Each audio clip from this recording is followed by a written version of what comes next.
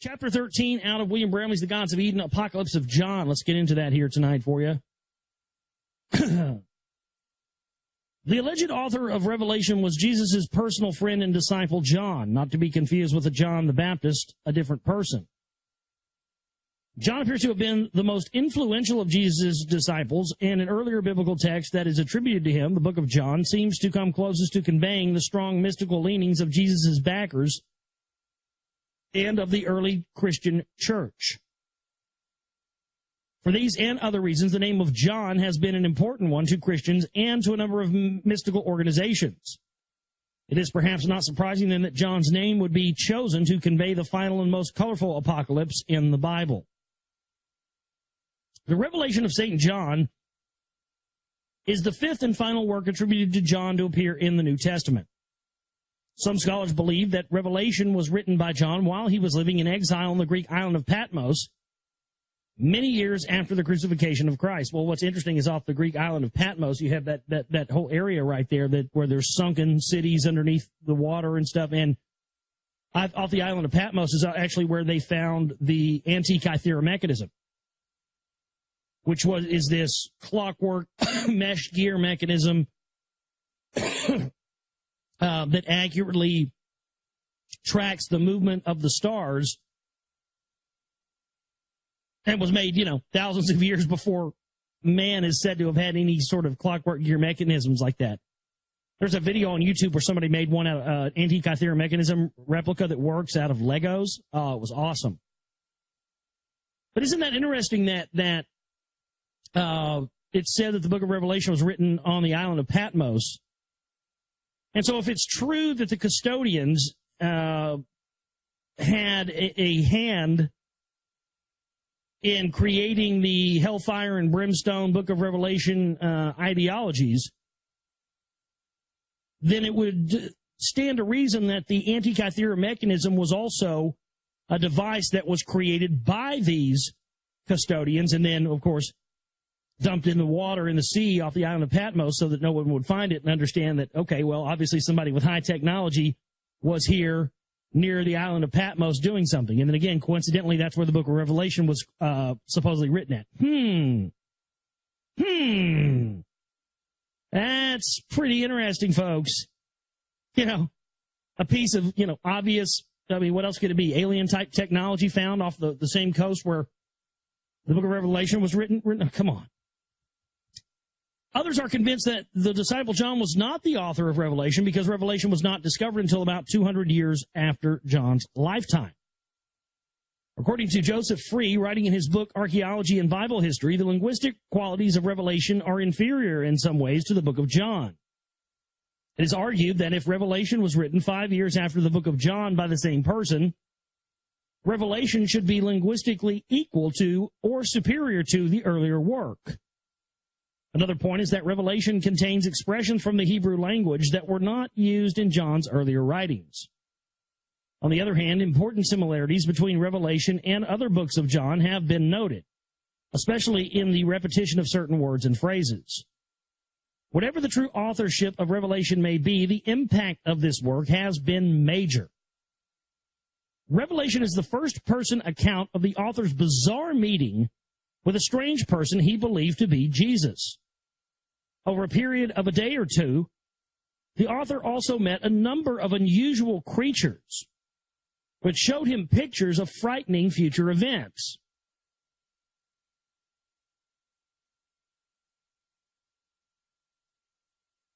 I'm sorry, I just paused there for a minute. The stream's not dead or anything. I'm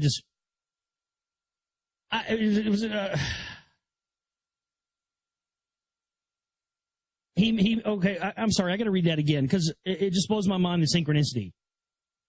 I'll tell you this story in just a minute. Let me read that again.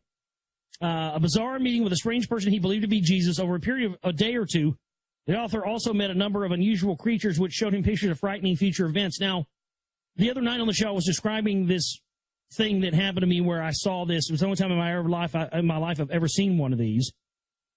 And I saw an entity, what I described as a demon, a figure in black. I talked about that on the show the other night, Monday night. And one of our listeners had sent me an email, and this woman had asked me if I'd heard of the shadow people and whatnot, if I thought that's what that was, and I've heard of the shadow people and all that. But this didn't seem like the shadow people. This seemed more like a demonic entity of some sort. But I have had an experience with these quote-unquote shadow people, and that's what made me think of this, was this line where it says, the author also met a number of unusual creatures that showed him pictures of frightening future events. Well, one time I was under the influence of some hallucinogenic drugs, and they were so good I can't remember what they were. Mushrooms, acid, I don't know. Ecstasy, who knows? I was under the influence of something. I can't remember. But I do remember this. I was sitting on a patio. It was a balcony. It was overlooking a parking lot. And I could see almost this fine layer of mesh between our perceived reality and the non-perceived reality. And I could just see black figures everywhere. And later on, I found out that's what people refer to as the shadow people, what appear to be entities that are around us at all times, of which our senses can't see or perceive, unless in heightened states or in other altered states of consciousness. But I saw these two figures go up to the hood of a truck, and I was just describing this to this young lady who's one of our listeners, Allison.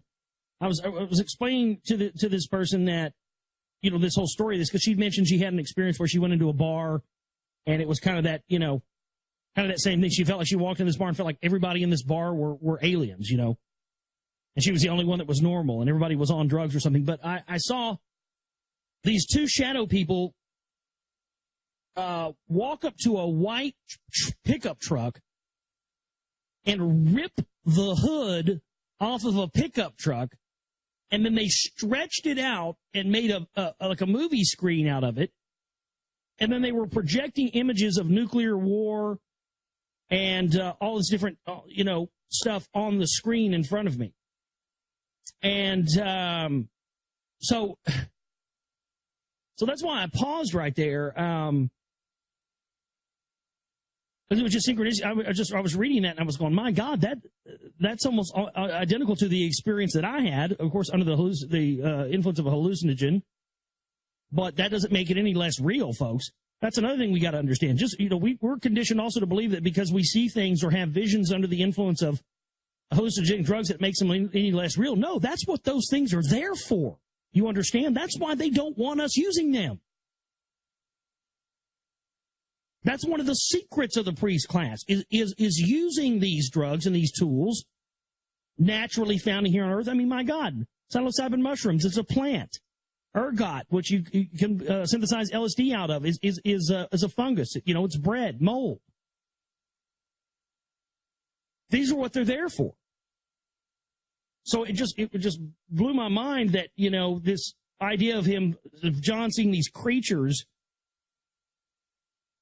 And I was just telling that person, one of our listeners, about that. Wow, crazy fucking synchronicity, man, I tell you.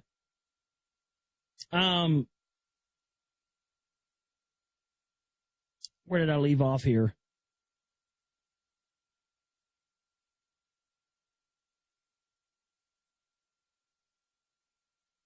It said that over a period of a day or two, the author also met a number of unusual creatures which showed him pictures of frightening future events.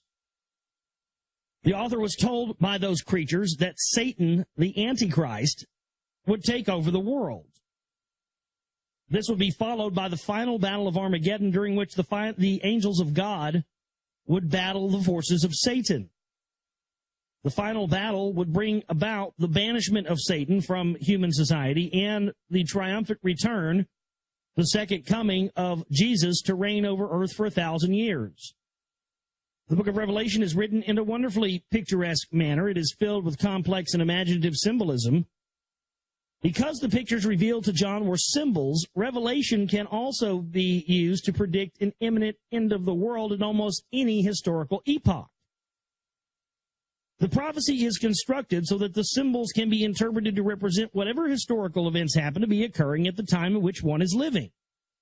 This is precisely what has been done with Revelation ever since it appeared, and it is still being done this way today. Yes, by the custodial priest class masters, I would add. The question is, what caused the author's visions? Was it lunacy, a propensity to tell tall tales, or was it something else? The author seems sincere enough to rule out deceit. His straightforward manner of narration tends to eliminate lunacy as the answer. That leaves something else. The question is, what?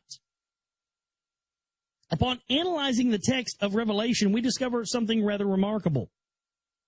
It appears that the author had actually been drugged, and while in that drugged state was shown pictures in a book by individuals who were wearing costumes and putting on a ceremony for the author's benefit. Let us look at the passages of Revelation which suggest this. John begins his story by telling us that he was at prayer. From a further description, it seems that he was conducting his ritual outdoors during daylight hours. Suddenly, a loud voice resounded behind him. The voice commanded him to write down everything he was about to see or hear and to tell the message to the 7 Christian churches in Asia or Turkey. John turned around to see who was speaking to him. Isn't that interesting? Because in Turkey, wow. Huh.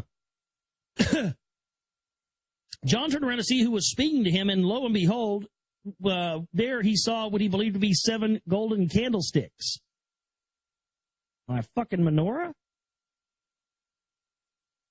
Never mind. Standing among the candlesticks was a person whom the author described as one who looked like the Son of Man, Jesus, clothed with a garment down to the foot and wearing about the chest a golden girdle.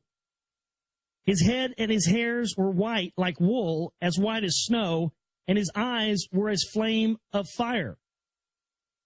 And his feet were like fine brass, as if they burned in a furnace.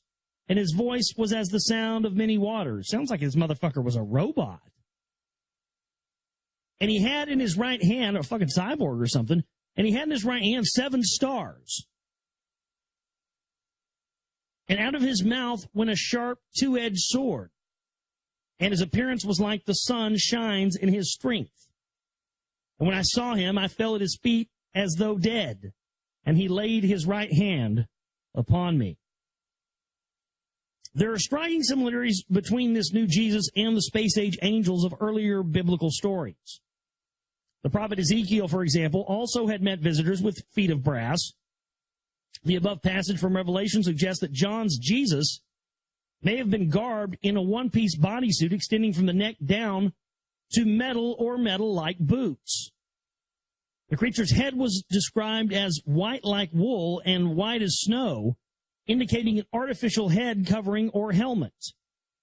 John's claim that this creature had a voice as the sound of many waters, that is, rumbling and thunderous, is also reminiscent of Ezekiel's angels and could have been caused by the rumbling of nearby engines or by electronic amplification of the creature's voice. The 2-edged sword protruding from the creature's mouth easily suggests a microphone or a breathing pipe. After John regained his composure, Jesus commanded him to write down the missives that, quote-unquote, Jesus wanted him to send to various Christian churches. See, I see where this is going. I was exactly right, yeah.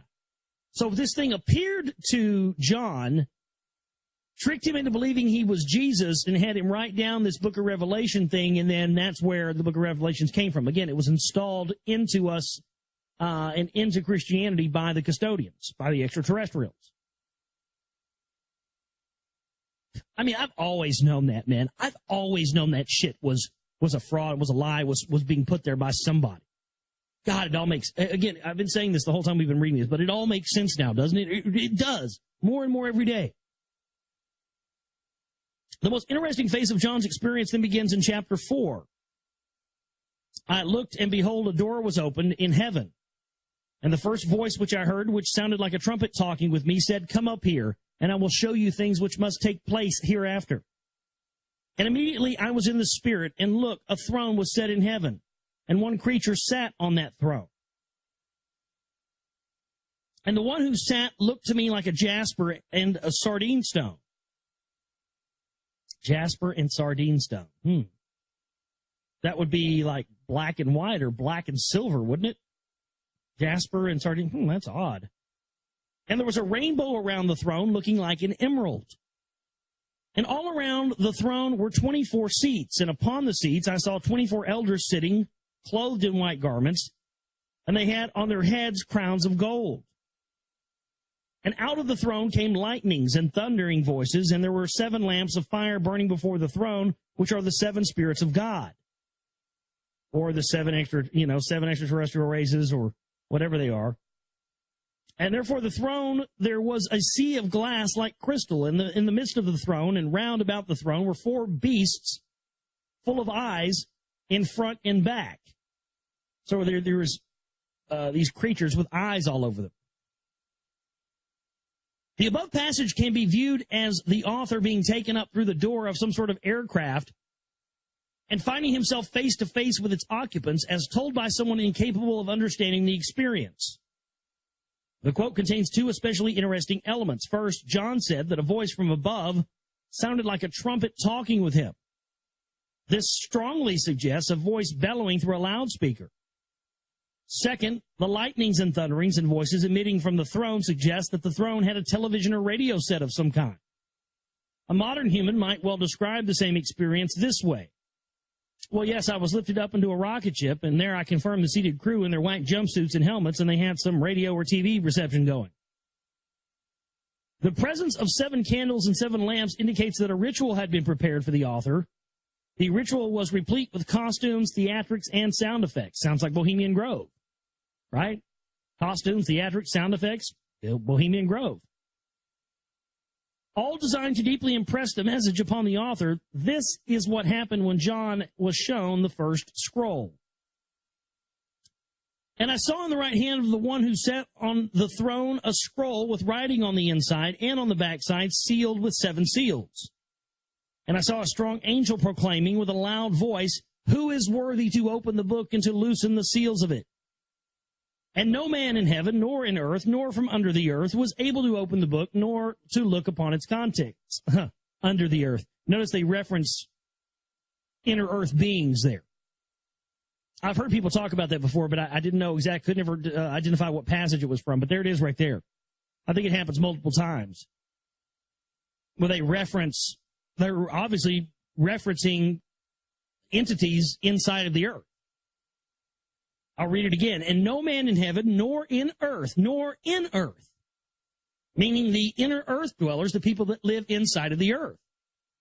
And from what I understand, it's referenced several times in the Bible, but I wanted to point that out since we're reading that here, that's a fine example of them, and nor from under the earth as well, was able to open the book nor to look upon its contents. And I wept a great deal because no man was found worthy to open and to read the book nor to look upon its contents.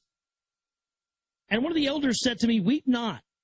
Look, the Lion of the tribe of Judah, the root of David, has succeeded to open the book and to loosen its 7 seals." And I, standing between the throne of the 4 beasts and in the midst of the elders, a lamb in the manner of having been slain, having 7 horns and 7 eyes, which are the 7 spirits of God sent out to all the earth. And he came and took the book out of the right hand of the one who sat upon the throne. And when he had taken back the book, the 4 beasts and 24 elders fell before the Lamb, each of them holding harps and golden containers full of odors, which are the prayers of saints. And they sung a new song, saying, "You are worthy to take the book and to open the seals of it, for you were slain and have redeemed us to God by your blood from every family, language, people, and nation. And have made us into kings and priests to God, and we shall reign on earth." And I saw and I heard the voice of many angels around the throne and the beasts and the elders, and they numbered 10,000 times 10,000 and thousands of thousands, saying with a loud voice, "Worthy is the Lamb that was slain to receive power and riches and wisdom and strength and honor and glory and blessing." And every creature which is in heaven and on the earth and under the earth, and those that are in the sea, and all that are in them, heard I saying, "Blessing and honor and glory and power be to him that sits upon the throne and to the Lamb forever and ever." And the 4 beasts said, "Amen," and the 24 elders fell down and worshipped him that lived forever and ever. The elders continued to fall at dramatic moments throughout the ceremony. Each time they did so, they made quite an impression upon John. Among their cries of "Amen," "Amen," Amun-Ra, and Alleluia, or Hallelujah, the author was given the somber task of writing down everything he was being shown and taught. It has been pointed out that the experience John described is identical to mystical ritual, especially of initiation into the teachings of a secret society. For this reason, some people believe that Revelation is actually an account of an initiation ceremony, typical of many brotherhood organizations, typical even today. These observations are quite significant when they are coupled with the evidence that John's experience had an element of space opera. It reveals continued custodial involvement in brotherhood mysticism after the time of Christ and shows custodians to be the ultimate source of apocalyptic doctrines. In the above passage from Revelation, we observe that John reacted with strong emotions to what was going on around him. He was especially prone to weeping on relatively little provocation. He seemed unable to distinguish between ritual and apparent reality. Oh, yeah. So the ritual, that's when the ritual becomes real. You know, the entities and the energy comes out. He couldn't determine what was ritual and what was real. Oh, yeah. That's a good sign. This raises questions about his mental state. No, man, not really. He saw some shit. It probably fucked him up when you see, you know, think about people out in the ancient times when they see people in, you know, with high technology. Yeah, it probably blew his mind out. A careful reading of Revelation indicates that John's mind may have been influenced by drugs administered to him by the creatures. That's what I was telling you earlier. Isn't that interesting? Because I was talking about my experience, you know, 10 years ago or whatever it was, being under the influence of some hallucinogens and seeing, you know, these creatures showing me visions on a screen of, you know, nuclear weapons and stuff going off. And it says right here the custodians gave John hallucinogenic drugs. Well, ABC News reported a few years ago that Moses was tripping balls on DMT, ayahuasca, because there was evidence that that was used by Moses, and it's found, all the alkaloids are found right around Mount Sinai. So yeah, he couldn't tell what was reality and what wasn't, and couldn't tell the difference between the ritual and reality, because in the ritual, he was tripping fucking balls. And you see this, and it sets quite a pattern for the idea of the custodians or extraterrestrials or gods or spirits or whatever else transferring information to humans through these different psychoactive compounds like psilocybin, mescaline, LSD, etc., specifically ones that are found naturally occurring on the planet like ergots and fungus and the rest of this.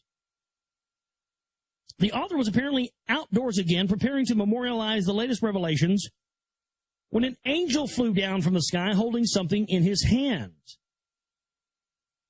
And the voice which I heard from heaven spoke to me again and said, "Go and take the little scroll which is upon the hand of the angel, which stands upon the sea and upon the earth."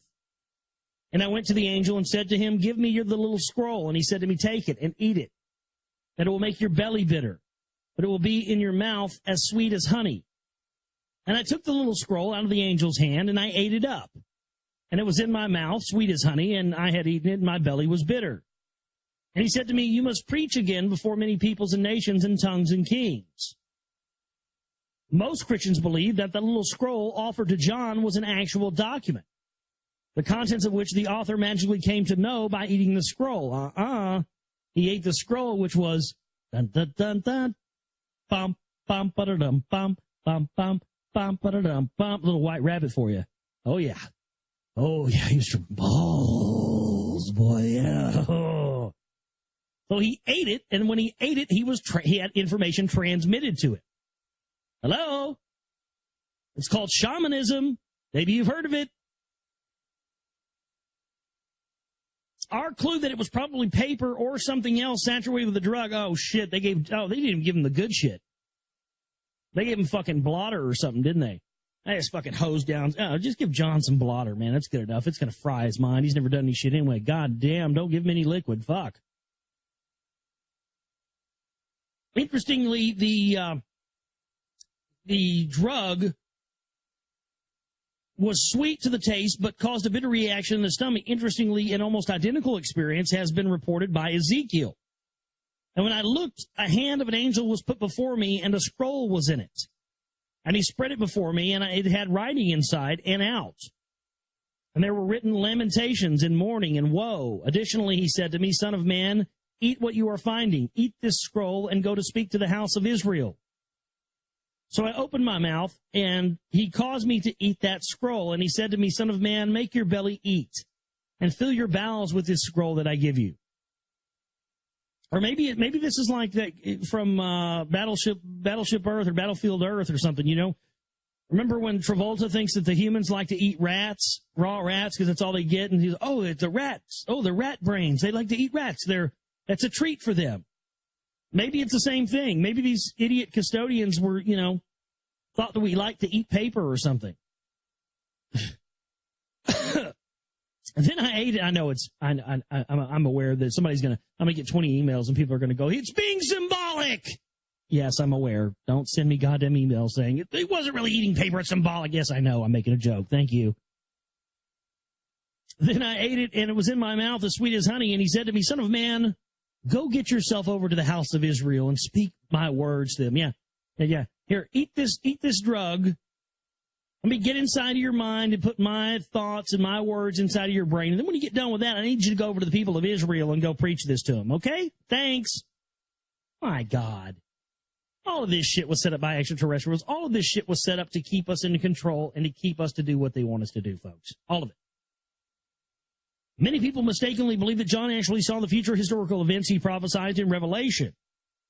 It has been pointed out by Christian and non-Christian scholars alike that John's visions of the future were surprisingly simply illustrated down and drawn on scrolls. This is especially evident in John's vision of the creature with 7 heads and 10 horns. As I stood upon the sand of the sea and saw a beast rise up out of the sea, having 7 heads and 10 horns, and upon his horns 10 crowns, and upon his heads blasphemous names. The fact that the actual words blasphemous names were written upon the heads of this creature reveal that John was looking at an illustration with labels, much like an old-fashioned political cartoon. Although the author does not specifically say so, it is likely that many other visions on the scrolls were labeled in a similar fashion. There can be no doubt that as literature, the book of Revelation is a colorful, dramatic, and hard-hitting work. As the basis for a religious philosophy, however, it has all the pitfalls of the apocalypses which came before it. As we shall see, the prophecy made in Revelation has been fulfilled at least a half dozen times in world history, complete with global catastrophe followed by second comings. Not once has this brought about 1,000 years of peace and spiritual salvation. All it has done is set the stage for the next catastrophe. Today, as we stand on a massive nuclear powder keg, perhaps it is time to reevaluate the usefulness of apocalyptic belief before the world is plunged into yet another final battle. Yes, spiritual salvation and 1,000 years of peace are goals well worth having and are long overdue. But there is no need to pay the price of an Armageddon to achieve them. So that's the end of chapter 13 there. The next chapter is chapter 14, the plagues of Justinian. As we leave the time of Jesus and enter the AD years, history becomes firmer and personalities come into better focus. Documentation is better. Even so, the same historical patterns we have studied continue undiminished. To those who find what we have looked at thus, let me start that over. To those who find what we've looked at thus far completely unbelievable, I can only share that feeling with full empathy. The view of history I am presenting seems to demand an understanding that the factors which lie at the bottom of human turmoil may be extremely bizarre factors. Perhaps that is why they have never been resolved. I would agree with that 100%. 100% I would agree with that statement. The factors which lie at the bottom of human turmoil may be extremely bizarre factors. Yeah, they are. I'll tell you that. That's one thing I can tell you with all certainty. I may not be able to define, and none of us can. Nobody out there can yet. We just don't have all the information. So none of us can really clearly define what is controlling and running this whole thing. But you know what? We have enough evidence, and I think just about any researcher out there, unless they were a complete priest-class minion, you'd be hard-pressed to find too many researchers who wouldn't agree with the fact that they've found in their own research with whatever topics it may be that there is something a lot more sinister and a lot more dark and a lot more negative and nasty than just, this easy explanation of Jews and bankers and, priests and pedophiles and all this stuff. You understand what I mean? I mean, I don't think I've ever come across a researcher that I ever met or talked to that hadn't said that yeah, we know this much, we know up to this point, but there definitely is something darker and more sinister that's really running this whole show. What that is and what it entails, none of us really know at this point. It's really, it really is just the way it is. It's exactly a great way of describing it. So, after the lifetime of Jesus, the Christian church grew rapidly. In its early years, Christianity attracted a large number of genuine humanitarians who were enthused by the message Jesus tried to put forth. Early Christian leaders, despite the Essene influence, were able to promote a rather benign religion with many benefits.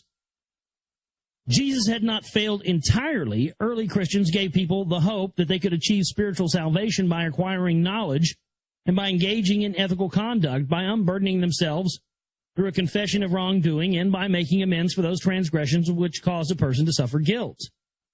Given the benign character of the early Christian church, it did not need a harsh code of ethics. The severest punishment a person could suffer in most Christian sects at that time was excommunication, i.e., being kicked out. That was considered a very severe punishment. However, because an individual was considered doomed to eternal spiritual deterioration if he or she was excommunicated, a priest was obliged to do everything he could to appeal to a person's reason before excommunicating him. The primary cause for excommunication was criminal or grossly immoral behavior. For about the first 300 years of its existence, Christianity remained an unofficial religion and was often persecuted. A number of political leaders eventually became converts, and under them, Christianity began to change. The humanitarian foundation created by Jesus eroded as Christianity became more political. The political transformation of Christianity got its first big push in the West Roman Empire with the Christian conversion of its ruler Constantine I the Great.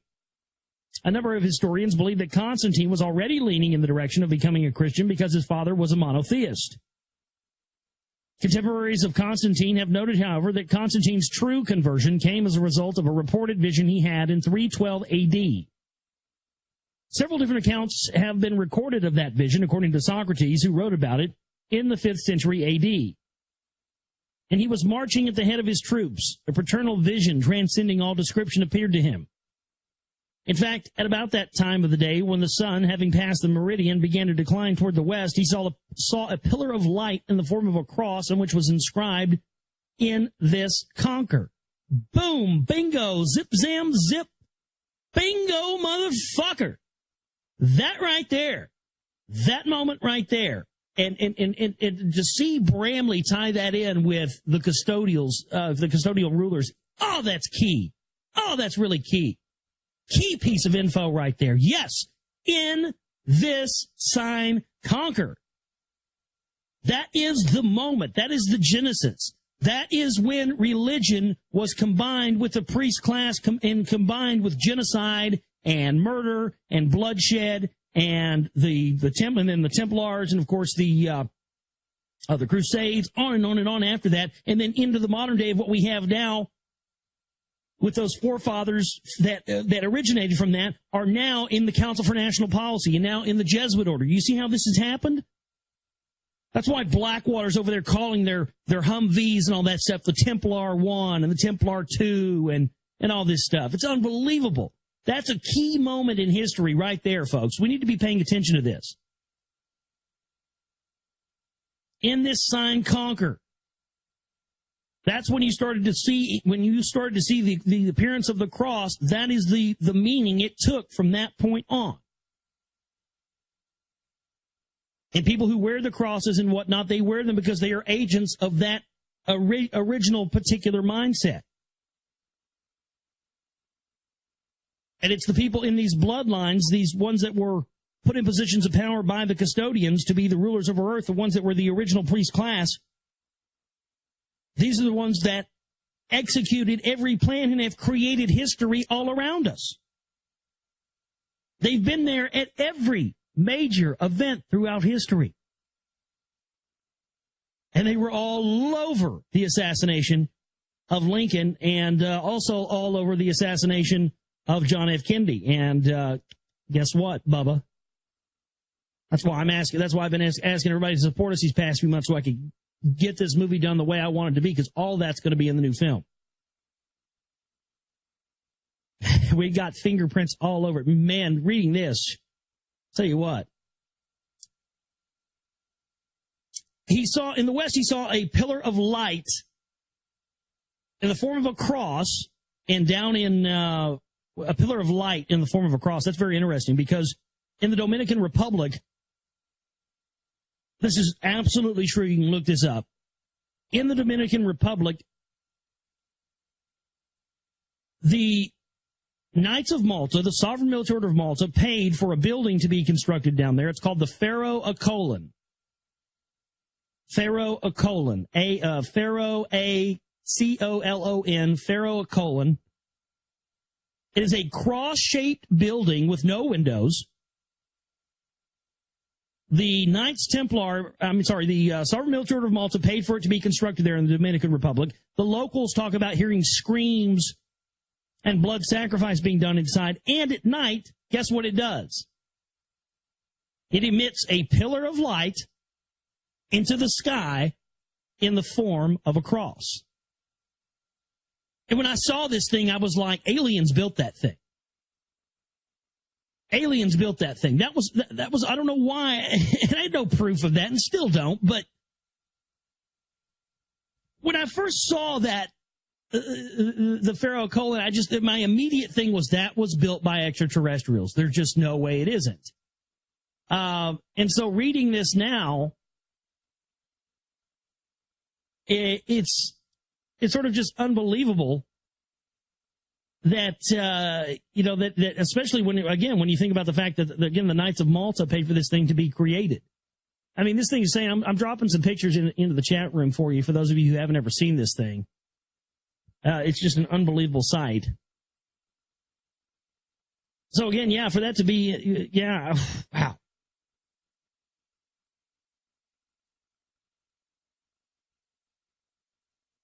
Let's continue on here. The pillar of light thing, that just got me. So he saw a pillar of light in the form of a cross on which was inscribed, "In this sign conquer." The appearance of the sign struck him with amazement, and doubting his own eyes, he asked those around him if they could see what he did. And as they unanimously declared that they could, the emperor's mind was strengthened by this divine and miraculous apparition. On the following night, while he slept, he saw Christ, who directed him to make a standard flag according to the pattern he had been shown, and to use it against his enemies as a guarantee of victory. Obedient to the divine command, he had a standard made in the form of a cross, which is preserved in the palace until this day. Right there. The sign of Rome was put on the flag as a sign of conquering. And that's what it's been meant to do, to conquer the other bloodlines that were spread out throughout the planet, to conquer them, so that only the white Anglo-Saxon, the whites that were put in positions of kingship, will rule the planet, and allowing them to do away with everybody else. This is where eugenics and the CMP and the white nationalists and all that stuff come into play. This is why, where who knows the most about this Anunnaki stuff and all that? You know who knows the most of that? Go look at websites like Stormfront, the neo-Nazis. They know about this 7 Ways to Sunday. I've looked in their forums before. They know all about the Anunnaki. They know about all this stuff because they believe that that's what proves the whole idea of the Aryan race. They know all about this stuff, man. And then these guys will go on radio shows and go, "Oh, yeah, I don't talk about that Anunnaki stuff. That's crap." Yeah, right. knowing you know full well about it, you little white supremacist turds.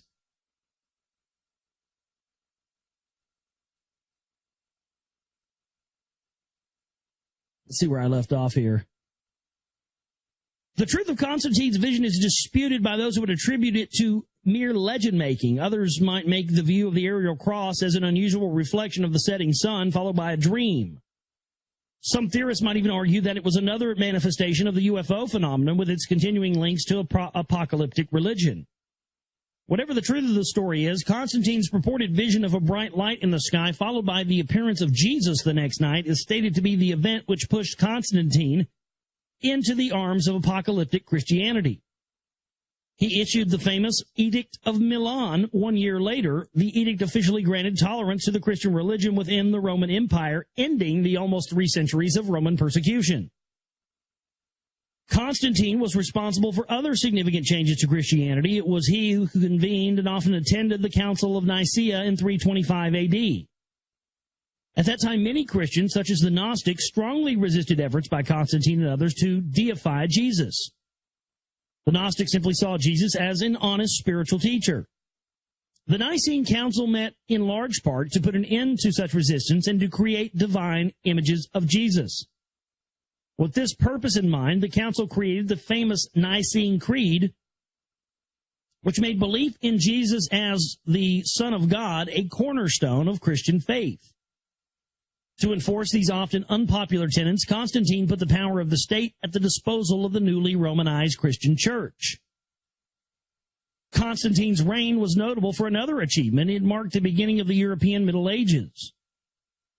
Constantine is credited with laying the foundation for medieval serfdom and feudalism that they are reinitiating right now as we speak. As in the Hindu caste system, Constantine made most occupations hereditary. He decreed that the colony, a class of tenant fanners, were to be permanently attached to the soil on which they lived. Constantine Romanized Christianity. Yeah, somebody in my chat room the other day was saying, I think it was Eric, Electro-Freak, he was saying, oh yeah, Ted Turner, he may not be a bad guy after all. I saw him on TV the other day, and he has all these cattle farms and these horse farms. He owns all this land. Yeah, he owns an ungodly amount of land.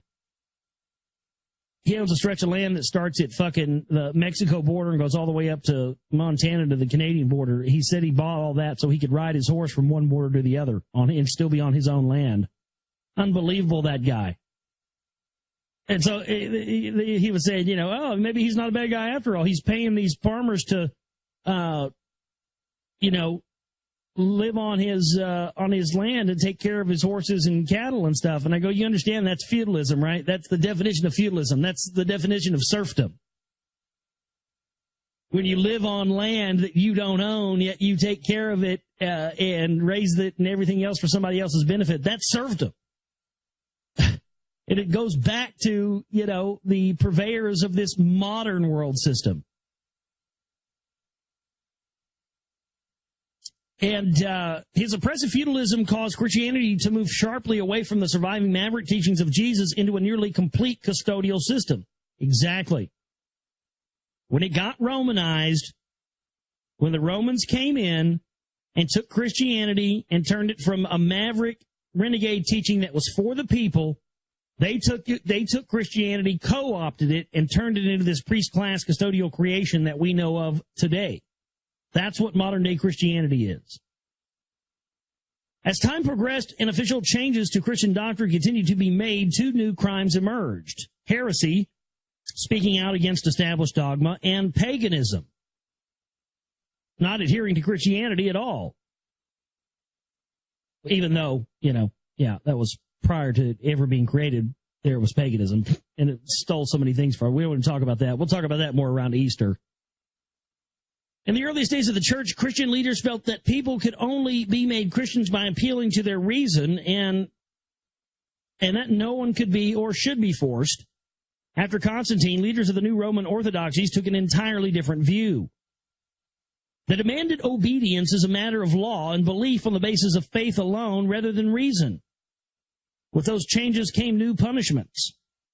No longer was excommunication the severest penalty of the church, although it was still practiced. Physical and economic sanctions were also applied. Many devoted Christians became victimized by the new laws when they would not agree to the new Roman orthodoxies. Those victims correctly saw that the church was moving away from Jesus' true teachings. The new Christian teachings were given a great boost at the end of the 4th century A.D. by East Roman Emperor Theodius I. Theodius I. Theodius issued at least 18 laws aimed at punishing those people who rejected the doctrines established by the Nicene Council. He made Christianity the official state religion and closed down many pagan temples by force. He ordered Christian armies to burn down the famous Alexandrian Library, which was a world book depository and center of learning. The Alexandrian Library contained priceless historical, scientific, and literary records from all over the world gathered over a period of 700 years. Although some of the library had already been ravaged by earlier wars, the destruction of Theodosius' army obliterated what remained. Because most of the documents were one of a kind, a great deal of recorded history and learning was lost. Matters continued to worsen. By the middle of the 6th century A.D., the death penalty came to be used against heretics and pagans. A campaign of genocide was ordered by the East Roman Emperor Justinian to more quickly establish the Christian orthodoxies. In Byzantine alone, an estimated 100,000 people were murdered. Again, as soon as these Romans came in, as soon as they came in and took it over, this is what you started to see. You started to see it become the priest class that it is today. That got passed down, and these bastards started initiating bloodshed and genocide immediately. Immediately. And everybody out there that calls himself Christian, maybe even some of you out there in our listening audience, it just seem to not understand that and get that, and understand that when those of us try to expose Christianity and what it is today, that this is why.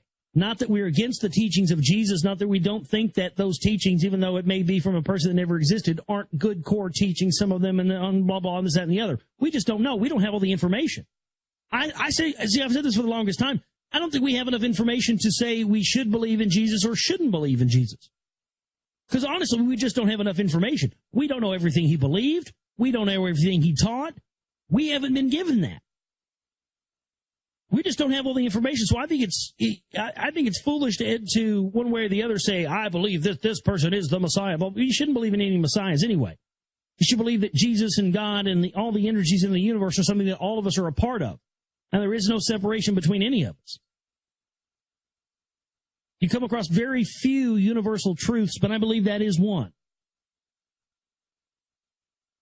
Under Justinian, the hunting of heretics became a frequent activity, and the practice of burning heretics at the stake began. Justinian also introduced more changes to Christian doctrine. He convened the Second Synod of Constantinople in 553 AD, and the synod was neither attended nor apparently sanctioned by the Pope in Rome. At that time, in fact, many of the changes to Christian doctrine in the Eastern Roman Empire had not yet reached the papacy, although they eventually would. The Second Synod issued a decree banning the doctrine of past lifetimes or reincarnation, even though the doctrine was important. It was an important one to Jesus. There you go again. Bloodshed, restricting of knowledge, priest class, Rome. All roads, ladies and gentlemen, lead to Rome. All roads lead to Rome. There's another one for your anagram machine. Nerd out on that one for a while. Oh, my God, I bet that's a laundry list. It's true, though. All roads lead to Rome. In all research, no matter what the topic is, no matter where it goes, no matter what it is, all roads always lead to Rome. All roads lead to Rome every time. Every time. That's why. Everything in our world that we can, that we even see as problems can be originated back to these events that we're talking about right here. Can you see that? It's true. It was all over for us once this stuff that we're talking about right now came in. If anyone assert the fabulous preexistence of souls and shall submit to the monstrous doctrine that follows from it, let him be excommunicated. In deference to that decree, all but very veiled references to pre-existence were taken out of the Bible. Belief in pre-existence was declared heresy. This suppression was enforced throughout the Western Christian world and in its sciences. The idea of personal preexistence still remains to a very large degree a Western religious and scientific heresy. Christianity was shaped into a powerful institution under the East Roman emperors. True to the pattern of history, Romanized Christianity was another brotherhood faction that could be counted on to do battle with other brotherhood factions, thereby helping to generate nonstop warfare between human beings. Another perfect way of putting it. The new Orthodox Christianity was placed in opposition to all other religions, including the East Roman mystery schools, which Justinian banned. We have just observed a snowballing of historical events triggered by Constantine's vision. This period marked one of mankind's end-of-the-world episodes, highlighted by religious visions, cataclysmic genocides, and the creation of a new world social order, promising but not delivering a utopia. Another important end-of-the-world element was also present. A massive plague struck, accompanied by reports of unusual aerial phenomenon. Between 540 AD and 592 AD, let me stop right there for a minute. By the way, a lot of people believe that what they're talking about there when this Great Plague, because there was mass UFO sightings around the time of the Great Plague, and a lot of people believe that was genocide and that was depopulation programs being conducted by extraterrestrials because of the sights and unusual lights in the skies and stuff like that. It's very plausible. A lot of people believe that's what the chemtrails are. And why, even with certain zoom cameras, you can't always see a plane. You can just see a trail. It's true. Between 540 AD and 592 AD, when Justinian was carrying out his Christian reforms, a bubonic plague engulfed the East Roman Empire and spread to Europe. The epidemic began just inside Justinian's realm, and so it was named Justinian's Plague. Justinian's Plague was one of the most devastating plagues of history, and many people at the time believed it to be punishment from God. In fact, the word plague comes from the Latin word for blow or wound. Plague has been nicknamed God's disease, or a blow or a wound from God. One reason people thought plague to be from God was the frequent appearance of unusual aerial phenomena in conjunction with outbreaks of the plague. One chronicler, One chronicler of Justinian plagues was the famous historian Gregory of Tours, who documented a number of unusual events from the plague years. Gregory reports that just before Justinian's plague invaded the region of France in 567 AD, 3 or 4 brilliant lights appeared around the sun in the heavens and appeared to be on fire. This may have been a natural sundog effect. However, other unusual celestial phenomena were also seen in the area. Another historian reported a similar event 23 years later in another part of France, Avignon. Strange sights were reported in the city and around the ground, and was sometimes as brightly illuminated as the night as in the day. Shortly thereafter, a disastrous outbreak of the plague occurred here. Gregory reported a sighting in Rome consisting of an immense dragon which floated through the sky and down the city and down to the sea, followed by a severe outbreak of the plague immediately thereafter. Such reports chillingly suggest the unthinkable. That Justinian's plague was caused by biological warfare agents spread by custodial aircraft. It would be a repetition of similar plagues reported in the Bible and ancient Mesopotamian texts. By the time of Justinian's plagues, however, the custodians were invisible. That's when they took on the name of the Watchers. They were hidden behind brotherhood secrecy and veils of religious myth, yet they were apparently no less concerned about keeping their slave race oppressed. And they're, in my opinion, with the people that are in charge today, are the progenitors of that. We will see a great deal more evidence of UFO activity associated with plagues in the up-and-coming chapter on the Black Death. According to apocalyptic prophecy, an event like Justinian's plague is supposed to herald the coming of a new Messiah or a messenger from God. Sure enough, such a figure did arrive. His name was Muhammad. He was born during Justinian's reign at a time when the plague was still raging. Proclaimed in adulthood as the new savior, Muhammad became the leader of a new monotheistic apocalyptic religion, Islam. Like Moses and Jesus before him, Muhammad appears to have been a sincere man, but his new religion nevertheless became a faction which created new religious issues for people to endlessly fight over. Like Moses and Jesus, Muhammad was supported by the corrupted brotherhood. That's the end of chapter 14. The next chapter is entitled Muhammad. Chapter 15, Muhammad. Here from William Bramley's God's Meeting. Let's jump right into that tonight. Muhammad was born circa 570 AD. As with Jesus, there are gaping holes in the life history of Muhammad, especially in regard to his childhood and early adulthood.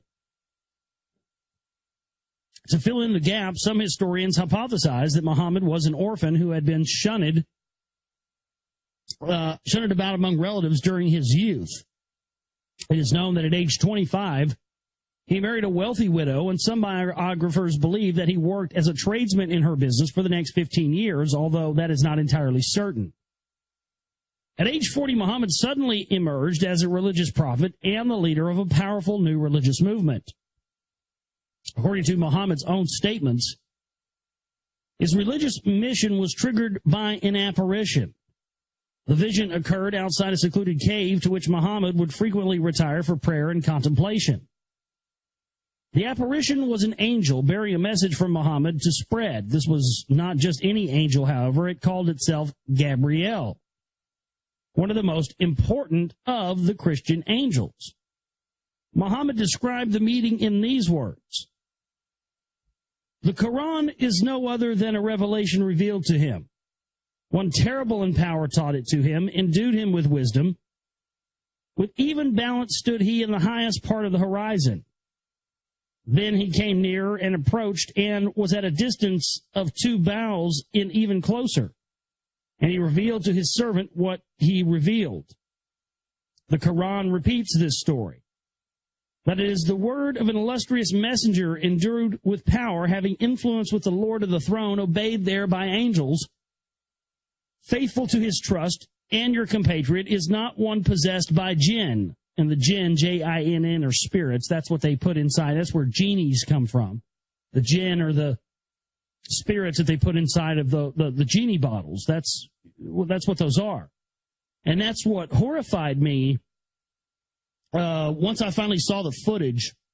Because after years and years and years of talking about, the break-in to the Iraq National Museum after the invasion of Baghdad in 2003, where they stole all the ancient artifacts.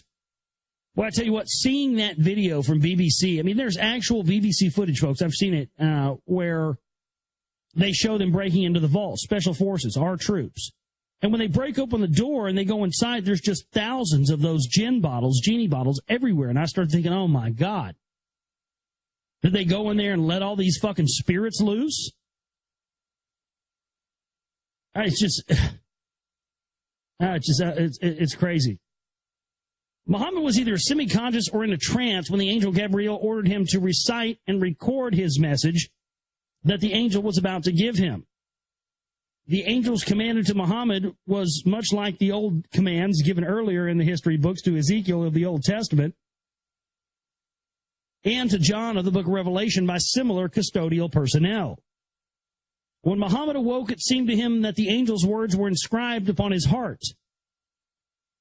This is significant, for it suggests that Muhammad, like Ezekiel, John, and perhaps even Constantine, had been drugged and mentally tampered with so that the message would be more firmly implanted in his mind.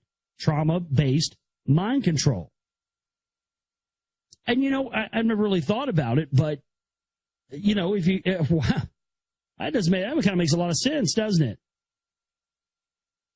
That these messianic figures were, chosen by the custodians of the extraterrestrials or what have you, and then, possibly taken up into a ship and subjected to all sorts of trauma-based mind control experiments to which, then all of a sudden they become the harbingers and the sort of bringer-abouts of these religions that were created by these custodial masters. Wow. Never really thought about it like that, but that does make a lot of sense. And because, again, as in the macrocosm, so in the microcosm, as above, so below. I mean, where do you think where do you think our rulers learned where to do this at? That's why they're the progeny of these people.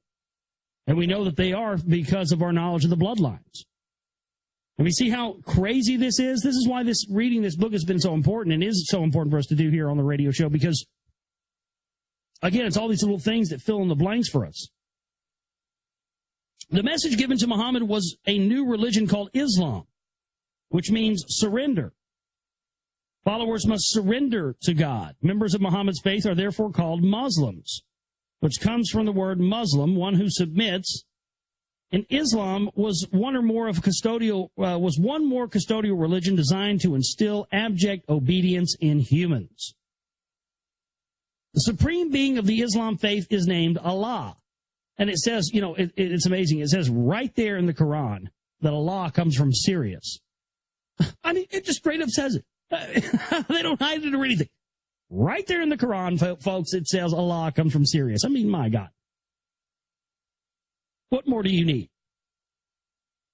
The supreme being of the Islam faith is named Allah, who is said by Muhammad to be the same God as the Jewish and Christian Jehovah.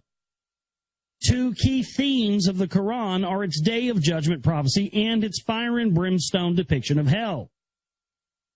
Muhammad honored Moses and Jesus as Allah's two previous messengers and proclaimed Islam to be the third and final revelation from God. It was therefore the duty of all Jews and Christians to convert to Islam.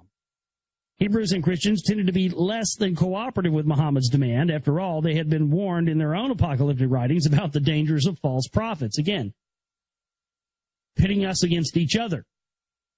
Divide and conquer. They've been doing this since the beginning of time, and they're still doing it right now today with, new names for the operation. Now they call it, teabaggers, or now they call it the truth movement, whatever have you. The result has been one of the bloodiest fighting in world history. And again, that's proven. That's the importance of the CMP information right there.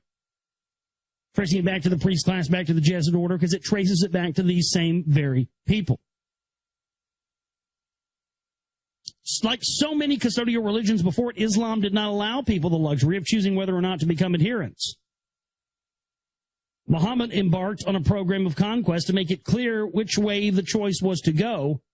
Using the tactics of a Girolimoso, the divinely inspired Muhammad raised an army and set off to convert unfaithful ones, infidels, to his faith.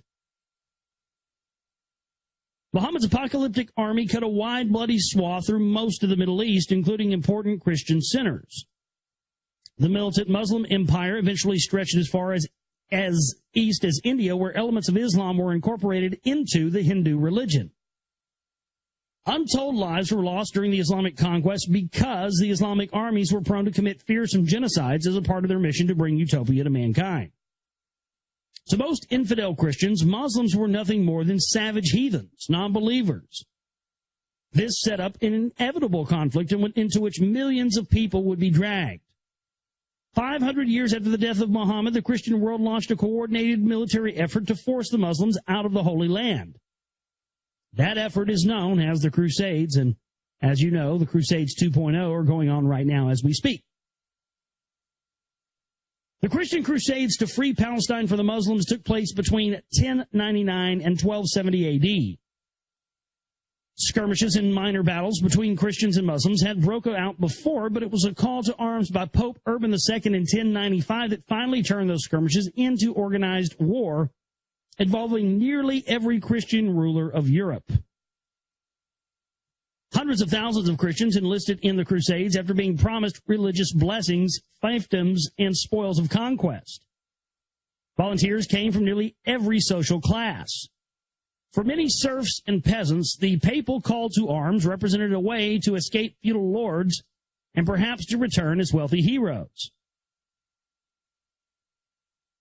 I mean, that's a fascinating statement, isn't it? Because doesn't that kind of sound similar to the people who are calling for armed conflict and the people who are calling for violent revolution and these phony revolutions being perpetrated by the Patriot Movement, Truth Movement, that kind of thing?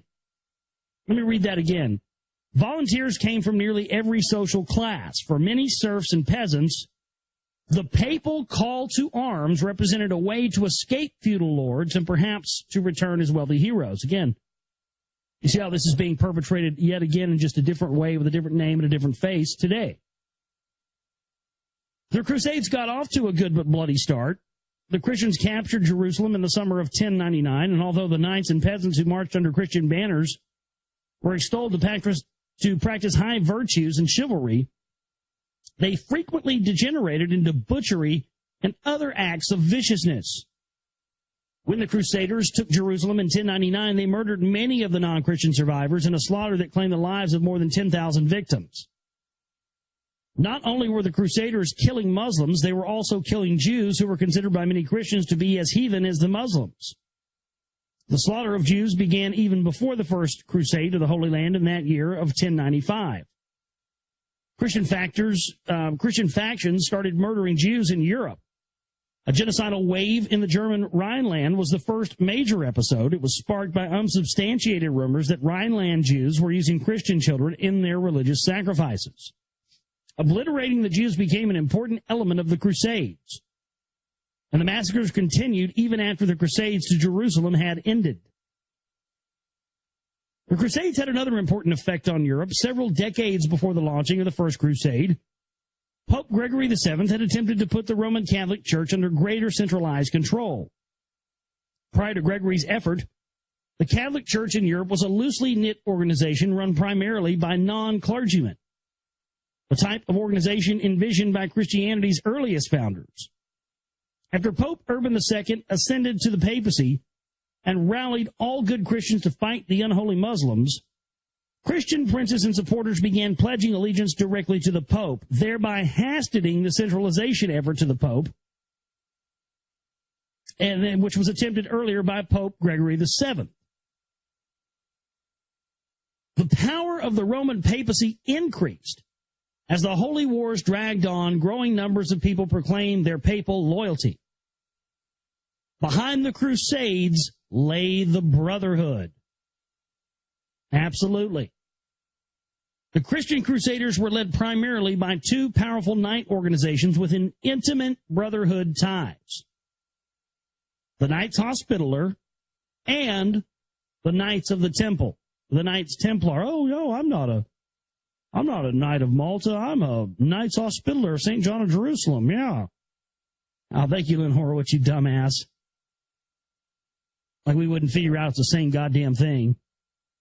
Yeah, I'm not a Knight of Malta. I'm a Knight of St. John of Hospitaller of St. John of Jerusalem, by God. Like, yeah, that's me. Ha ha. Bunch of phony assholes. You guys are so done. You know, at what point do we declare we officially stick a fork in you? Because I'm ready to eat, and you guys are done. The Knights Hospitaller were so named because they operated a hospital in Jerusalem to help pilgrims in distress. The Hospitallers began operations in the year 1048 as a charitable order. Their purpose was aid and comfort. When the First Crusaders successfully captured the holy city, the Hospitallers began to receive generous financial support from the wealthy Crusaders. In the year 1118, 70 years after their founding, the Knights Hospitaller underwent a change of leadership and purpose. They were made into a military order dedicated to fighting the Muslims who were continually trying to recapture Jerusalem. With a change of purpose came a change in name. The Hospitallers were variously called the Order of Knights Hospitaller of St. John, the Knights of St. John of Jerusalem, or simply the Knights of St. John. The Hospitallers had named themselves after John, son of the king of Cyprus. John had gone to Jerusalem to aid Christian pilgrims and knights. There is some doubt as to whether the Hospitallers were founded as a brotherhood organization. They reportedly did not function as one at the outset. However, they soon became affiliated with the Brotherhood network by adopting Brotherhood traditions and titles. They became ruled by a Grand Master and developed secret rites and rituals. By 1119, 1 year after the Hospitallers had become a fighting order, the Templar Knights were in existence. The Templars originally called themselves the Order of the Poor Knights of Christ because they took solemn vows of poverty. Their name was later changed to the Knights of the Temple. After they were housed near the site where Solomon's Temple had once stood, although the Templars and Hospitallers had a common enemy in the Muslims, the two Christian organizations became bitter rivals. The Templar Knights began their existence as a branch of the Brotherhood. They practiced a deep mystical tradition, and used many Brotherhood titles, notably Grand Master. Like the Hospitaller Knights and Templars, the Templars received a large sum of money from well-to-do Christian crusaders. The Templars thereby became enormously wealthy and were able to transform themselves into an international banking house during the 12th and 13th centuries. The Templars loaned large sums of money to European kings, princes, merchants, and to at least one Muslim leader. Most of the Templars' riches were stored in strong rooms in their Paris and London temples, causing those cities to become leading financial centers. After the fall of Jerusalem and the final victory of the Muslims in 1291, the fortunes of both knightly orders changed. The Knights of St. John were forced to flee the Holy Land. They took up residence on a succession of islands during the ensuing centuries. With the changes of location came changes in names. They became the Knights of Rhodes after moving to the island of Rhodes, and that's, of course, a bloodline, like the Cecil Rhodes Roundtables. They were the Knights of Malta when they moved to that island and ruled it. So right there, that's the key piece of info everybody wondered. Now, Lynn Horowitz says, I'm not a Knight of Malta, I'm a Knight of St. John of Jerusalem. So right there is that little piece of evidence everybody's been waiting for, and you just heard it. The Knights of St. John, the Hospitallers, moved to the little island of Malta, and that's when they became the Knights of Malta. So again, one more nail in the coffin there of Dr. Lynn Horowitz and his... I'm not a Knight of Malta. I'm a Knight of St. John of Jerusalem. Ha, ha, ha, ha. Yep, that's me. Yeah, nice try, asshat. You're busted. You're done. Next. While in Malta, the Knights became a major military and naval power in the Mediterranean until their defeat in 1789 by Napoleon. After enjoying temporary protection under Russian Emperor Paul I, the Knights of Malta had their headquarters moved to Rome in 1834 by Pope Leo VIII. Today they are known as the Sovereign and Military Order of Malta, the SMOM. And they have the unusual distinction of being the world's smallest nation. Located in a walled enclave in central Rome, Sovereign Military Order of Malta still retains its status as a sovereign state. Although new Grand Masters of the Order must be approved by the Pope, the Sovereign Military Order of Malta runs hospitals, clinics, and leper colonies throughout the world, and it also gives active assistance to anti-communist causes and is surprisingly influential in political, business, and intelligence circles today, despite its small size. And you see, you read something like that, and you figure out why this book has been largely ignored by the Truth Patriot community. I mean, really. Because it's all in here. And it all, again, I've said this before since we've been reading this, and I got to say it again. This explains to me 100% for years why Alex Jones and others have always told us, no, don't look into that. That's a distraction. Focus on the bankers and focus on Ron Paul and all this over here in the Constitution, but don't look into this information. Don't look into the extraterrestrial stuff. Don't look into that. Well, this is why. Because it's intimately connected to the people whose asses he's covering. It's just it's all right there, and if you ignore it anymore, you're with them. But you're covering their ass too. The Templar Knights did not fare as well as the Hospitallers after their Crusades. They were forced to flee with the Hospitallers to the island of Cyprus, whereupon the Templars split up and returned to their many Templar houses in Europe. The Templars came under heavy criticism for their failure to save the Holy Land, and rumors circulated that they engaged in heresy and immorality.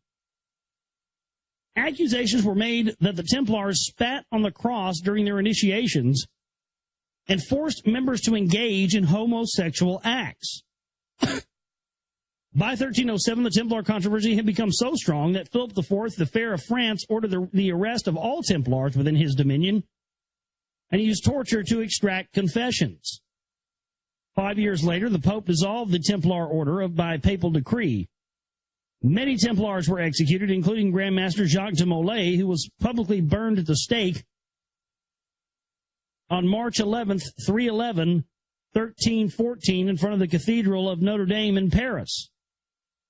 Nearly all Templar properties were confiscated and turned over to the Hospitaller Knights. The long and intense rivalry between the Hospitallers and the Templars had finally come to an end. The Hospitallers emerged as the victors. Their victory could not have occurred at a more fortuitous time, for there had been serious discussion within papal circles about merging the two orders, a plan which would have been completely unacceptable to both. Despite the downfall of the Templar Knights, the organization managed to survive. According to Freemasonic historian Albert Mackey, the Knights Templar were given a home in Portugal by King Denis after their banishment from the rest of the Catholic Empire. In Portugal, the Templars were granted their usual rights and privileges. They wore the same costumes, and they were governed by the same rules they had before. The decree which reestablished the Templars in Portugal stated that they were in that country to be rehabilitated. Pope Clement V approved the rehabilitation plan and issued a bull, an official proclamation commanding that the Templars change their name to the Knights of Christ. The Templars, or the Knights of Christ, also changed the cross on their uniform from the 8-pointed Maltese cross to the official Latin cross. The Templars became quite powerful in their new home. In 1420, King John I gave the Knights of Christ control of the Portuguese possessions in the Indies. Subsequent Portuguese monarchs expanded the Knights' proprietorship to any new countries which with the Knight might discover. The Knights of Christ became so powerful, reports Albert Mackey, that several Portuguese kings felt compelled to curtail the Knights' influence by taking over the Grand Master position. The Knights of Christ survived under Portuguese sponsorship until well into the 18th century, at which time the Templars reemerged and took on a renewed importance in the stormy political affairs of Europe, as we shall see later. There was a third Christian Knight organization during the Crusades worth mentioning, the Teutonic Knights. The Teutonic Knights were originally called the Order of the Knights of the Hospital of St. Mary of the Teutons in Jerusalem. Well, yeah, obviously you'd want to shorten that down. God damn. Seriously, those people didn't know how to make anything short back then, did they? The Order of the Knights of the Hospital of St. Mary of the Teutons in Jerusalem. The Order of the Knights of the Hospital of St. Mary of the Teutons in Jerusalem. Boy, I'd be interested to see what our friend who's been doing all the anagrams would have to do about that one. Like the Hospitallers, the Teutonic Knights started as a charitable order. They operated a hospital in Jerusalem to aid Christians making pilgrimages to the Holy Land. In March 1198, the Teutonic Knights were given the rank of an order of knights, which made them into a fighting order. Like the Templars, the Teutonic Knights lived a semi-monastic lifestyle, practicing initiation rites, and were ruled by a Grand Master. The Teutonic Knights permitted only Teutons, Germans, to become members. They also feuded a great deal with the Hospitallers and Templars. During the Crusades, when Brotherhood military organizations were valiantly leading Christian armies to fight the Muslims, other groups in the Brotherhood network were rallying Muslims to battle the Christians.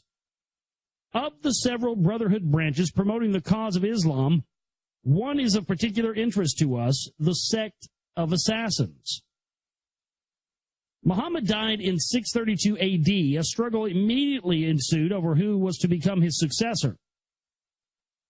This caused the Islamic religion to break apart into compelling sects, each having its own ideas about who was to succeed Muhammad.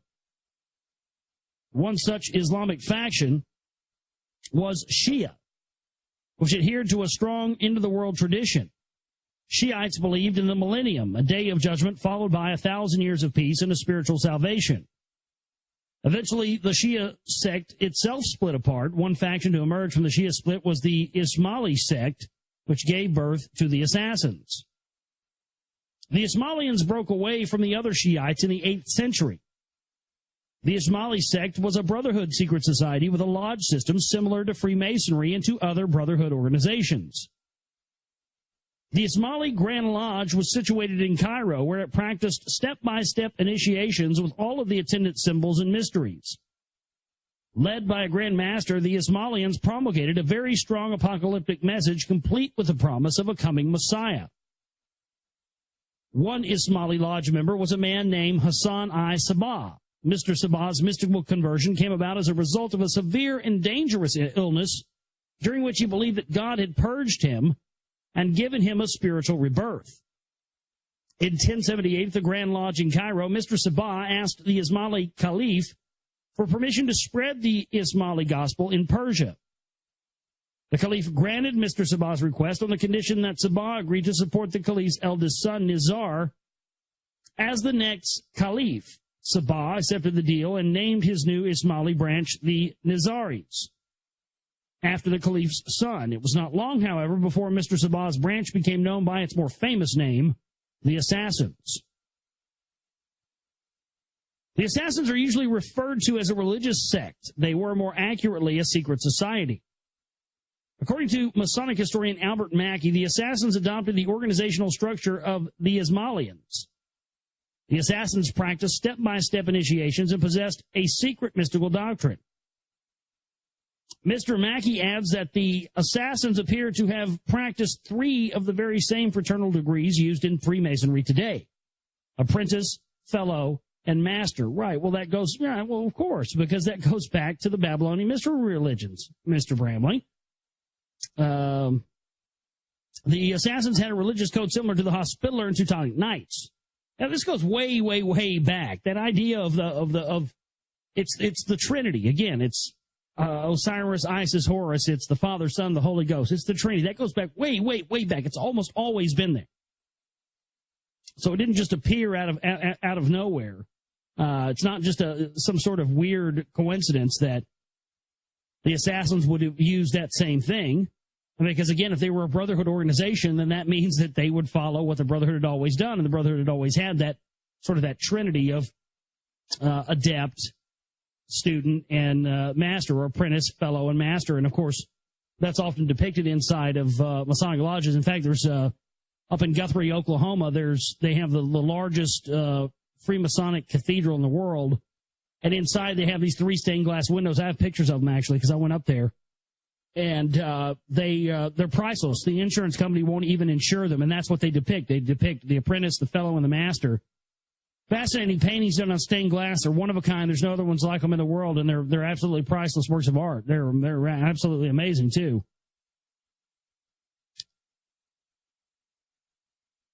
A distinguishing feature of the assassin organization was its use of drugs, primarily hashish.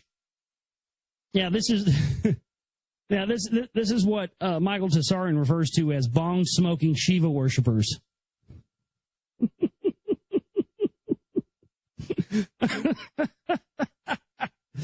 Oh, man. I almost spit Fruit Loops all over the fucking computer screen the first time I heard his ass say that shit. That was so funny. He fucking cracks me up, man. He's too funny. Bong-smoking Shiva worshippers. That's fucking greatness. Primarily hashish for mystical and other purposes. In fact, the word assassin comes from the word hashishian, which means users of hashish. Well, obviously, hi, I'm a hashishian. Are you a hashishian? All right. Well, I'm a hashishian, hot hashishian male. Seeks female hashishian to lay down by the fire and read occult manuscripts with. Yes. Hashishian. We got to bring that back. The Assassins and several other Brotherhood groups in history extol the virtues of mind-altering pharmaceuticals as a way to achieve mystical enlightenment. Well, these guys don't sound half bad. The Assassins were also a fighting organization with an army. Grandmaster Sabah chose a fortress located high in the northern mountains of Iran for the headquarters of his new group. The assassin fortress was known as Alamut, which means eagle's teaching or the eagle's nest. The assassins became a formidable military and political power in the region and eventually controlled other fortresses in Persia and Syria. The assassins feuded with other Muslim organizations and fought against the Knights Templar and other Christian armies during the Crusades. To help win its feuds and wars, the assassins developed the deadly tool for which they became famous and feared, the tool of the lone assassin. Yeah, the lone motherfucking gunman, fool. Most people today are painfully aware of the phenomenon of the so-called lone assassin. This is usually a young man in his 20s or 30s who is driven by crazed delusions and who displays little or no concern for his or her own safety as he murders an important leader in broad daylight in public and in front of witnesses. The killing has tremendous shock value, and it can greatly affect the political direction of a nation. See, they've been doing this forever. Many people believe that so-called lone assassins are products of our modern age. It is quite amusing to read ponderous psychiatric tomes to that effect. In truth, the lone assassin has been a political institution for over 700 years, if not longer. And I got to give it up. Give it up. Come on, give it up. Give it up. Give it up for Bramley right there. That's good work. That's good work, because that's absolutely true. And oftentimes people, especially in conspiratorial or, Jim Mars didn't point that out in Crossfire. You know what I mean? I got to give him points on that. That's an excellent point. Excellent point. I'm glad he put that in there and said that the way that he did, because, how come other researchers, when they're talking about Kennedy and lone assassins and Patsies and Oswalds, how come they never bring that up? The lone assassin has been a political institution for over 700 years, if not longer. Amen to that. 700 years ago, however, no pretense was made that the lone assassins acted alone as is done today. Back then, the lone assassin was known to be an effective and terrifying tool of political and social control. It was a technique used by the assassin organization to win its wars, increase its political influence, destroy its enemies, and enlarge its coffers by extortion. How did the assassin sect get young men to commit the murders? It is not easy to make people kill each other, especially when the murderer is likely to be caught and slain himself. The assassin organization had an effective method for overcoming this natural resistance and programming young men to kill. One of the earliest people to describe the assassin programming technique was Marco Polo, the famous European traveler of the 13th century who wrote a best-selling book about his journeys. Although Mr. Polo was accused by a few people in his own time of fabricating stories, subsequent investigation has verified nearly everything he described in his famous book. According to Mr. Polo, a portion of the assassin fortress in Alamut had been converted into a beautiful secret garden fashioned after the paradise described in Muhammad's visions of heaven. The garden grew almost every imaginable type of fruit and was watered with streams of wine, milk, and honey. The palaces were beautifully ornamented and had a company of singers, dancers, and musicians. If certain young men in the region showed promise as potential murderers, they were drugged, usually with opium or hashish, probably both, and taken to the secret garden. They were pampered for a few days, and nothing was denied them, including women. They were then drugged again and returned to their homes. Well, that doesn't sound half bad. They give you a bunch of drugs. They take you over with a bunch of bitches. They give you more drugs, and they take you home. Well, great. Where do we sign up? Oh, by the way, it kind of sounds like what they did to the 9/11 hijackers, doesn't it? Really, seriously. I'm not even trying to be funny. I mean, think about it. I mean, they tell us that these guys were out, at titty clubs the night before. They're flying airplanes and they're just leaving Qurans laying around titty bars and shit. Maybe that's, Before you get 1,000 virgins, you must go to titty bar. And you must leave the Quran lying in the titty bar. Or no, otherwise Allah will not be happy with you. The young men believed that the assassin leaders had transported them to heaven and back. Eager to return, the young men would gladly follow instructions of their assassin leaders. The heaven-struck underlings were often told that a return to paradise lay in boldly assassinating a targeted enemy leader. The young assassin was instructed to wait in a public place and strike down the victim with a dagger as the victim passed by. Because the young assassins would often be killed on the spot or later be executed, they were made to believe that their death at the scene of the crime or by later execution will result in a return to the paradise they remembered. The notoriety of the assassins spread. It was rumored that some European kings were paying tribute to the assassins to avoid becoming targets. Although the extent of the assassin activity in Europe is still debated today, some historians assert that the assassins focused most of their deadly practices on the conflicts going on in the Middle East. The assassins became famous far and wide as a result, and all people who attempt the murder of a political leader have come to be known as assassins or users of hashish. Although most modern assassins have not been hashish users, many have shown evidence of considerable mental tampering, which will be discussed near the end of this book. By the end of the 13th century, the Mongols had overrun the Middle East and had destroyed major assassin strongholds. Interestingly, the Mongols were also inspired by mystical beliefs. The assassins managed to survive the onslaught, and they exist today. Modern assassin sects are reported to be peaceably settled in India, Iran, and Syria. Their titular head is Aga Khan, who is the spiritual leader of all Ismailians worldwide. The Ismailians were estimated to number at about 20 million people as of today.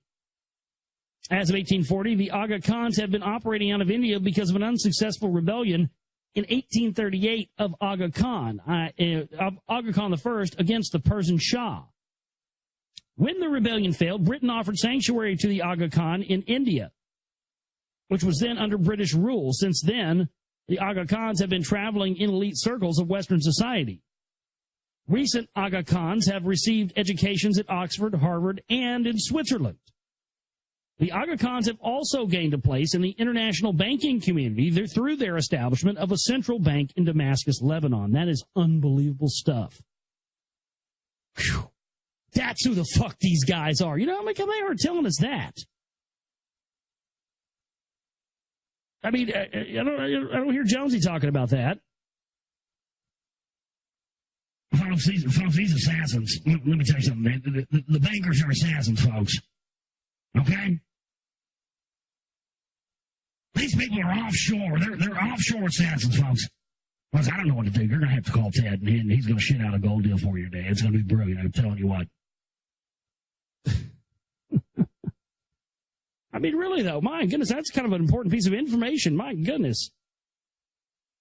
I mean, again, it just proves these custodial bastards are the ones that set up the banks, they set up the religions, they set up everything. Use all these proxies to do it. Set up little dummy corporations. It may be a coincidence that lone assassins arose as an important phenomenon in the United States just about the time that Aga Khan I was establishing a relationship with the British in the early 19th century. The first known lone assassin to strike a U.S. president did so in 1835. The intended victim was Andrew Jackson, who was, interestingly, a member of a Knights Templar organization in America. Since then, U.S. presidents have been the targets of lone assassins every 10 to 20 years. Many other Western leaders and public figures have also been victims, although I have seen no evidence that the assassin sect itself is behind modern lone assassin episodes. It is clear that their technique has been picked up and used by influential political sources within Brotherhood connections in the Western world, as I shall discuss more fully in a later chapter. As we have seen, the Crusade era witnessed the birth of institutions which still affect us today. To the list, we can add two famous Christian orders, the Franciscans and the Dominicans. The Franciscans adopted the cord at the lion's outfit and the bald spot used by ancient Egyptian Brotherhood priests at El Amarara. The Franciscans appeared to be quite humane. The Dominicans, on the other hand, were placed in charge of the most widely hated byproduct of the Crusades, the Catholic Inquisition. The medieval Inquisition has been universally condemned as one of the most oppressive human institutions ever developed. It was known for its tortures and zealous excesses. The Inquisition arose out of an effort by Pope Innocent II to stamp out a large heretical sect in the south of France known as the Albigensians. Innocent II had called for a special crusade in 1208 to enter France and wipe out the sect. The 5-year war which ensued devastated the region. 10 years later, a new pope, Gregory IV, continued the action, and he placed the Dominicans in charge of investigating the Albigensians. Gregory gave the Dominican order full legal power to name and condemn all surviving heretics. Out of this campaign grew the full inhuman machinery of the Catholic Inquisition, which sought to stamp out heresy of every type. The Inquisition generated a fearful climate of intellectual and spiritual oppression in Europe. You know, it just dawned on me. I bet William Bramley's a Freemason. It makes no difference. I mean, I'll still have him on either way. I don't think I'll ask him if he's a Freemason. But, man, I wouldn't change it. I really wouldn't change what I think about him. I wonder if he is, though. Some of the stuff I'm reading, when I'm reading this, I'm going, man, because he's definitely not one of these, priest class, Jesuit, typical conspiracy bozos. He's definitely not, because, man, the stuff that he's talking about in this is way off the plantation, getting into naming the stuff that, wow. And again, I think it's why a lot of this stuff has been relegated to this fringe, because, it really does sort of peel the onion back on who's really in control and how far it goes back, doesn't it?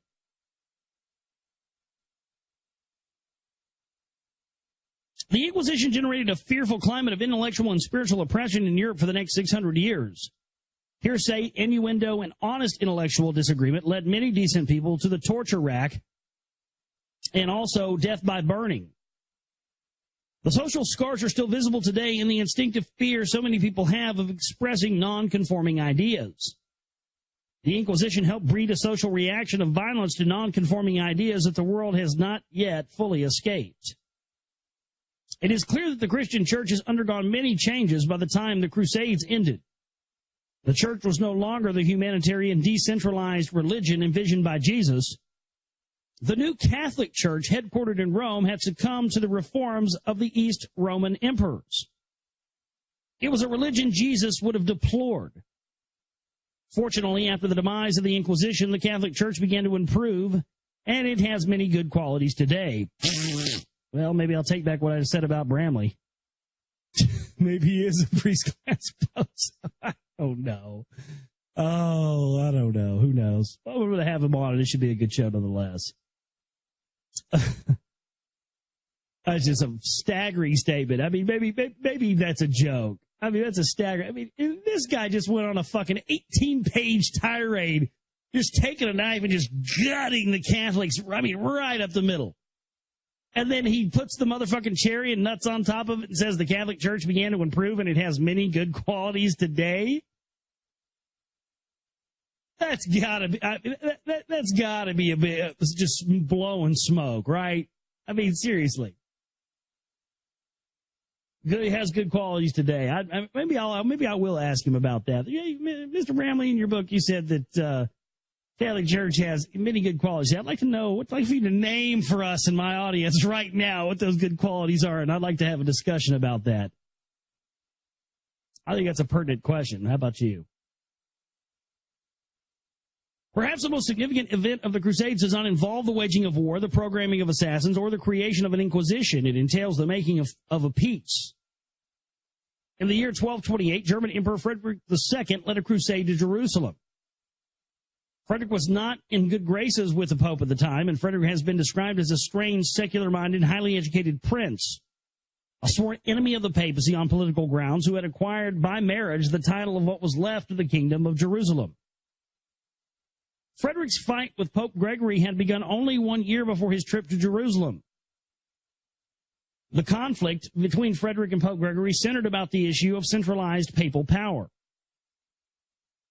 Frederick opposed it, and Gregory was striving to hasten it. This dispute caused Frederick to be put under sentence of excommunication, a sentence finally carried out in 1245. While under the sentence, but not yet excommunicated, the unrepentant Frederick journeyed to his kingdom in Jerusalem at the head of his own crusade. Despite a deep involvement with the Teutonic Knights, Frederick II proved on that trip that he could be a man of peace. Instead of prolonging war with the Muslims, Frederick negotiated a peace treaty. He apparently felt that it was in everyone's best interest to end the religious strife, and that is precisely what he did. Frederick accomplished this feat by negotiating with the reigning Muslim leader, Sultan Kamil.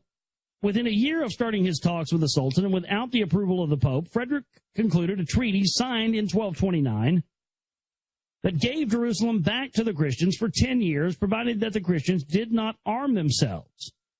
The arrangement worked. Using negotiation and appeals to reason, Frederick had accomplished in one short trip what the popes had claimed they were trying to do for almost 130 years with warfare and blood. Under Frederick's treaty, Christians were free to inhabit Jerusalem and make pilgrimages there, and the Muslims were freed from the threat posed by the Christian armies. Many Christian and Muslim leaders were not at all happy with this agreement, however, for Frederick had set it up, leaving both parties indignant at so peaceful a settlement. When the truce finally ran out in 1239, the Holy War was resumed. We might legitimately ask, why was Frederick's treaty not extended or a similar one negotiated?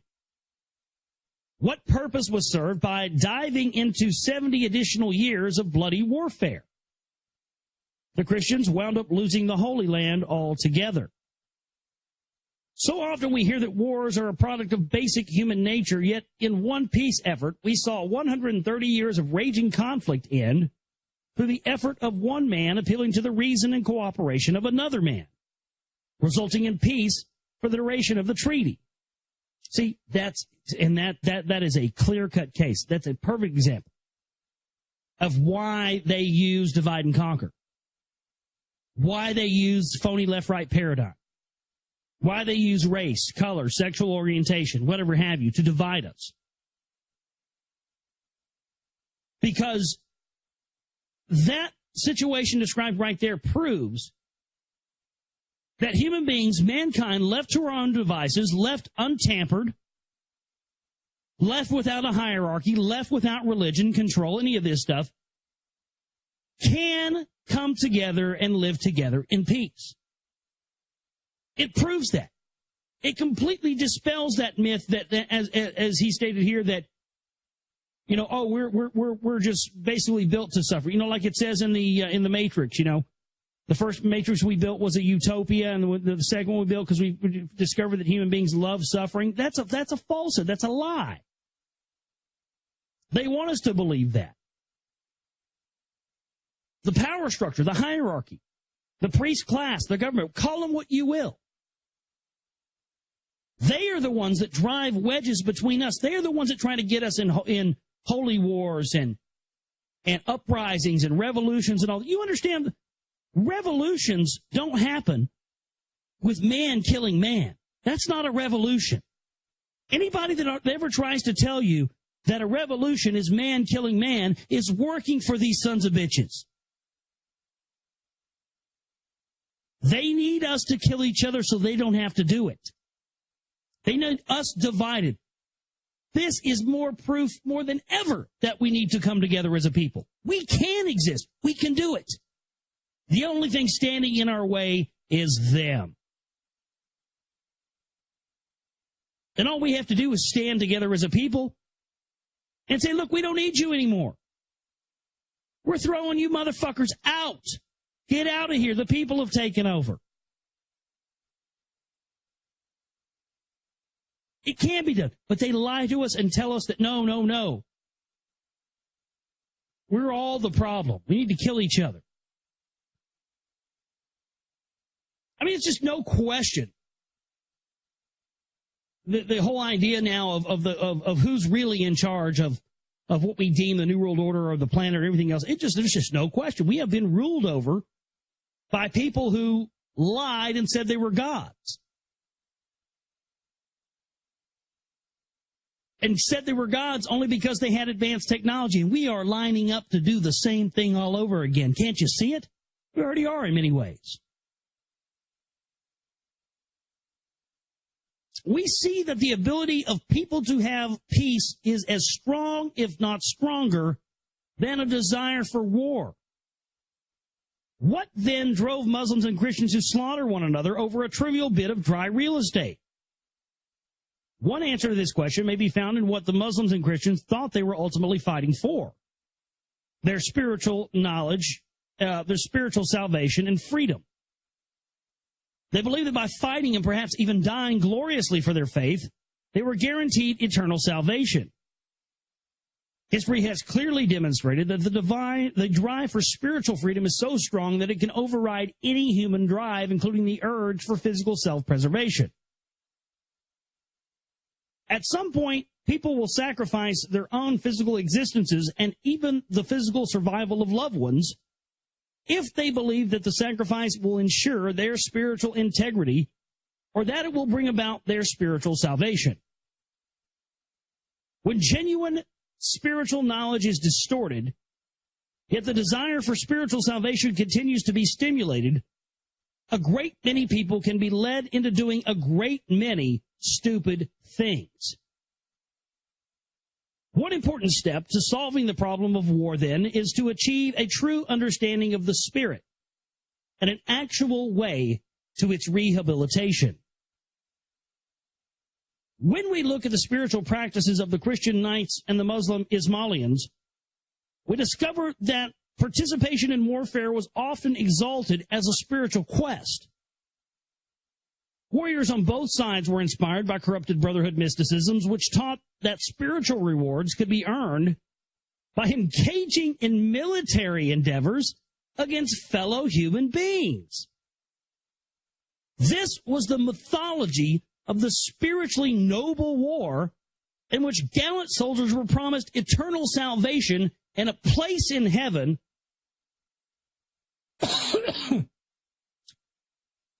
for fighting a noble cause. Let me get a drink here. This mythology still remains vital today for recruiting people to participate in continued warfare. It twists the urge for spiritual freedom into an honoring of war. What is war, then, if not a noble quest? Analyzed down to its most basic components, warfare is nothing more than the act of causing solid objects to destructively collide with other solid objects.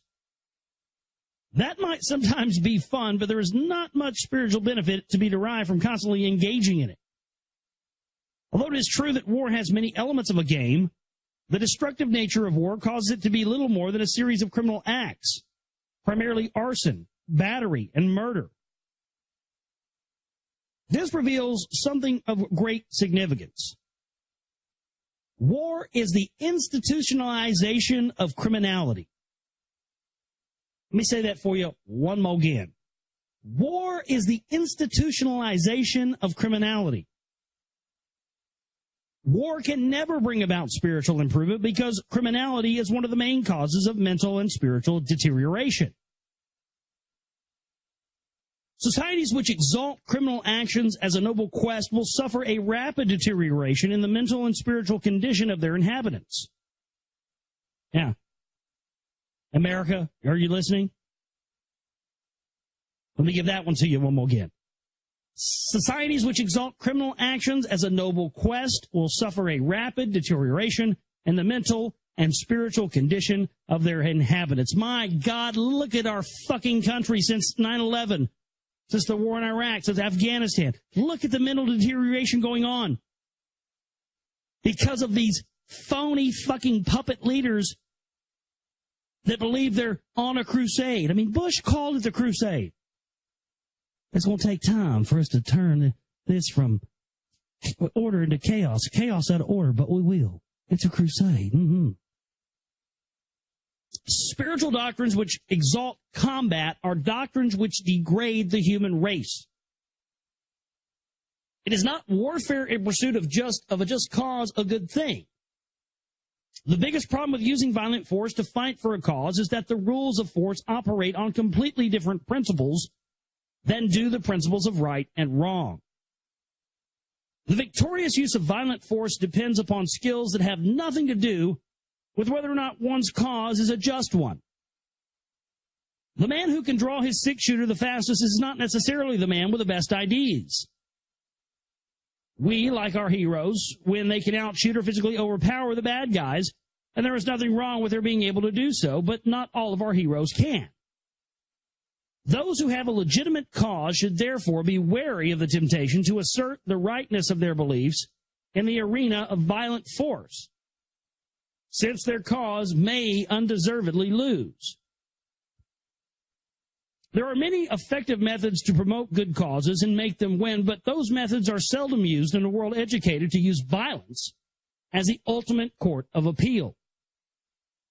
The Crusades and other religious conflicts have often been fueled by the issue of who is a true Messiah and who is not.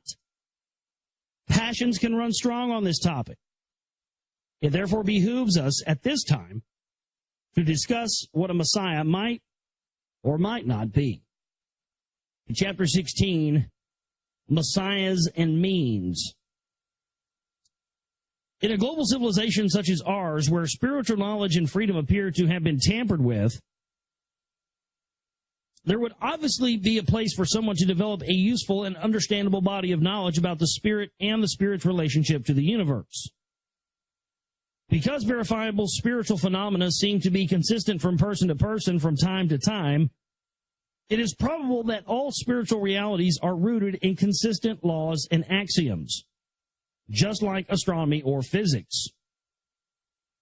If someone were to discover and methodically outline those laws and axioms, he or she would be doing a great service. Such discoveries could open up a whole new science. Would a person who did this be a Messiah? Promises of a Messiah have been put forth by a great many religions, both maverick and custodial. The word Messiah has had several teachings. From simply teacher to liberator, a Messiah could be anyone from a person who develops a successful science of the Spirit to someone who is actually able to spiritually liberate the human race. Throughout history, there have been thousands of people claiming to be a Messiah, or they have been given the label by others, even if they did not claim it themselves. Some messianic claims are usually based upon prophecies recorded earlier in history, such as the Buddhist Maitreya legend, the second coming prophecy of the book of Revelation, the apocalyptic teachings of Zoroaster, or the Hebrew prophecies. Many people look at all messianic claims with outright skepticism. Others become avid followers of a leader whom they believe to be the fulfillment of a religious prophecy.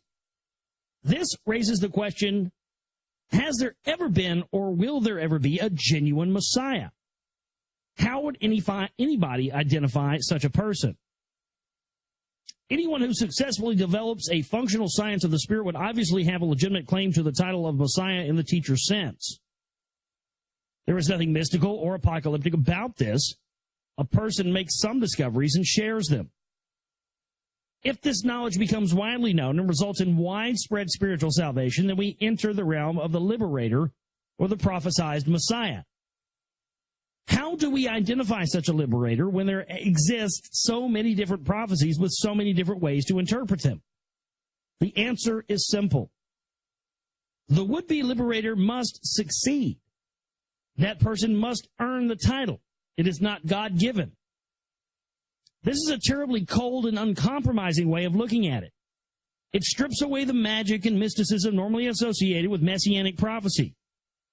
It forces any person who would claim the title of Messiah to actually bring about peace and spiritual salvation, because such a prophecy is not going to be fulfilled unless someone causes it to happen.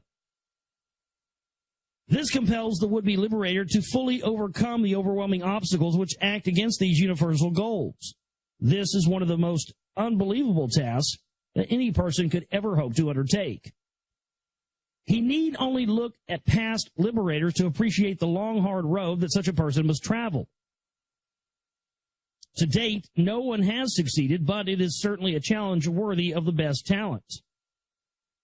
When most people envision a Messiah, they see a person dressed in spotless white who thinks, speaks, and behaves balls.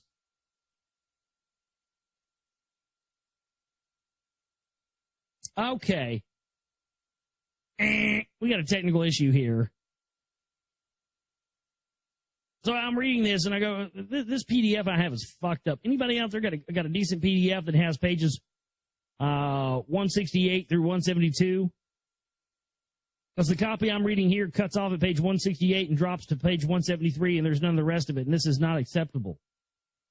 So I'll sit here for a minute and look at the chat room. If anybody in the chat room can come in the chat room and put a copy of that has pages 168 to page 172 and it's in PDF format in the chat room, that would be great. That's balls. No bueno. And again, that happened, well, it happened in one of the chapters, but I found out from a listener it was just Bible verses or something, so it wasn't pertinent info. But this is like, 4 pages.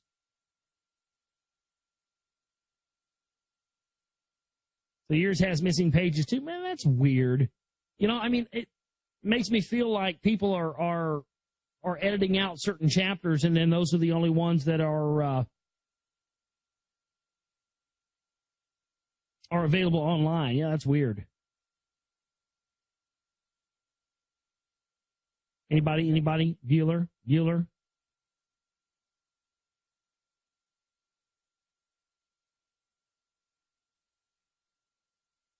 That can't be the whole chapter if it goes from page 168 to page 173. Because it goes 68, 69, and then it cuts off. And then the next chapter I have is chapter 17, page 173. So obviously that's not the end of the chapter, buddy.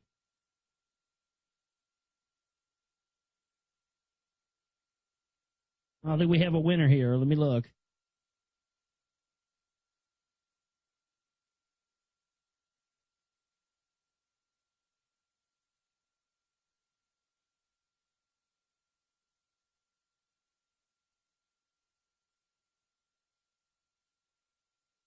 Scrolling down here, Apocalypse of John, we read that. Muhammad, we read that.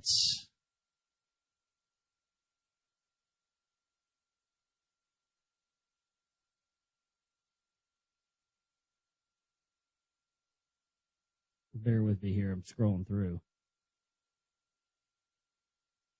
Messiahs and means. Okay, there's 169. No, actually, nice try, but this is the same as mine. Yeah, it cuts off and goes right to page 173. Wow, that sucks.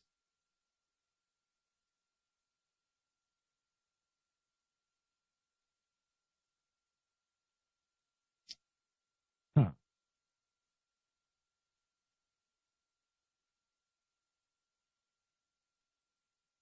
Okay, so 70, well, look, you don't understand, sir. It cuts off. I'm trying to tell you, there's more pages than I have here because the last page I have is page 69, and then the next page after that's 173. And the sentence says, when people envision such a Messiah, they see a person dressed in spotless white who thinks, speaks, and behaves, and then it cuts off, but that's not a complete sentence. So what I'm saying is there's more to it than I have.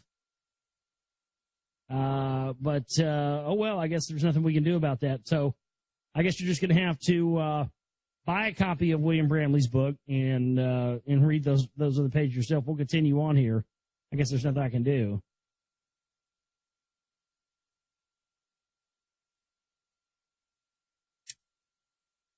All right, chapter 17, Flying Gods Over America. Here we go.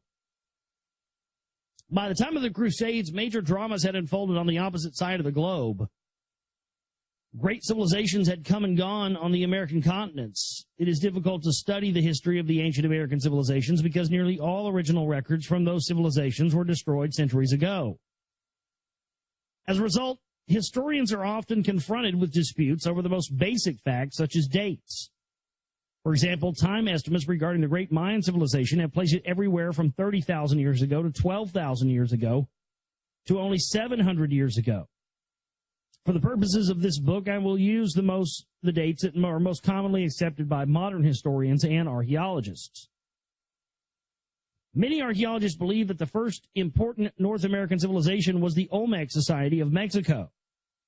It is estimated to have flourished from about 800 BC until 400 BC.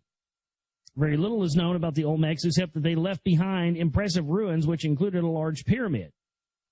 The existence of the pyramid is strong evidence that there was an interaction between the old and the new worlds in the BC years. The Olmecs are believed to have given birth to the famous Mayan civilization which followed.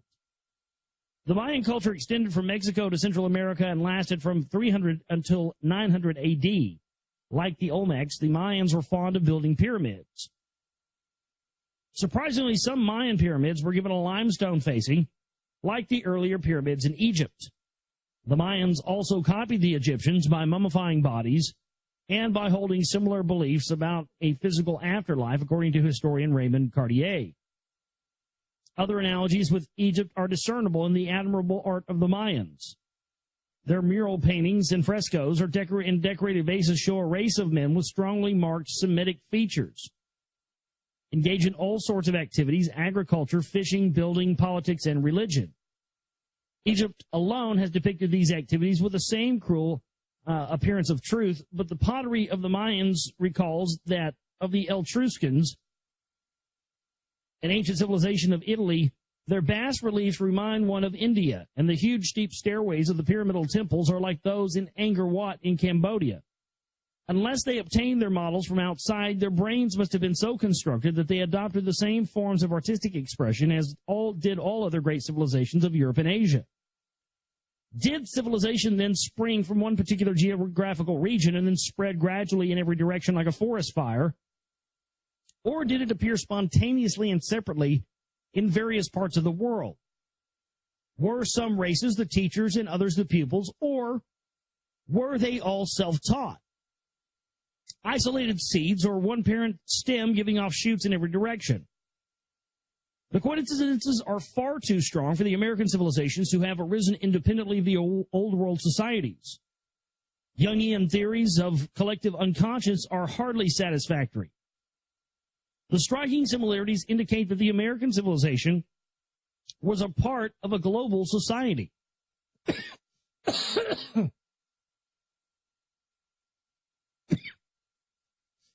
Excuse me.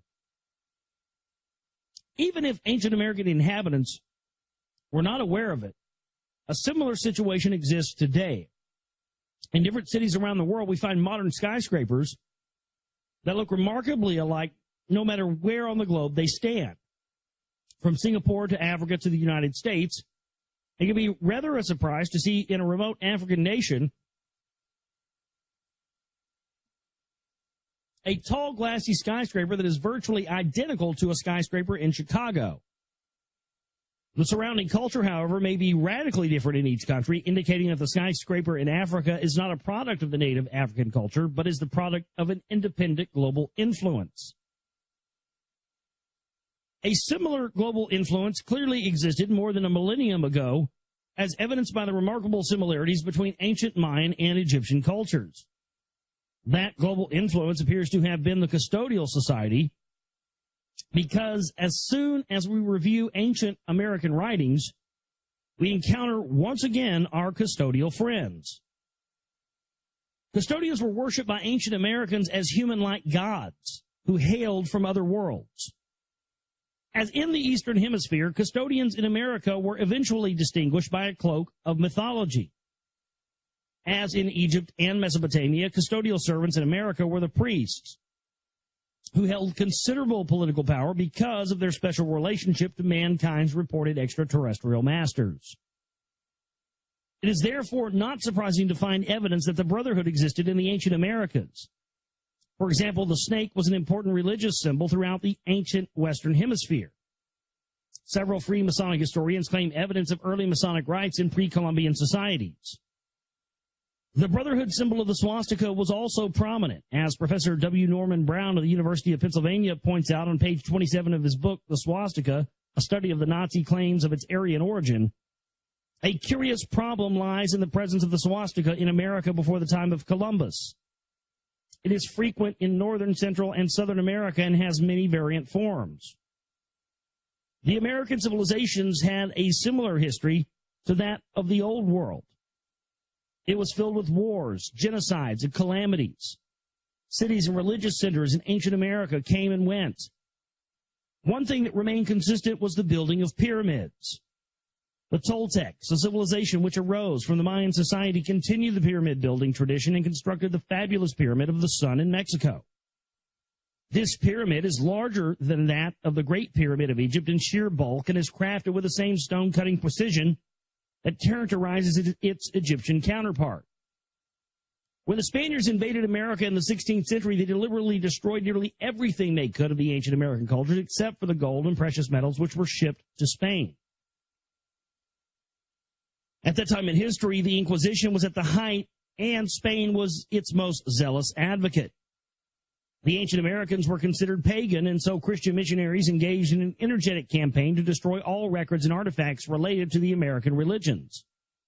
Unfortunately, those records included priceless history and science texts. The effect of this obliteration was much like the destruction of the Alexandrian Library by Christians earlier. It created a substantial blackout regarding some of mankind's ancient history. This has left a great many unanswered questions about the Mayans. For example, the Mayans built many fabulous religious centers and then abandoned them. Some historians believe that the abandonment was done suddenly and that its cause remains a mystery. Others conclude that it was done gradually by the Mayan society as the Mayan society decayed. The Mayans were also known to practice human sacrifice. Some historians believe that the sacrifices were an intelligent ritual. Others say the sacrifices amounted to full-scale genocide, claiming 50,000 lives per year. Where does the truth lie?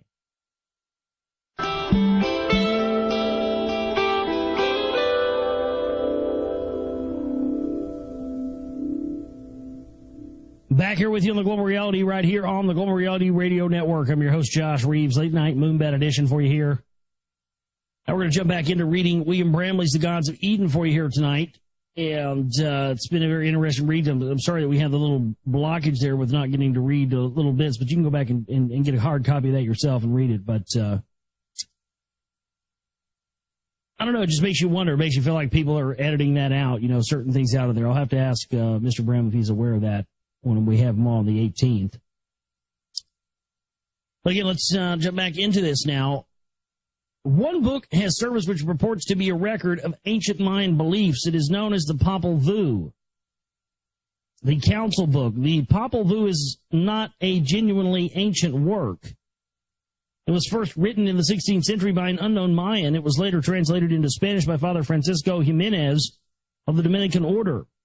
Jimenez's translation was first published in Vienna in 1857, and it is the earliest surviving version of the Popol Vuh. The Popol Vuh is said to be a collection of Mayan beliefs and legends as they had been passed down orally through the centuries. It is clear, however, that many Christian ideas were incorporated into the work, either by the original unknown Mayan author or by Father Jimenez, or both. It is also obvious that the Popol Vuh contains many tales of pure fiction mixed in with what is said to be the true story of the creation of man. Nevertheless, several segments of the Popol Vuh are worth considering because they repeat important religious and historical themes we have seen elsewhere, but with far greater sophistication than is found in Christian writings. Those themes are expressed by the Popol Vuh within the context of the multiple gods of the ancient Mayans.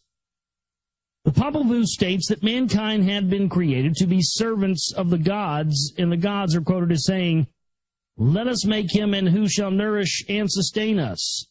What shall we do to be invoked in order to be remembered on earth? We have already tried with our first creations, our first creatures, but we could not make them praise and venerate us. So then let us try to make obedient, respectful beings who will nourish and sustain us." Sounds like somebody trying to make themselves God to me. I don't know about you. I don't know how you fucking slice it. According to the Popol Vuh, the gods had made creatures known as figures of wood before creating Homo sapiens. Said to look and talk like men, these odd creatures of wood existed and multiplied. They had daughters, they had sons.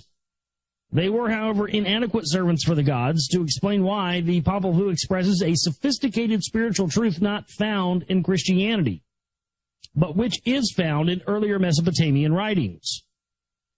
The figures of wood did not have souls.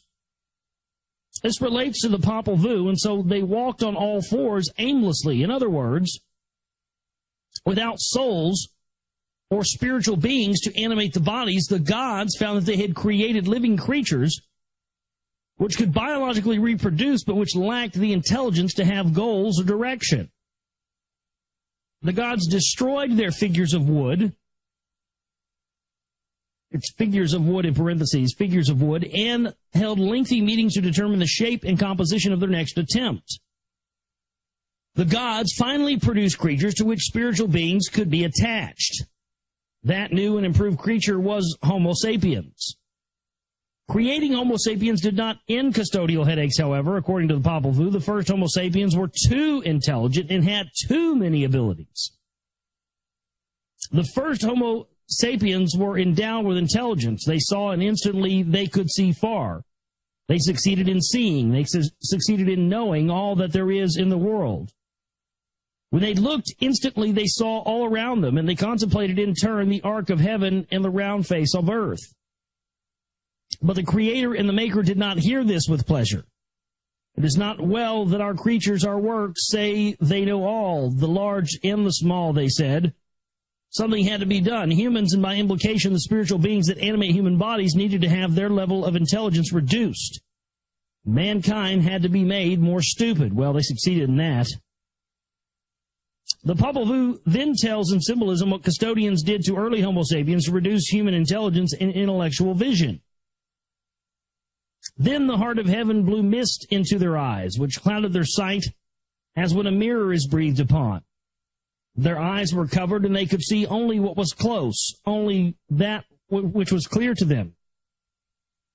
In this way, the wisdom and all the knowledge of the four men were destroyed.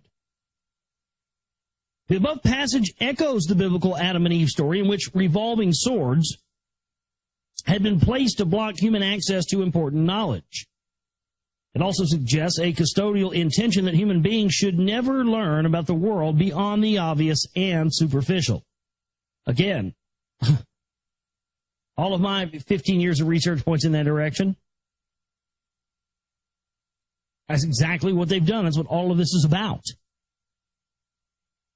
That's where the true enslavement is, not all this banker stuff and all the rest of that. Those are just extensions of that. But the fact that we are continually lied to and kept as children, kept in the dark, is where the true control factors come from. The Popol Vuh contains another element worth mentioning because it reflects the muddling of languages theme of the biblical Tower of Babel story.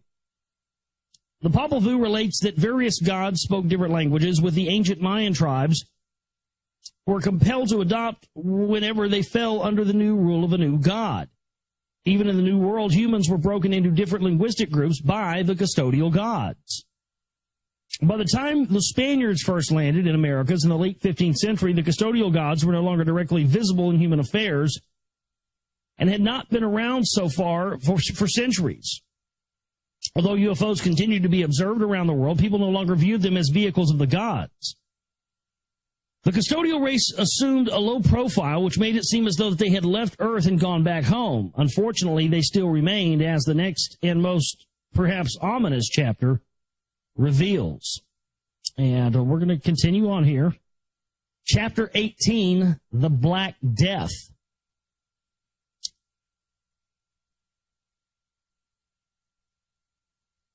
The centralization of papal power culminated under Pope Innocent IV, who held the papal reigns from 1243 until 1254. Pope Innocent attempted to turn the papacy into the world's highest political authority by proclaiming that the Pope was the vicar of the Creator to whom every human creature is subjected. It was under Innocent IV that the Inquisition was made an official institution of the Roman Catholic Church. Despite the oppression of the Inquisition, Europe in the 13th century was beginning to recover from the economic and social disruption caused by the Crusades. Signs of a European Renaissance were visible in the widening of intellectual and artistic horizons. Trade with other parts of the world did much to enrich European life. Europe was entering into an era in which chivalry, music, art, and spiritual values were playing greater roles. Hardly a century of this progress had passed, however, before a disastrous event abruptly brought to it a temporary halt. That event was the bubonic plague, also known as the Black Death. The Black Death began in Asia and soon spread to Europe, where it killed well over 25 million people, about one-third of Europe's total population. It did so in less than 4 years. Some historians put the casualty figure closer to 35 to 40 million people, or about half of all Europeans. The epidemic first spread through Europe between 1347 and 1350. The bubonic plague continued to strike Europe with decreasing fatality every 10 to 20 years in short-lived outbreaks all the way up until the 1700s. Although it is difficult to calculate the total number of deaths from that 400-year period, it is believed that over 100 million people may have died from the plague. My God, that's ancient eugenics right there. This eugenics stuff goes back all the way back to the custodial races, to the dawn of time, all the way back to the Sumerians, folks. See, this is why Alex Jones won't talk about the IAAEE, the International Association for the Advancement of Ethnology and Eugenics. This is why he won't talk about that group. Because they're based where? Edinburgh, Scotland, exactly where the Knights Templar fled after they were burned to the stake and the rest of that stuff. That's where they set up Freemasonry. That's also the true home of eugenics. But again, Jones and the Truthers won't talk about that because it connects directly to people like Roger Pearson, who then connects directly to Willis Carto, head of the Liberty Lobby, who Jim Tucker writes for, and that other clown that thinks the Jews run everything. I mean, it's a total spook op. And this goes back all the way to that. Two types of plague are believed to have caused the Black Death. The first is the bubonic type, which was the most common. The bubonic form of plague is characterized by swellings of the lymph nodes. The swellings are called buboes. The buboes are accompanied by vomiting, fever, and death within several days if not treated. This form of the plague is not contagious between human beings. It requires an active carrier such as a flea. For this reason, many historians believe that flea-infested rodents caused the bubonic plague. Rodents are known to carry the disease even today. A number of records from between 1347 and the late 1600s speak of rodent infestations prior to several outbreaks of the Black Death, lending credence to the rodent theory. The second form of plague contributing to the Black Death is a highly contagious type known as pneumonic plague. It is marked by shivering, rapid breath, and the coughing up of blood. Body temperatures are high, and death normally follows 3 to 4 days after the disease has been contracted. The second type of plague is nearly always fatal and transmits best in cold weather and in poor ventilation. Some physicians today believe it was this second form, the pneumonic plague, which was responsible for most of the casualties of the Black Death because of the crowding and poor hygienic conditions that were then prevalent in Europe. We would normally shake our heads at this tragic period of human history and be thankful that modern medicine has developed cures for these dreaded diseases. However, troubling enigmas about the Black Death still linger. Many outbreaks occurred in summer during warm weather in uncrowded regions. Not all outbreaks of bubonic plague were preceded by rodent infestations. In fact, only a minority of cases seem to be related to an increase in the presence of vermin. The greatest puzzle about the Black Death is how it was able to strike isolated human populations which had no contact with earlier infected areas. The epidemics also tended to end abruptly. To solve these puzzles, a historian would normally look to records from the plague years to see what people were reporting. When he does so, he encounters stories so stunning and unbelievable that he is likely to reject them as the fantasies and superstitions of badly frightened minds. A great many people throughout Europe and other plague-stricken regions of the world were reporting that outbreaks of the plague were caused by foul-smelling mists. Those mists frequently appeared after unusually bright lights in the sky. The historian quickly discovers that mists and bright lights were reported far more frequently and in many more locations than were rodent infestations. The plague years were in fact a period of heavy UFO activity. What then were the mysterious mists? There is another very important way in which plague germs can be transmitted, through germ weapons. The United States and the Soviet Union today have stockpiles of biological weapons containing bubonic plague and other epidemic diseases. The germs are kept alive in canisters which spray the diseases into the air on thick, often visible artificial mists. Anyone breathing in the mist will inhale the disease. There are enough such germ weapons today to wipe out a good portion of humanity. Reports of identical disease-inducing mist from the plague years strongly suggest that the Black Death was caused by germ warfare. Let us take a look at the incredible report which leads to that conclusion.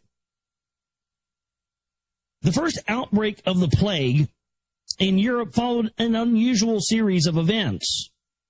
Between 1298 and 1314, 7 large comets were seen over Europe. One was of awe-inspiring blackness. 1 year before the first breakout of the epidemic in Europe, a column of fire was reported over the Pope's palace in Avignon, France.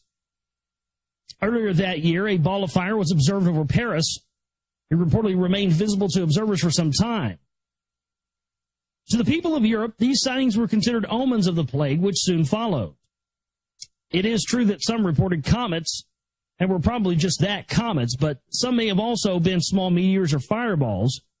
Centuries ago, people were generally far more superstitious than they are today, and so natural meteors and similar prosaic phenomenon were often reported as precursors to later disasters, even though there was no real-life connection. Or was there? Dun, dun, dun, dun. On the other hand, it is important to note that almost any unusual object in the sky was called a comet. A good example is found in a best-selling book published in 1557, A Chronicle of Prodigy's Importunance by Conrad Laskosthenes. On page 494 of the book, we read, a comet observed in the year 1479. A comet was seen in Arabia in the manner of a sharply pointed wooden beam. The accompanying illustration, which was based on eyewitness description, shows what clearly looks like the front half of a rocket ship among some clouds. The object appears to have many portholes. Today we would call the object a UFO, not a comet. This leads us to wonder how many other ancient comets were actually similar rocket-like objects. When we are confronted with an old report of a comet, we therefore generally do not really know what kind of a thing we are dealing with unless there is a fuller description. A report of a sudden increase in comets or of similar celestial phenomena may in fact mean an increase in UFO activity. The link between unusual aerial phenomenon and the Black Death was established immediately during the first outbreaks of the plague in Asia, as one historian tells us. The first reports of the plague came out of the East. They were confused, exaggerated, frightening, as reports from that quarter of the world so often are. Descriptions of storms and earthquakes, of meteors and comets trailing noxious gases that killed trees and destroyed the fertility of the land. The above passage indicates that strange flying objects were doing more than just spreading disease. They were also apparently spraying chemical or biological defoliants from the air. The above passage echoes the ancient Mesopotamian tablets, which describe defoliation of the landscape by ancient custodial gods. My God, they were spraying chemtrails back then. I've said it once, I've said it again. I mean, how much more proof do you need? They've been spraying us with shit for centuries. I mean, this explains why. I mean, there are some times when you are zooming in on a camera on a chemtrail plane, the plane just disappears, folks. People have speculated for years this is some sort of extraterrestrial program. It may very well be. Many human casualties from the Black Death may have been also caused by such defoliants. The connection between aerial phenomenon and plague had begun centuries before the Black Death. We saw examples in our earlier discussion of Justinian's plague. We read from another source about a large plague that had reportedly broken out in the year 1117, almost 250 years before the Black Death. That plague was also preceded by unusual celestial phenomenon. In 1117, in January, a comet passed like a fiery army over the north towards the Orient. The moon was overcast, blood red in an eclipse. A year later, a light appeared more brilliant than the sun. This was followed by a great cold, famine, and plague, of which 1/3 of humanity is said to have perished. Once the medieval Black Death got started, noteworthy aerial phenomena continued to accompany the dread epidemic.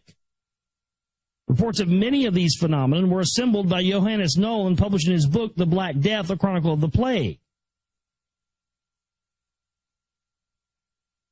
In the year 1606, a comet was seen, after which a general plague traversed the world. In 1582, a comet brought so violent a plague upon Maho, Prague, Thuringia, the Netherlands, and other places that in Thuringia it carried off 37,000, and in the Netherlands 46,415 carried off. As if it swooped down and took them up in a craft. That's a very strange description. From Vienna, Austria, we get the following description of an event that happened in 1568. Here we see a connection between an outbreak of plague and an object described in a manner remarkably similar to a modern cigar or beam-shaped UFO. Sightings of unusual aerial aircraft phenomenon usually occurred from several minutes to a year before an outbreak of the plague. Where there was a gap between such a sighting and the arrival of the plague, a second phenomenon was sometimes reported: the appearance of frightening human-like figures dressed in black.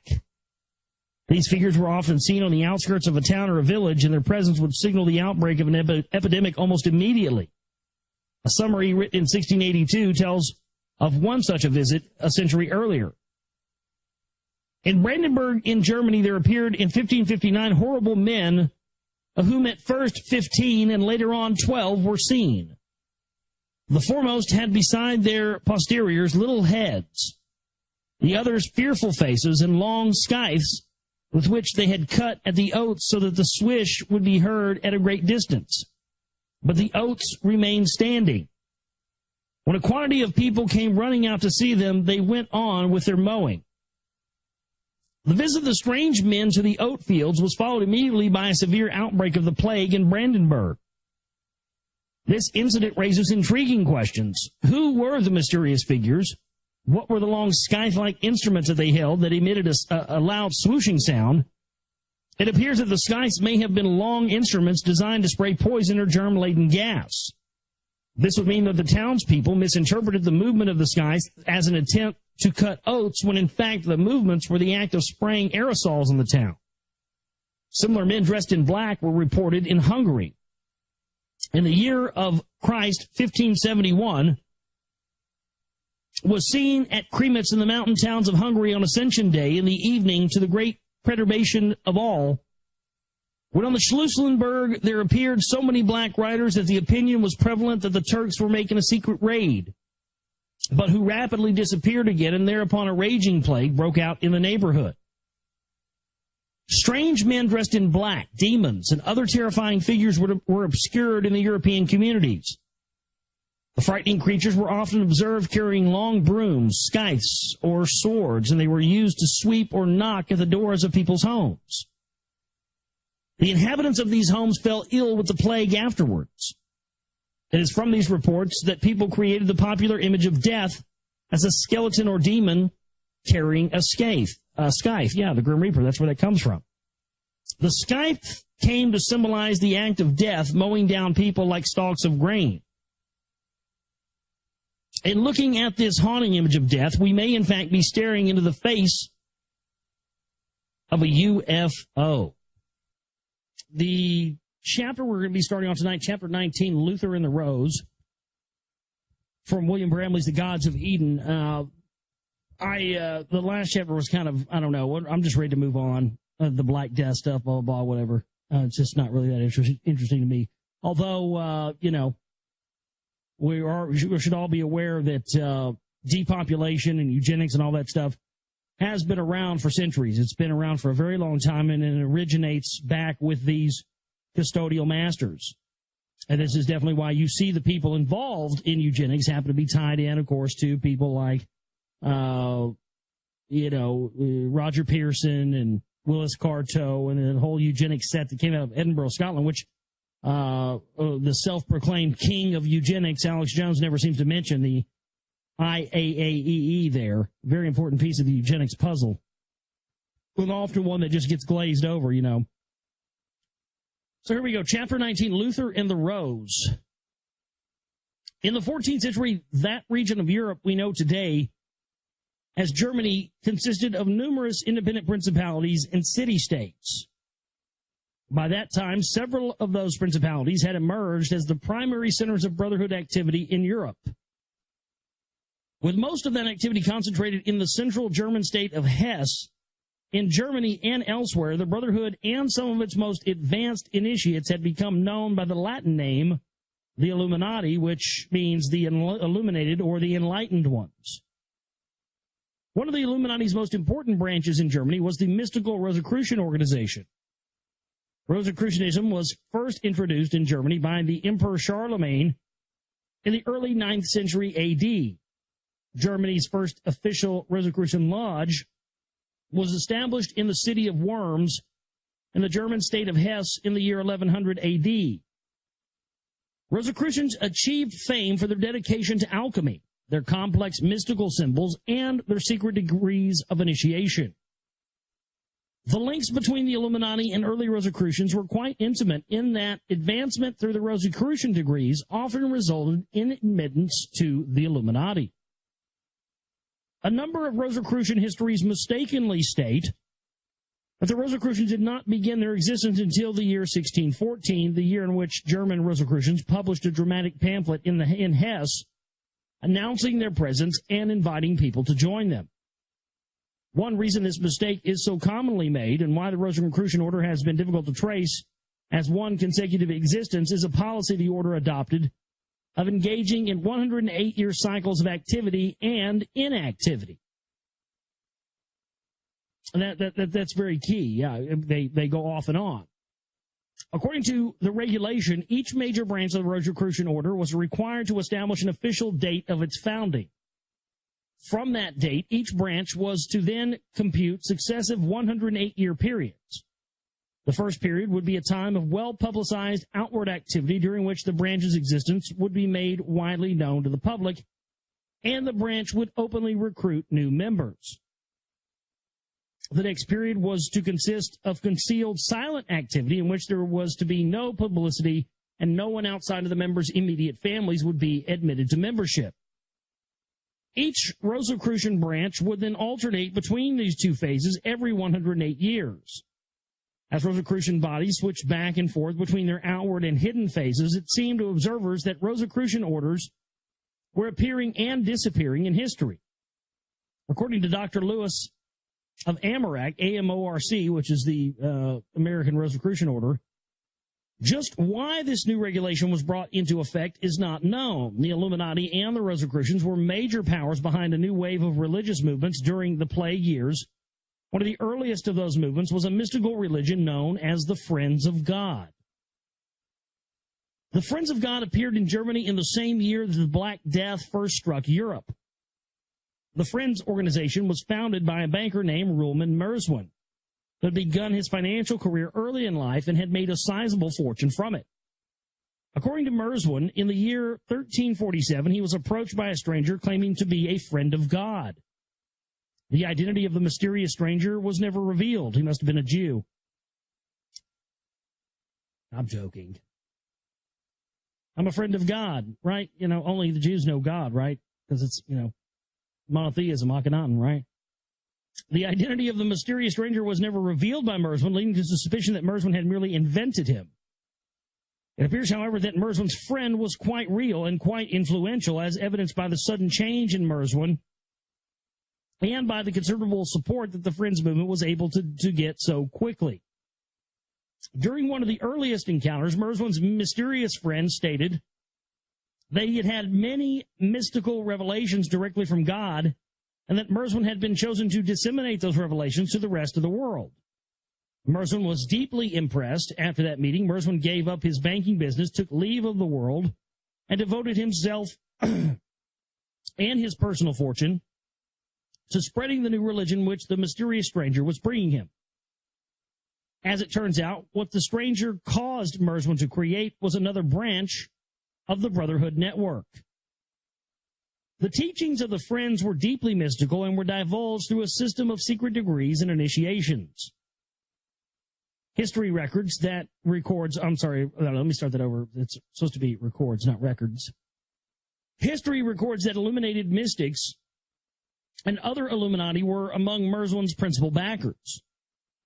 The teaching of the Friends of God were not only mystical, they were also heavily apocalyptic. The Friends preached a powerful end-of-the-world message to gain converts.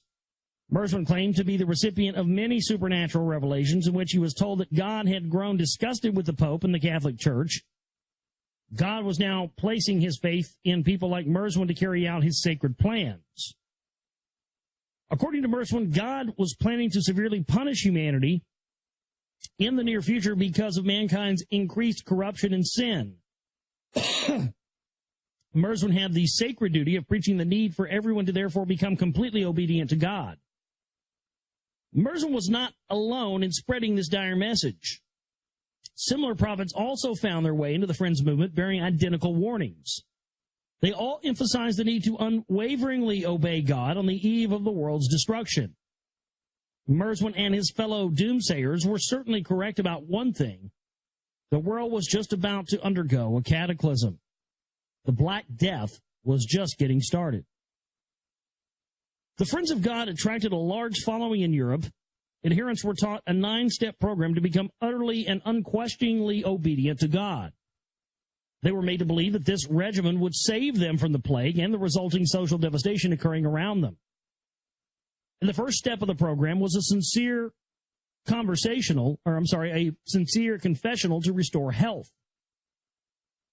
A properly done confessional can have a highly beneficial effect on an individual, although a poorly done or unnecessary confessional can be damaging. The second step was a resolution by adherents to give up their own will and to submit to an illuminated friend of God who shall be their guide and counselor in the place of God. By the 7th step, a member had completely given up all self-will and had burned all bridges to become completely subservient to the Lord. By the final step, all personal desire was to be destroyed. The individual was to be crucified to the world and the world to them, enjoying only what God does and to wish for nothing else. These teachings were a program to make human beings obedient to an ultimate degree.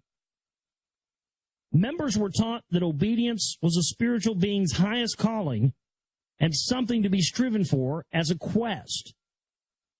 Merswin's conversion to this mysterious friend's religion was very damaging to him, as it no doubt was to many others.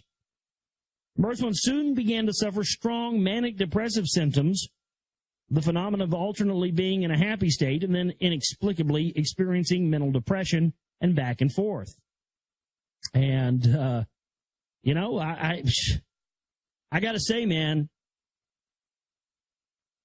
it's been my experience, and you make of this what you will. I can only, again, the things that are true to me, the truest to me, are the things that I've experienced and seen firsthand. And it's probably this way with everybody, but I'll say this, man, that statement right there about Merswin beginning to suffer strong manic depressive symptoms, the phenomenon of alternately being in a happy state and inexplicably experiencing mental depression back and forth. I got to tell you, it's been my experience in my life that the people who I have known who have been the most, and some people just don't know they're brainwashed by a religion or brainwashed by Christianity, but I would say that I can't think of one single person I've ever known in my life that called themselves a Christian or a member of this religion or that religion that wasn't manic depressive. Seriously, it just breeds that. Because these religions and the way they're being presented to us are detrimental to our minds and our brains and the way we are. That's why they're implanted on us. That's why, like many people like myself at a very young age, just felt an instinctive knee-jerk reaction away from these things. I'm blown away by that. I don't know how. I just can't tell you. How did I know, folks? How did I know when I would see, or I would go to church and I would see church people and stuff? The few times I went to church, my parents didn't make me go to church. My parents didn't go to church on a regular basis, but sometimes you'd have to go with, the neighbors, or you'd have to go with, your friend's family, or you'd have to go with, your cousins or whatever have you,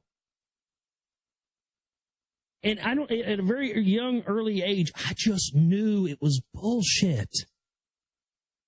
I just knew it. I didn't want anything to do with it. At a very early age, I knew it. I don't know. I don't know how I knew that. I don't know how I was so dead on at 7. What kid at 7 years old knows, may even been earlier than that. Shit, first grade? I can remember the first time I went to church with a neighbor friend in first grade, and, they gave me where they save your soul and all that stuff. I'm like, it was just weird. And I was always instinctively just knee-jerkish away from religions at a very early age. I got to tell you, every person I've ever known that has been called themselves a Christian or this, that, and the other has been a manic depressive. It's just unbelievable, the statistics on that. Probably many of you have experienced that as well. In Merswan, these symptoms became severe, and they were erroneously perceived by his followers as a sign of religious transformation. Many people today would recognize such symptoms as an indication that Merswan was connected to a repressive influence. In this case, the corrupted brotherhood and probably his mysterious friend. During his life in the Friends movement, Merswan continued to claim many mystical experiences, including joint revelations with his friend. In one of those revelations, Merswan was told to use his money to buy an island in Strasbourg for use as a friend's retreat. Oh, that must have been great, dude, you know? Oh, my friend, my imaginary friend over here who told me to start this religion also told me I must buy an island, and all of you must go with me, and our religion must pay for it, yes. I mean, my God. That's greatness. Strasbourg was Merswan's home city and is located by the southwestern French-German border. 5 years later, Merswan had another joint revelation in which he was told to turn the whole Friends operation over to an organization called the Order of St. John, which governed the Friends movement afterwards. So he was told by this entity to turn it over to the Order of St. John, which we know as the Order of St. John of Jerusalem, correct? The Knights of Malta, right? Yes, my friend told me to now turn it over to the priest class. Here you go. That's what's always happened. They pose as, you know, God, a God or the God. They always tend to say that they're the only one. Yeah, put no other gods before me. Well, okay. I thought there could only be one God, so how can we put another one before you if there are other than that, you know, it's an indicator there's more than one, right? And they always come down and they use their hocus pocus and their smoke and their fucking pyrotechnics and it looks like a Kiss show and, you know, Ace Frehley shooting fucking rockets out of the end of his Les Paul and, you know, these fucking twits are like, oh yeah, this is God, this is you know, I don't know any better. And then boom. They get a person, a man, to create a religion from a divine experience with God, and then in the end, they absorb it back into their power structure. It's genius. They've done this endlessly through time. And anyone who doesn't see that is just fanatic trying to ignore it intentionally because they don't want to know it, because it undoes all the bullshit of their programming through their religion and everything else their whole lives. Wake up. It's not too late to get a clue. Clues are still going real cheap right now. I mean, we got a special going on right now here at the Global Reality. 2-for-1 clues. You can get 2 clues for the price of 1. Real cheap. Real cheap.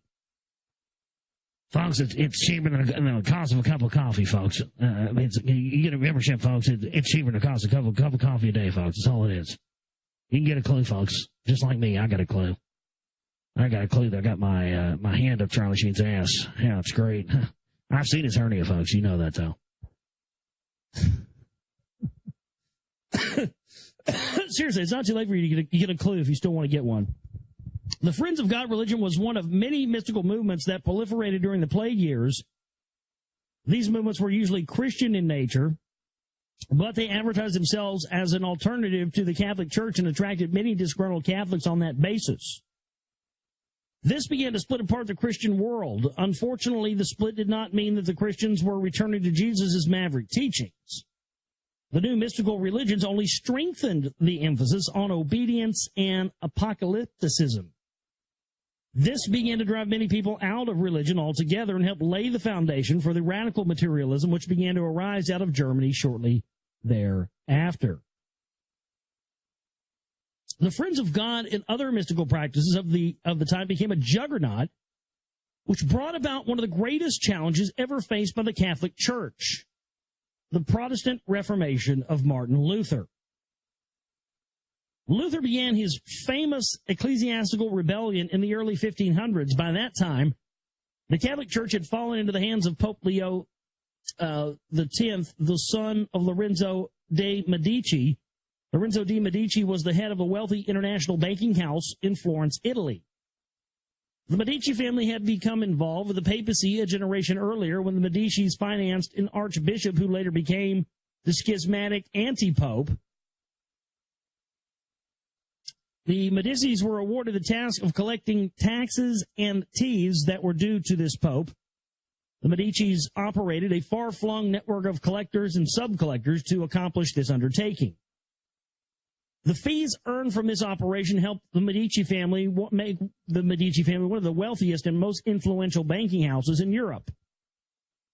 The involvement of profit-motivated bankers in church affairs transformed many spiritual activities of the Catholic Church into a business enterprise. Uh-oh. Uh-oh. Red alert, folks, red alert. Yeah, red alert indeed. They're getting into some of that. See, now we're getting into some of that territory that Jones won't touch. Yeah. Oh, he's shitting himself now. You better get some toilet paper. No, see, yeah, here we go. Because this is key, man. This is key. These fucking banksters who Jones tells you, they're at the tip of the spear, folks. They're at the top of the pyramid. Bankers, folks, all there is to it. Bilderbergers, bankers, eugenicists, they're all the same thing. It's real slick, but unfortunately for you, there are some of us out here who actually have done our own research. So here's the key thing here. It is 100% beyond any shadow of a doubt that the church and the bankers are hand in glove. And you can't talk about one without talking about the other. That is a fact. Fact. Not debatable. You cannot talk about the bankers without talking about the priest class. You cannot talk about the bankers without talking about the church. And this, to me, is one of the key smoking guns that just nails yet another one of the million coffins in the coffin of Alex Jones, is the fact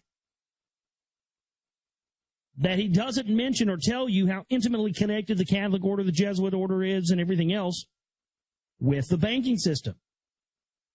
So let me read that for you again. The involvement of profit-motivated bankers in church affairs transformed many spiritual activities of the Catholic Church into a business enterprise. And Mr. Jones, you are part of that business enterprise, and you know it. You know it, I know it, everybody knows it now. Everybody knows it. That's great. You know who his core audience is now? 15, 16, 17-year-old kids. I'm not kidding. I got friends that are teachers and stuff, and they tell me about seeing, 16-year-old high school kids. That's really his demographic now, which is super duper. You're young and stupid and really easily influenced at that age anyway, So he can have them. He can have them. I don't want fucking 15, 16-year-olds listening to my show anyway. I get messages from people all the time, oh, I want to play your show in my house, and I want to play it in my house when I got grandkids around, but I can't because you cuss all the time. Well, that's a moral faux pas on your part, not mine. You know what I mean? Just because your morals don't allow you to play something like around, certain people, that's not my bad. It shouldn't make me have to shift what I do, because you feel you have a moral objection to this, I don't claim to be a family show. I never have. Family show, folks, family show. It's a family show here, folks. Now we don't allow you to cuss on this show. It's family show, family show. Every time somebody cusses on John's show, it's family show, family show. God damn it, it's a family show. Give me an enchilada, fuck.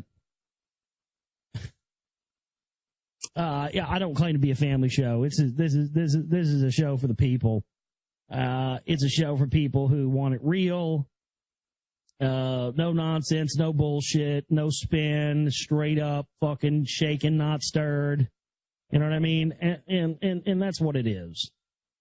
And if that limits my reach, these recordings will be around for a lot longer than I am, and maybe once they're of age, you can turn them on to my work. But, I'm just not going to censor myself or anything else. But, it's unbelievable to me, this campaign to not show the Catholic order and the Jesuits and all this stuff as being hand in glove in the power structure with the bankers. I mean, this is a very cold and calculated and well laid out operation that Jones and the rest of the phony truth movement, patriot movement are engaging in. It's unbelievable. This is a full-blown op. For example, Catholics believe in the importance of paying indulgences. An indulgence is a money paid to compensate for sin. When paid in conjunction with a properly done confessional, monetary penance can often be effective in relieving. Monetary penance can often be effective in relieving guilt, especially if the money is used to assist the injured party. Most indulgences, however, went into church coffers. Medici collectors were more often concerned with how much money a person could pay than whether or not the penance achieved any spiritual benefit from paying it. This is really where you have the rise of the mob. Actually, what the mob has always sort of done. Understandably, many Catholics grumbled, and their discontent helped pave the way for Martin Luther. History books tell us that Martin Luther was a German Catholic priest and an educator. He had begun his career as a monk in the Augustinian order and worked his way up to holding the chair of a biblical study at the University of Wittenberg in the German state of Saxony.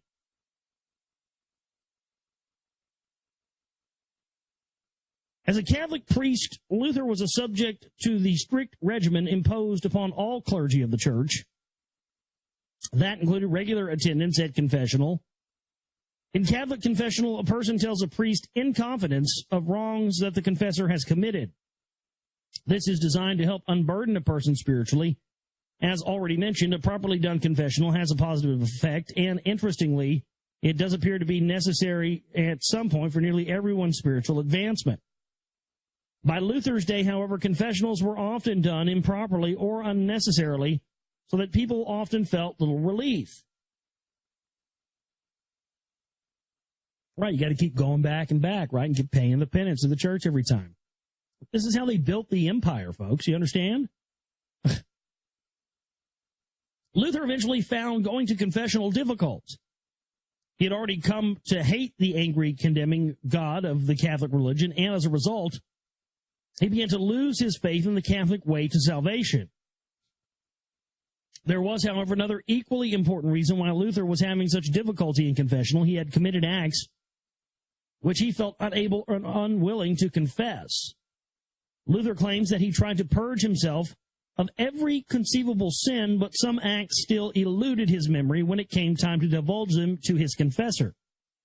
In part because of this, Luther did not feel himself advancing spiritually, and he despaired over ever achieving salvation.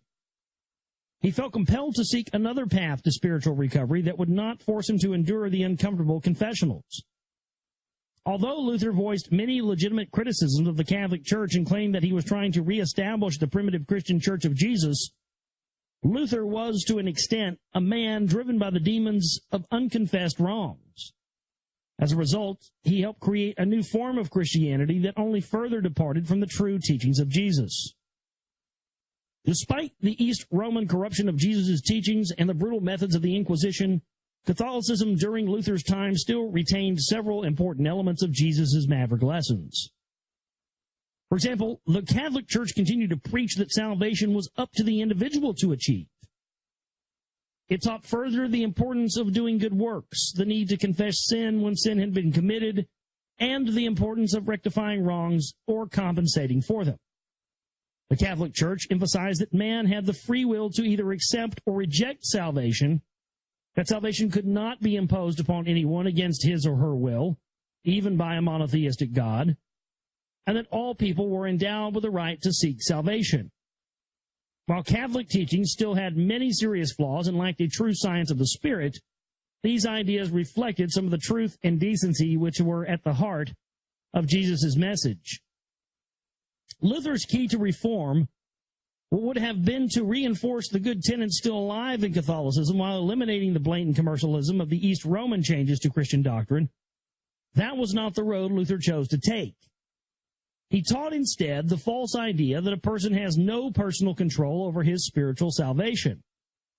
Luther convinced people that salvation is dependent entirely upon the grace of a monotheistic God. There was only one action an individual could do to obtain God's grace, said Luther, and that was to believe in Jesus as Savior and to accept Christ's agony and crucifixion as penance for one's own sins. Luther's curious notion that Jesus' crucifixion can be penance for other people's sin is partially based on the concept of karma. Karma is the idea that all acts in this universe eventually come back at a person in the future. People frequently invoke the idea of karma when they ask, what did I do to deserve this? In modern science, karma has been expressed as for every action, there is an equal and opposite reaction. In monotheism, karma usually comes in the form of God's inevitable punishments for sin and rewards for good. On a personal level, the principle of karma seems to hold true in the sense that the world one creates, good or bad, through action or inaction, is ultimately the world that comes back to one. Poor ethics seem to be to boomerang in the form of spiritual degradation. A major benefit of a properly done confessional is that it actually seems to break the negative boomerang effect, and it will thereby help start a person back on the road to spiritual recovery. Because Luther's confessionals were unsatisfactory, he felt compelled to invent another way to escape the karma cycle enforced by the rewards and punishment of his monotheistic God. Luther therefore developed the idea that God would allow Jesus' pain and suffering on the cross to become the boomerang for everybody. In other words, by believing in Jesus, you will not spiritually suffer for the bad things you have done in the past because Jesus has already suffered for you. I'm sorry I laugh at that. It's just fucking ridiculous, man. This is a wonderfully magical notion, but it's hardly a philosophy of responsibility, nor is it fair to Jesus that he should expect to take the brunt of everyone else's wrongs. More importantly, Luther's solution simply does not work.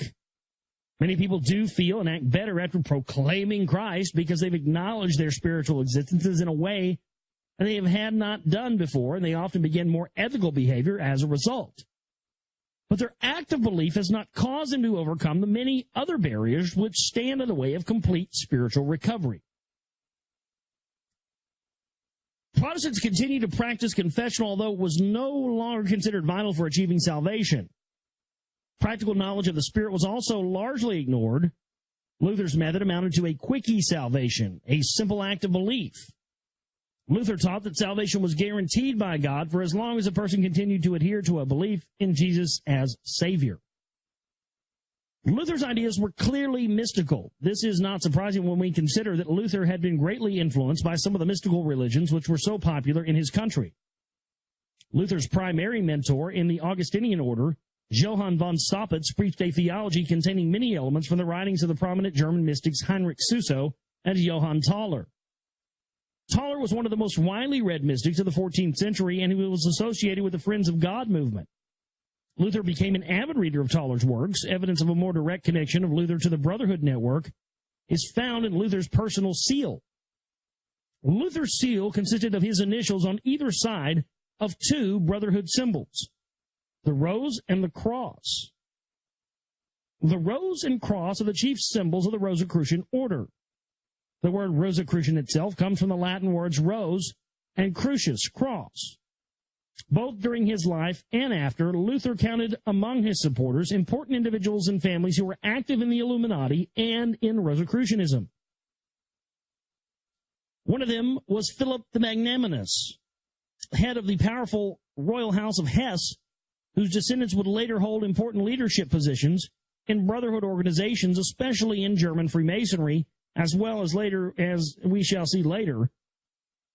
As one of the prime leaders of the Reformation, Philip the Magnanimous found the Protestant University of Marburg and organized a political alliance against the Catholic German Emperor Charles V. After Luther's death, his religion was supported by Sir Francis Bacon. Go figure that, Sir Francis Bacon.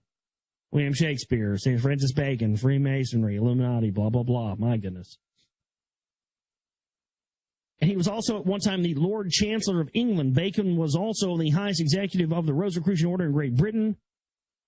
One of Bacon's greatest contributions to the Reformation arose from his efforts as the coordinator of a project to create an authorized English Protestant Bible under his King James I Bible, known as the King James Version.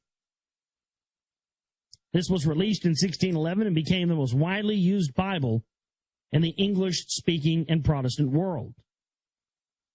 Luther and his supporters created the single largest schism in Christian history.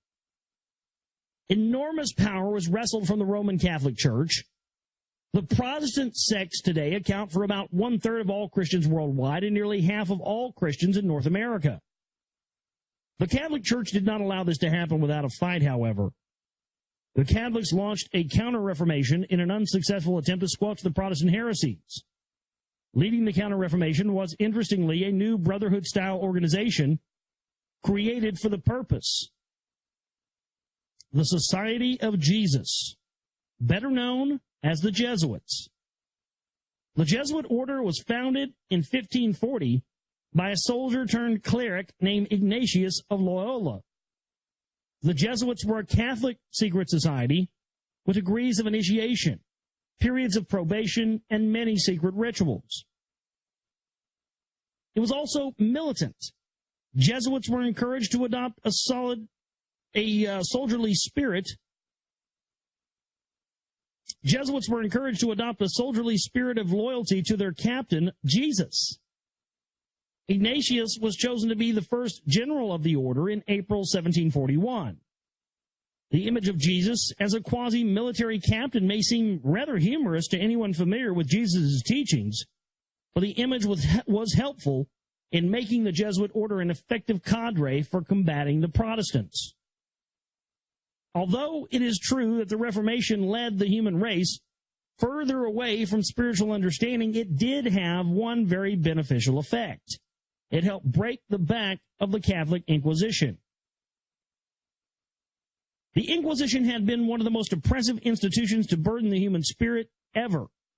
Inquisitors meddled in nearly every human endeavor, from religion to the sciences to the arts. The Inquisition enforced some of the most hopelessly antiquated scientific thought by threatening people with torture and death. It hindered the development of many of the fine arts, notably theater. It probably did not greatly matter what the Protestants taught. They would have still been able to bring enormous relief to Europe as long as they were able to reduce the power of the Catholic Inquisition. There was an eventual price to be paid for this benefit, however, and that was the price of an ever-deepening materialism. Philosophies of humanism, rationalism, and similar ideologies with a materialistic bent took on renewed vigor in the Reformation climate. Most importantly, many of the positive effects of the Reformation were offset by the fact that Protestantism was yet one more human faction placed in unresolvable conflict with other factions over erroneous religious issues. Luther himself contributed to this by hinting that the Pope represented the forces of the Antichrist. The result had been more war, this time between Catholics and Protestants, notably today in Ireland. Despite the Brotherhood Network's continued pattern of generating conflict the centuries discussed in this chapter, it is important to note that a maverick influence had manifested itself in the Rosicrucian organization by the early 1600s. The Rosicrucian goal of individual spirit recovery and some of its teachings were remarkably similar to early maverick goals. Modern Rosicrucian literature from the United States continues to reflect some of this positive influence by attempting to propagate a more scientific view of spiritual phenomenon and by teaching that humans can intelligently control their lives. Unfortunately, modern Rosicrucianism still contains many custodial elements which will prevent adherents from achieving full spiritual rehabilitation. Although Rosicrucians contributed to the success of the Reformation, they did not achieve much fame until the year 1614, when, as noted earlier, a lodge of German Rosicrucians began a phase of outward activity by mass-producing a leaflet announcing the presence of Rosicrucians in Hesse' large principality, Hesse Castle. The pamphlet created a stir by urging people to abandon their false teachers, such as the Pope, Galen, and Aristotle. The pamphlet also told the story of a fictitious character, Christian Rosenkreutz, to symbolize the founding of the Rosicrucian order. The pamphlet is still best known by its shortened name, the Fama Fraternis. The full title of the leaflet, translated in English, is Universal and General Reformation of the Whole Wide World Together, with a noted fraternity of the Rosy Cross inscribed to all the learned and rulers of Europe. Despite the quaint, high-sounding tone, the leaflet's title revealed a deadly serious intent to create a broad, universal changes in human society. By the time of the Fama Fraternis, the Brotherhood Network had already launched its program to bring about this transformation. For the next several hundred years, the Brotherhood Network supplied the world with leaders who inspired and led violent revolutionary movements in all parts of the world in an effort to bring about a massive transmutation of human society. They succeeded, and we live today in the world they created. Well, that's don't get much truer than that. That's the end of chapter 19. We'll begin tomorrow reading chapter 20, A New Aristocracy. That's a great place to leave off. Yeah, I couldn't agree with them more. We are living now in the result of the great work. I mean, we're living in the middle of it. Revolution is as old as history itself. People have been rebelling against gods, kings, and parents for millennia. So we hardly look at it as anything out of the ordinary. Luther's revolt was not a true revolution in the sense of blood being spilled. Luther and the Pope led no armies against one another. The Reformation did, however, lay the groundwork and provide the inspiration for numerous wars and violent political revolutions that were to sweep the globe for centuries to follow. One of the earliest political struggles to grow out of the Reformation was the 80 Years' War, which got fully underway by 1569. The 80 Years' War pitted Spain against that region of Europe we now know today as the Netherlands, which was then under Spanish rule, a new Protestant sect known as Calvinism, the origins of which will be discussed in chapter 22, had emerged by that time, and radical Calvinists from France had migrated to the Netherlands and created an activist Protestant community in Holland.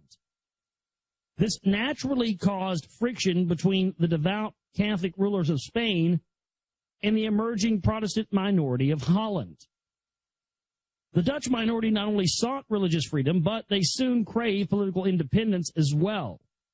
The result was nearly a century of warfare. Many of the early Dutch struggles against Spain were led by William I the Silent, a German ruler who reigned over the German Principality of Nassau, not Nassau, the Bahamas, by the way, which bordered on Hesse in Germany over the French region of Orange. Hence, William's dynasty was simply known as the House of Nassau-Orange, or more simply, the House of Orange. Yeah, the House of Orange was bloodline to the tits, man. I mean, it's full-blown Merovingian right there. William led the fight in Holland partly because he had inherited large tracts of land there. The eventual success of the Dutch rebellions brought about the birth of a fully independent Netherlands. With independence came the establishment of a political and economic system that was to provide a model for revolutions in other countries. The Netherlands adopted a parliamentary form of government accompanied by a reduction of the monarch's power. Although the House of Orange became the Dutch royal family and remains so to this very day, the monarch's role in the new government was reduced to that of stadtholder, or chief magistrate. The stadtholder could not hold office unless approved by the National Assembly, although there is often a mere formality. One intended effect of the parliamentary system was to prevent any single individual from achieving too much power. We might puzzle over why the German royal family of Nassau-Orange helped establish a political system in which their own power was reduced. It can be argued that they did so to encourage popular support for the revolt against Spain. After all, the House of Orange did gain a permanent position in the government. This does not fully solve the riddle because, as we shall see, other German royal families led coups and revolutions in which nearly identical political systems were erected. and few of those dynasties were acting entirely from noble impulses. A clue to resolving the puzzle is found in the fact that those German dynasties were deeply involved in brotherhood organizations. As we shall see in upcoming chapters, the evidence indicates that the families were promoting a brotherhood agenda from which the royals handsomely profited in other ways. That's because they were of the bloodlines of the custodial creators.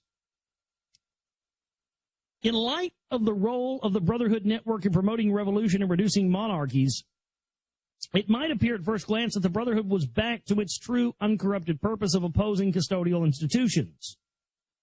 After all, the institution of monarchy is traceable back to the custodial gods of ancient Sumeria. According to Mesopotamian tablets, the custodial society was ruled in a unique fashion. At the top was a council, or system of councils. Beneath the top councils were planetary subdivisions such as Earth. Each subdivision was ruled by individual custodians on a hereditary basis, but subject to the laws of the council. Now that is key. That is key because, ladies and gentlemen, that right there, that piece of info right there is the proof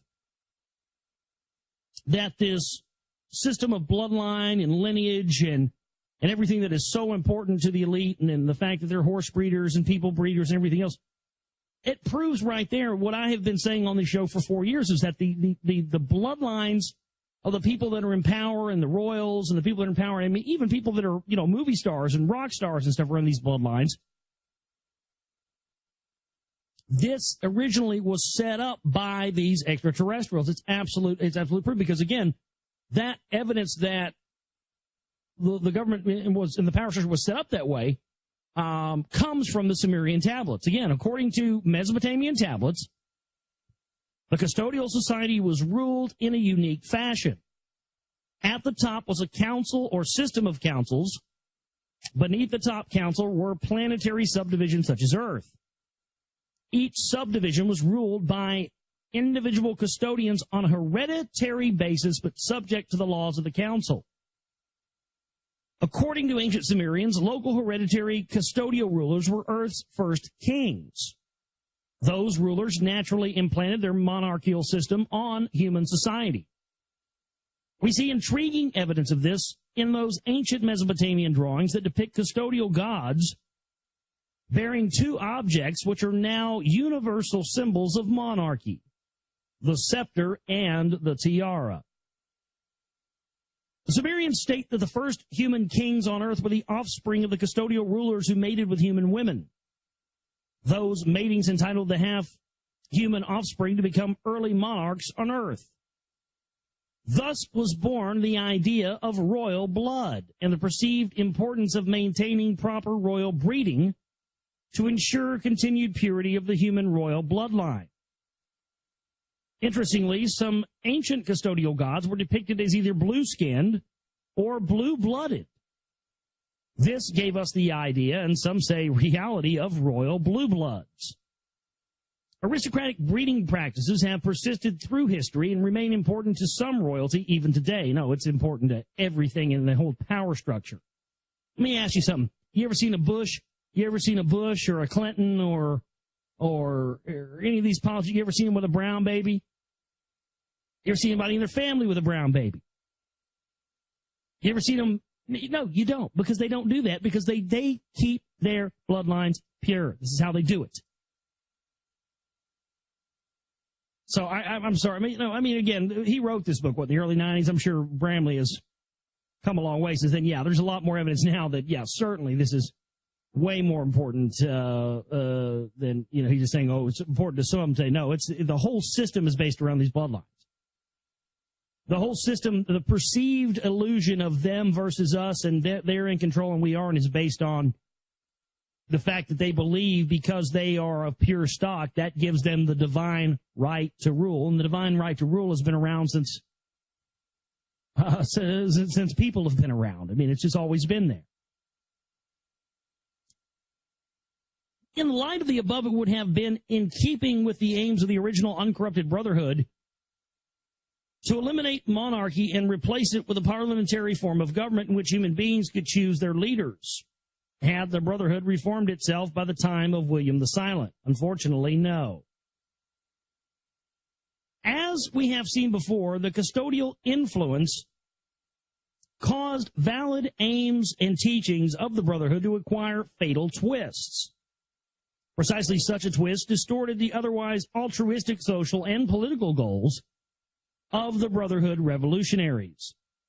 The newly weakened monarchies and parliamentary governments allowed for greater power to be assumed by a new institution being installed by the revolutionaries. A new banking system and monetary system. This new monetary system was a major element of the revolutions of the 16th, 17th, and 18th centuries. Yet this fact is only minimally discussed in the majority of history books. Well, yeah, who do you think prints those damn history books? Those who ran and still run the new monetary system have been aptly labeled by one author, Howard Katz, as the paper aristocracy. Revolutions which began to sweep the world after the Reformation heralded the diminishment of the powerful political aristocracies in favor of the less visible, but in many ways equally potent monetary aristocracies.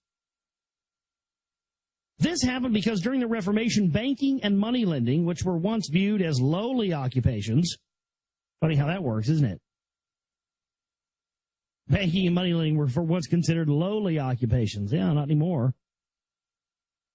By the way, did you guys hear, I'm sorry to interrupt before we're reading this. Did you guys hear what Matt Taibbi from Rolling Stone said about Wall Street? He said, you put Lloyd Blankfein in a pound me in the ass prison for a 6-month term, and all this bullshit would stop. It would be all stop all over Wall Street. That's all it would take, just once. Maybe, maybe not. I mean, these guys would probably enjoy being, 6 months in there getting slammed by Bubba. You know these guys. You know what they're into. This happened because during the Reformation, banking and money lending were once viewed as lowly occupations and were being forged into a renewed power due to a clever new science of money. This new money was a type of paper currency that could have its value deliberately and systematically diminished through a process known as inflation. And it's a type of money still in use today. This new money and the institutions which arose from it have had an enormous impact on our modern civilization. We cannot fully appreciate the effects of Protestantism and the revolutions which arose out of it without comprehending just how the new money system works. So that's the end of chapter 20 there. And the next chapter is chapter 21, Funny Money. Let me see how long this is. Yeah, this is a pretty long chapter. Well, let's see. 1, 2, 3. Yeah, that's more than I want to get into tonight, honestly. I guess I could read part of it and pick up the rest of it tomorrow. It just depends on what you guys are into. Oh hell, fuck it, we got time. Let's go into a little bit more of this. All right, chapter 21, Funny Money. Let me get a drink here real quick. All right. I think before we get started here, I want to say, I talked about this the other night. I mean, isn't it mind blowing? If you haven't heard our entire reading, I know a lot of it is on YouTube. I think the first 12 chapters are up there. But isn't it funny that, because, for years and years, you always heard in the Patriot movement, Truth movement and stuff, you always heard people like Alex Jones say, don't talk about the extraterrestrials or the Anunnaki, don't talk about, the Sumerian stuff. And it's funny that all of that stuff ties directly into the priest class and ties directly into the people and the controllers and the Council for National Policy and the Jesuit Order and how they control the John Birch Society, and Alex Jones coming from a John Birch Society family there and his multiple connections with the Jesuits all the way across the board. And yet, always say, oh, yeah, just look into the bankers, look into the bankers. Well, the bankers and the whole banking system was created by these custodial extraterrestrial bastards. And it blows my mind now to figure out that this is the This is the explanation as to why for years this guy's been telling you not to look into this stuff. I mean, it's completely revelatory to me. You know, it's such a big revelation. I mean, I've known this, but really reading this book, I've understood more than anything else why there has been such a moratorium put on this information. Because when people uncover this and they uncover the source of everything, it's going to be over for the hucksters and, you know, these snake oil salesmen in the Truth and Patriot movement. I mean, it's just over for them. Few topics occupy as many minds or stimulate as many emotions as money. Well, what's the answer to 99 out of 100 questions, folks? Money. This is largely because money is an overwhelming problem to a majority of people. One thing which causes modern money to be a problem is inflation. Whether inflation is climbing at 3% annually or 300% inflation, of course, is the situation in which the cost of goods and services steadily rise due to the ever-decreasing value of money. This happens when the money supply becomes larger in proportion to the supply of valuable goods and services. Money itself is not valuable, only the goods and services that can be bought with it are.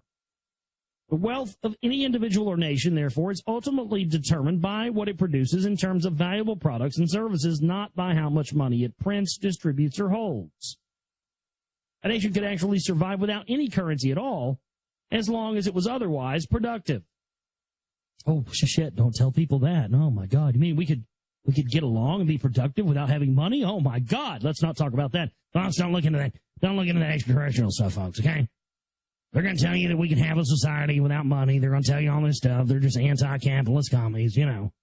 That's the only people looking at that stuff, anti-capitalist commies. That's all it is. By the way, Ted's going to come on and tell you about this Jew gold he's got for you today. It's good stuff. Money changers will be proud. Money is therefore an extension of the barter system. Well, it's supposed to be. Barter is the act of trading something one possesses or does for something of someone else's. Production and barter are the basis of all economy. Coins and paper money were originally created to assist in barter. They allowed people to barter without having to carry around actual goods or immediately deliver a service. This permitted individuals to trade more easily and to save the profits of their labors for the future. Paper money initially began as promissory notes. A promissory note was written as a promise to pay a debt, and a person would write a note on a piece of paper promising the bearer of the note a certain quantity of goods or services that the note writer could provide on demand. To illustrate, let us look at the following fictitious example. Let us pretend that a chicken farmer was in the village market and wanted to trade for a basket of apples. He did not have his chickens with him, so he might write a note to the apple seller entitling the bearer of the note to come to the farm at any time to pick up 2 healthy chickens. The chicken farmer would be able to walk away with his basket of apples, and it would be up to the apple grower to visit the farm one day and redeem the note by getting his 2 chickens. As long as people have faith in the chicken farmer's ability to honor his notes, he will be able to use them for barter. Let us now pretend that as the day draws to a close, the apple grower decides to have a look around the market. He comes across the cloth merchant. The apple grower's wife has been henpecking him for days to buy some of the new silk that just arrived on a caravan from the Far East. The apple grower's home life has been made miserable by her unceasing demands and her denial of wifely comforts. Yeah, she won't fuck him. Which is where every problem starts, right there. I mean, how far are we going back here? You know, cloth merchants and fucking all this shit. I mean, this has been going on forever. She won't fuck him unless she buys him something nice. He buys something nice instead of taking care of business, and everything goes to shit. I mean, you think we'd learn at some point.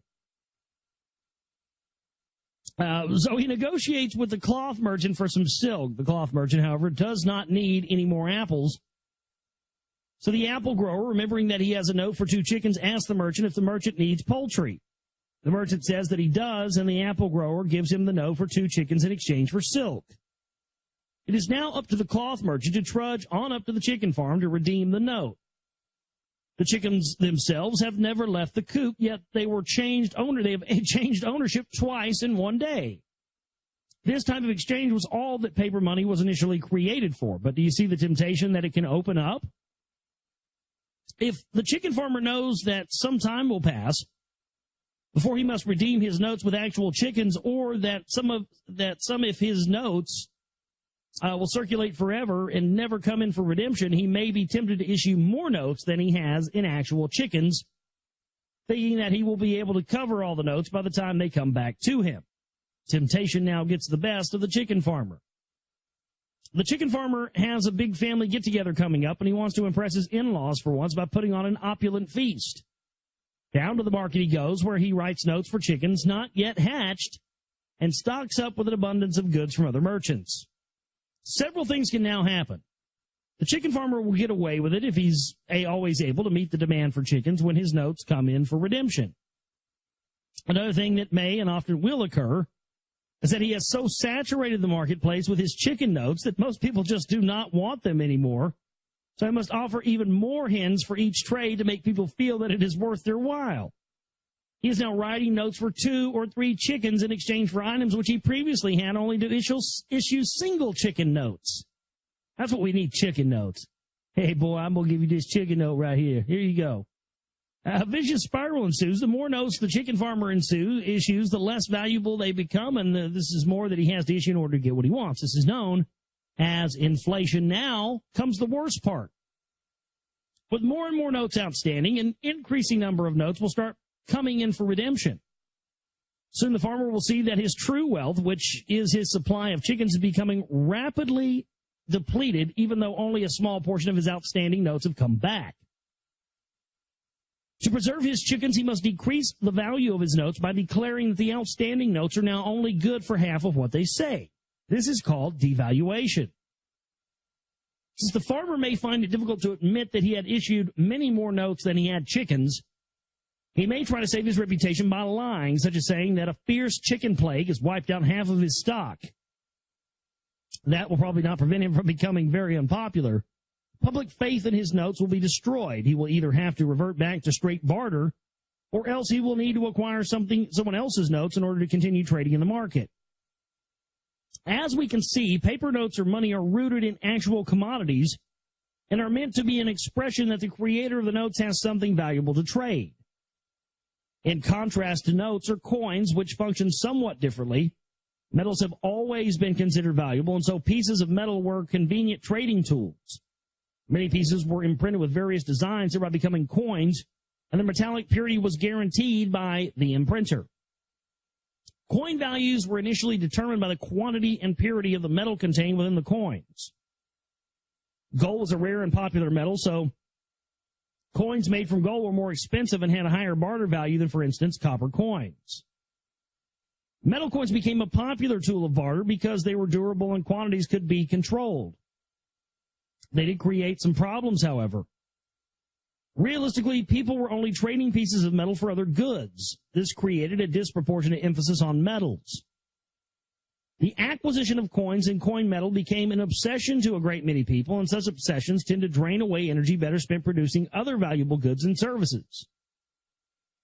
This system also gave a disproportionate amount of power to those who possessed large quantity of coined metals, even though some other commodities, such as food, and ultimately more valuable.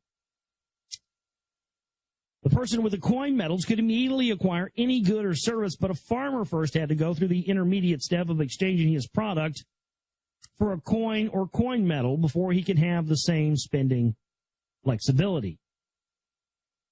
So, this is a very interesting chapter, and he's kind of, sort of dumbing down the whole monetary system thing for you there. I sort of like that. It sort of puts it in common sense terms for people to understand, how this occurred and just how far back this goes and how far this is going on, and how the illusion that we participate in is what ultimately what keeps us enslaved. So if we can ever finally see through this illusion, then it can no longer have power on us if we don't believe that it's real. But what keeps that going now, what perpetuates that now is, it's just everything, everything from new gadgets that come out, new toys, wanting to keep up with the Joneses, it's just programming, Madison Avenue, Edward Bernays stuff. Where we left off last night, was this analogy about the chicken farmer and the analogy about, basically how the monetary system works. And so I'll back up a little bit just to give you a little context of what we were talking about here.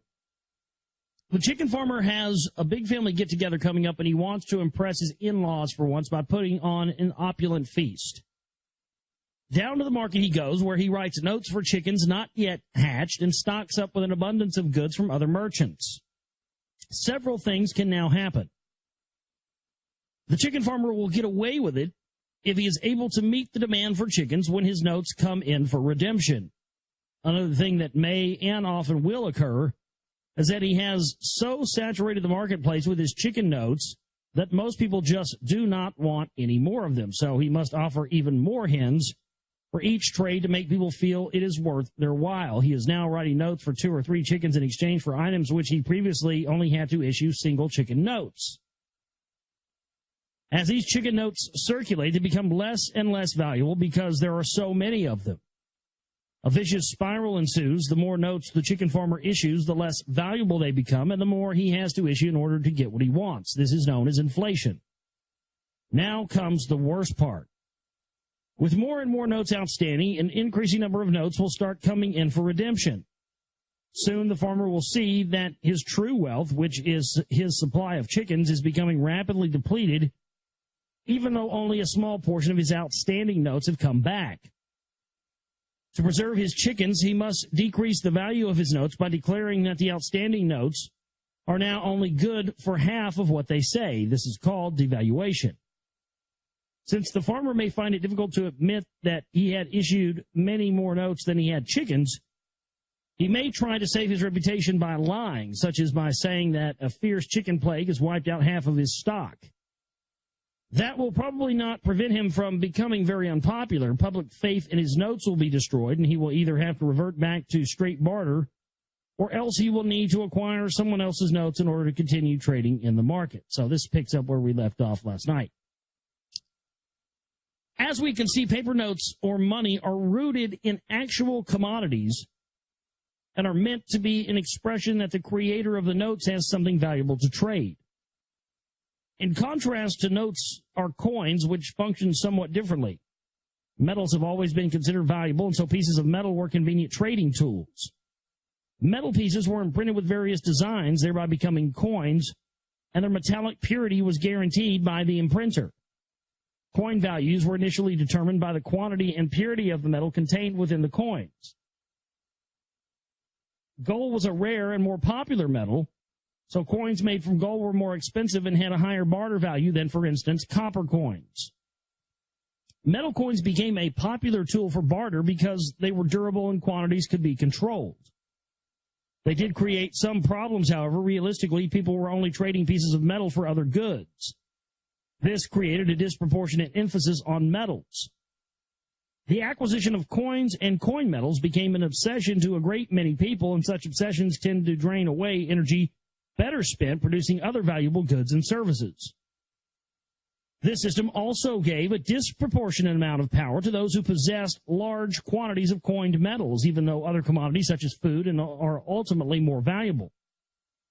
The person with the coined metals could immediately acquire any good or service, but a farmer first had to go through the intermediate step of exchanging his product for a coin or metal before he could have the same spending flexibility.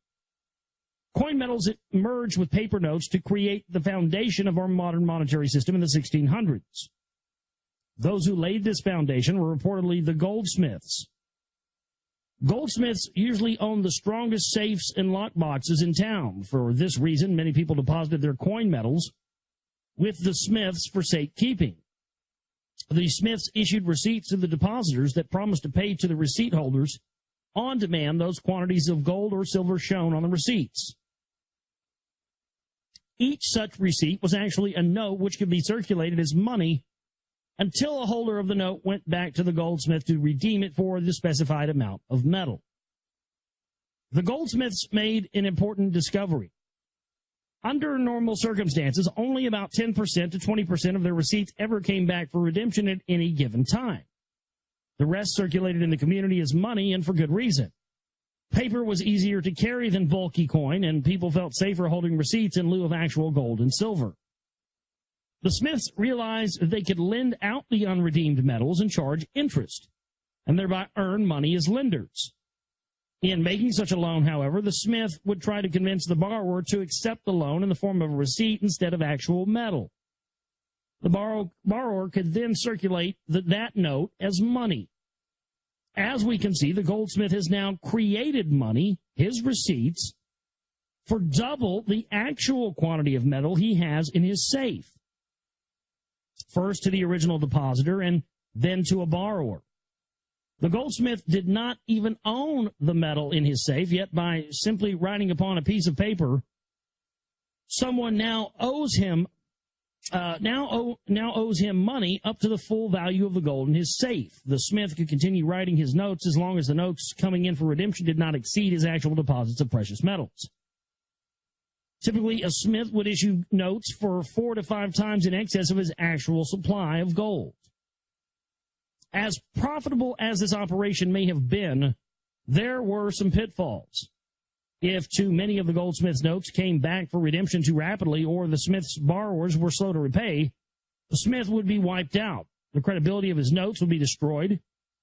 If the smith ran his operation cautiously, however, he could become quite wealthy without ever producing anything of value. Right, and this is where we enter the Jew bankers, I suppose. Right? They had to become stingy with their gold so they could gain power. And that's how the stereotype came in, right? Well, I'm guessing.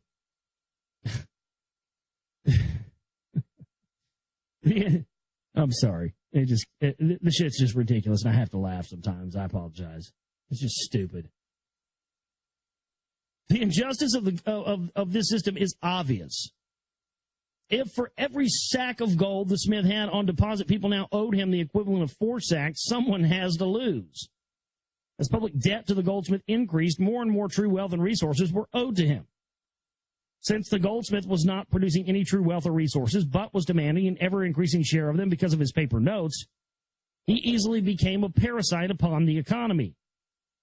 Which is exactly why the Vatican found out about the that same racket that the Templars were running and said, you know what? Here's what we're going to do. We're going to claim that what they're doing is against Jesus and against the church. We'll say that they're heretics. We'll kill them all. We'll take their knowledge. We'll take their riches. And we'll continue that power. We'll continue on what they've done. He said, what we'll do is we'll put the Jews in charge of it, since everybody believes that the Jews killed Jesus. We'll put the Jews in charge of our money and in charge of this racket that the Templars created on behalf of the church to take over the whole world. And if anybody gets too close to trying to figure out what it is, well, we'll just blame it on our Jew bankers that we put out there in front, and then, we got plausible deniability. That about brings us up to date. I mean, seriously.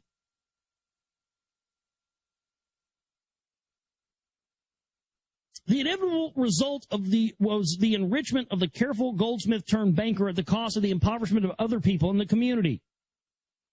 That impoverishment was manifested either in the people's need to give up things of value or in their need to toil longer to create the wealth needed to repay the banker. If the goldsmith was not careful and his monetary bubble burst, the people around him suffered anyway due to the disruption caused by the collapse of his bank and the loss of the value of his notes still in circulation. Such was the birth of modern banking. Many people feel that it is an inherently dishonest system, and it is. It is also socially and economically destabilizing, yet all of the world's major monetary and banking systems today operate on a close variation of the system I just described. By the 17th century, the Medici banking house of Italy had come up with the idea of using gold as the commodity upon which to base all paper currency. I said papal currency. Well, I guess I wasn't wrong now, was I, boy? Hell no! Papal currency. That's what we're calling it from now on. That's going to be our new meme. The meme of the week. Yeah, there it is. I'm not calling it paper currency. It's papal currency. Fuck yeah, dude. Put it on the board. Put that motherfucker on the board. That's going on the board. That's a new one. Papal currency. Hey, man, Got any of that papal currency going around? No, man, I don't believe in that papal currency, man. It's just an illusion anyway, bro. Oh, it's good stuff. Papal currency. That's what we're calling it from now on.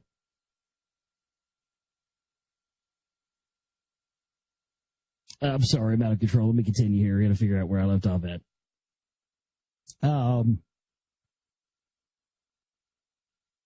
Gold was touted as the perfect basis for paper notes because of the scarcity of the desire and the desirability of gold. This was the beginning of the gold standard, in which all other goods and services are valued in relation to gold and sometimes silver. The gold standard was certainly a terrific idea for those people who own plenty of gold and silver, but it created an artificial reliance on a commodity that is not nearly as useful as many other products. To base an entire monetary system on a single commodity is better than basing it upon no commodities at all, but even under a gold standard, paper notes will far exceed the metals used to back the notes. The best solution is to root a money supply firmly in a nation's entire valuable output, so that the money acts as an accurate reflection of that output. Once the gold standard was created, paper notes were thought to be as good as gold. Now you see why these ass clown fucking priest-classed Jesuit fucking Catholic-owned shills like Ron Paul and others. Oh, we need to go back to the gold standard. Let's go back to that, what the Anunnaki created. Let's go back to that. The gold standard was created by God. Makes me want to puke. Sick fucks. I'm glad I never gave any fucking money to Ron Paul. My God. Fuck that guy right in his dirty shithole. Fuck him and his whole goddamn Masonic fucking Catholic family. Once the gold standard was created, paper notes were thought to be as good as gold because people could redeem the notes for actual gold. This created a false sense of security. As more and more gold notes entered the market, they gradually became worth less and less, resulting in a steady inflation. The gold owners and bankers had to stop issuing a constant stream of notes because that is how they earned their profits.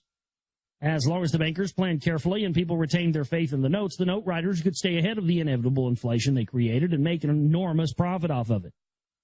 If, on the other hand, they issued an overabundance and too many of their notes came back for redemption, they could, as a last resort, devalue the notes to save their gold. In this fashion, inflatable paper money, even under a gold standard, became a source of wealth and power to those entitled to create the money. Boom. Again, one of the other million reasons why the Truth and Patriot movement, at large have just ignored this book, ignored this work. It also generated indebtedness on an enormous scale because most of the created out of nothing gold notes were released into the community as loans repayable to the bankers.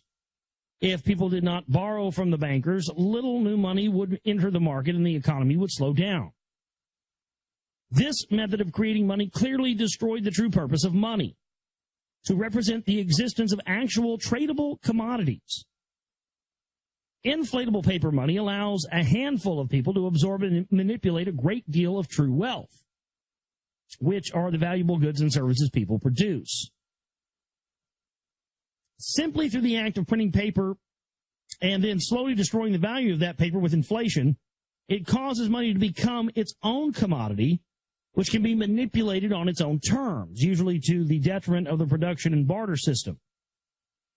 Money was meant to assist that system, not to dominate and control it. The inflatable paper money system described above was the new science of money being installed by Brotherhood revolutionaries. An early version of the system was established in Holland in 1609. That was the year in which the Dutch and Spanish forces signed a truce suspending the hostilities of the 80 Years' War. The truce marked the birth of the independent Dutch Republic and the founding of the Bank of Amsterdam in the same year. The privately owned Bank of Amsterdam operated on the inflatable paper money system described above. It was run by a group of financiers who pooled some of their precious metals to form the asset base of the bank. By prior agreement with the new Dutch government, the bank helped Dutch forces resume the wars against Spain by issuing notes 4 times in excess of the bank's asset base. The Dutch magistrates were then able to draw out 3/4 of the quote-unquote created out of nothing money to finance the conflict. This reveals the primary reason why the inflatable paper money system was created. Listen closely, ladies and gentlemen. It enables nations to fight and prolong their wars. It also makes the human struggle for physical existence in a modern economy more difficult due to the massive debt and parasitic absorption of wealth that the system causes. You start to understand what's going on in the United States now? They are using this deflationary, phony economic system that they're forcing us all into to fund and continue their wars while they simultaneously bring down our country and bring down all countries and bring down people to a more controllable level. Can't you see this? Don't you care? TV and Hot Pockets and video games and getting drunk and banging prostitutes, that's all gone if you don't understand this. Got me?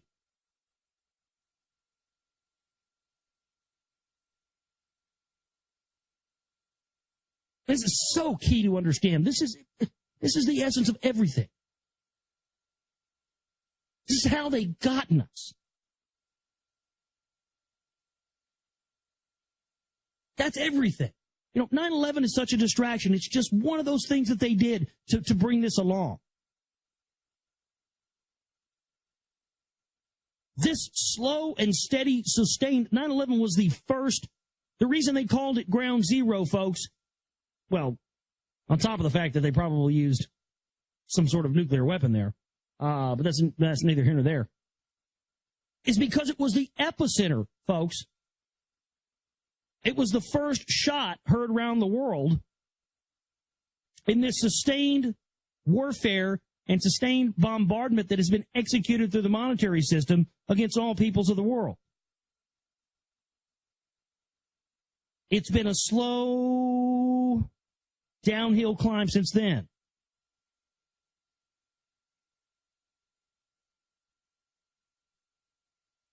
Furthermore, steady inflation reduces the value of people's money so that their accumulated wealth is gradually eroded. The custodial aims expressed in the Garden of Eden and the Tower of Babel stories were greatly furthered by the new paper money system. The initial success of the Bank of Amsterdam encouraged similar banking arrangements in other nations. The most notable offspring was the Bank of England, founded in 1694. The Bank of England established the pattern for our modern-day central banks by refining the inflatable paper money system of Holland. The Bank of England system was subsequently spread from nation to nation, often on the backs of revolutions led by prominent Brotherhood Network members. That's a key piece of info. That's exactly what they're trying to do right now. The Bank of England system was subsequently spread from nation to nation, often on the backs of revolutions led by prominent Brotherhood Network members. They're trying to set up a new monetary system in the United States, and they're going to use these gold hucksters to use it and sell it on the back of this phony revolution. It's going on right now. They're trying to do it right now. The worldwide Reformation announced in the Fama Fraternis was well underway by the end of the 17th century, and the new money was a big part of it, as we shall see more later. So there you go. That's the end of chapter 21. The next chapter is 22. Chapter 22, Marching Saints. One of the most important leaders of the Reformation was John Calvin. Calvin was only 10 years old when Luther broke from the Catholic Church, but as an adult, Calvin became one of Protestantism's most zealous advocates. Calvin published his first religious tract in 1536 in Basel, Switzerland, a city by the Swiss-German border. Calvin spent his adult life writing and teaching his own unique interpretations of Protestant doctrine. The result was the creation of a Protestant denomination named after him, Calvinism. which was headquartered in Geneva. Consequently, as we just read in the last chapter, also where they ended up setting up, all the Swiss banks. No coincidence there. Calvin continued in the mystical vein of Martin Luther, as we recall. Luther said that the spiritual salvation was not something that a human being could achieve through his or her own labors. Wrong. Thanks for playing. Instead, salvation required an act of belief. The same idea was promulgated by Calvin, but with a harder twist. According to Calvin's doctrine, not even an act of faith or belief would ensure a person's spiritual survival. Calvin proclaimed instead that a person's spiritual salvation, or lack of it, was already predetermined before birth by God. Not only had God decided in advance who would achieve spiritual salvation and who would not, but there was absolutely nothing a person could do about God's decision. This unhappy doctrine is known as predestination. Calvin's predestination teachings offered people little comfort because they had stressed that most human beings were spiritually condemned.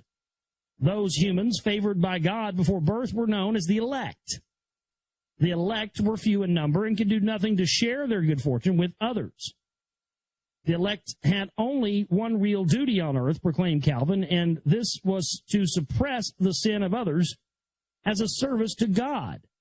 Calvin, of course, was one of the elect. One might ask, why would God condemn nearly every soul before birth and then continue to punish them after birth? It seems rather cruel. According to Calvin, the human race was still being punished for the original sin of Adam and Eve. As we recall, the original sin was early man's attempt to gain knowledge of ethics and spiritual immortality. Calvin did not attempt to justify predestination despite its obvious unfairness. He preached instead that predestination was a mystery to which all people should be humbled. Many things of God were never meant to be understood by human beings, he said. Calvinism was more than a Sunday religion. It was a way of life. It demanded of its adherents a pragmatic and austere lifestyle in which a person's highest duty was to glorify God in his or her daily actions. People were taught that their positions in life, no matter what those positions happen to be, were their callings by God. A life should be lived as though it were a supreme being's will that a person was where he or she was. Calvinism was clearly a philosophy of feudalism for the modern age. On religious grounds, Calvin forbade drunkenness, gambling, dancing, and singing flippant tunes. Those were among the sins that the elect had been put on earth to stamp out. To no one's surprise, Calvinists quickly developed a reputation for being dour and colorless. Fucking sourpusses. Lamos. They also grew violent. Calvin was not a man of tolerance, and he adopted some of the vicious practices of the East Roman emperors. For example, Calvin encouraged the death penalty for heresy against his new doctrines, and he demanded that witches be burned to death at the stake. Calvinism traveled from its stronghold to Switzerland to other countries. In the Netherlands, Calvinists had played a very large role in agitating and bringing about the 80 Years' War, which gave us the Bank of Amsterdam. In Great Britain, Calvinism was the basis of the Puritan religion. Like their Calvinist brethren in Holland, some English Puritans decided to assert their gloomy beliefs and material self-interest through violent revolution. In the year 1642, a group of wealthy and prominent British Puritans led a full-scale civil war against the English King Charles I. In Puritan eyes, Charles had committed crimes against God by marrying a Catholic and by being tolerant of Catholicism. After winning the Civil War and beheading Charles, the victorious Puritan armies placed their own dictator in charge of Britain, Oliver Cromwell. Under Cromwell, the Puritans were able to assert their religious beliefs into the arena of foreign policy. English Puritans believed strongly in the concept of Armageddon. Folks, my family goes all the way back to the Puritans, folks, all the way back to the Mayflower, folks. Yeah, my distant relatives going all the way back to that, folks. Yeah, that's true. I mean, seriously, that Ascalon Jones has said that before. So yeah. That's some great heritage you got there, Bubba. Puritans believe strongly in the concept of Armageddon, the final battle. They believe that the great final battle.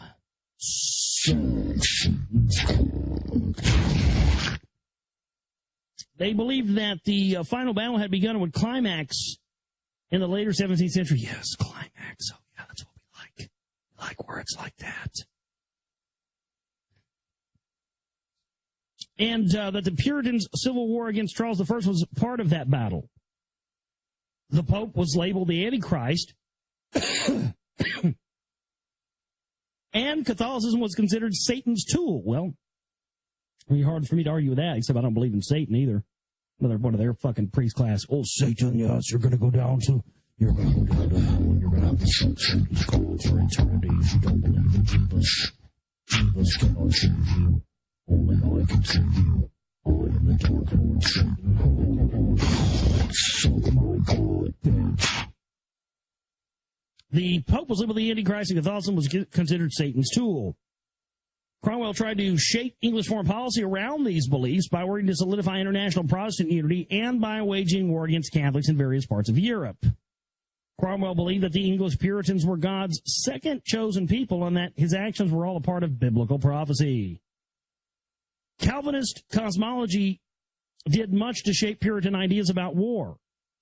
Engaging in war was glorified. The Puritans believed that the tension and struggle were permanent elements of the cosmic scheme because of the internal battle between God and Satan. Professor Michael Walzer, in his intriguing book, Revolution of the Saints, a study of the origins of radical politics, explains their belief this way. As there is permanent opposition and conflict in the cosmos, so is there permanent warfare on earth. This tension was itself an aspect of salvation. A man at ease was a man lost. It is vital to understand this Puritan idea because it exalts war as a necessary step to spiritual salvation. It was also one of the seeds which gave us the Marxist philosophy of dialectical materialism. This Puritan belief is one of the most pernicious ideas ever taught by the custodial religions. It caused Puritans to view peace as an affront to God because peace meant that the struggle against Satan had ceased. How ridiculous is that? The world's peace is the keenest war against God, wrote Thomas Taylor in 1630. The highest calling of a Puritan man was to march off to war for the glory of God. When there were, heaven forbid, no wars in progress, men were encouraged to attend military drills for recreation. Nothing's really changed. Oh, there ain't no war going on. Let's have some war games. Yeah. Well, there ain't no war, but let's have some war games because we do got a war. Let's get ready for it. There'll be a war eventually. I ain't one right now, but hell, there'll be one pretty soon. Let's have some war games. Let's train for it.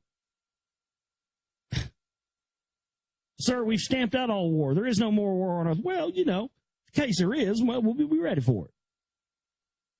And in religious aspects, since every man will have recreations, that be best which is freest from sin, that best which strengthen a man, then abandon your carding, dicing, chambering, wantonness, dalliance, scurrilous, discoursing, and vain reveling out of time to frequent these exercises or these military drills. I get the sneaking suspicion that William Bramley might be just a little bit anti-war.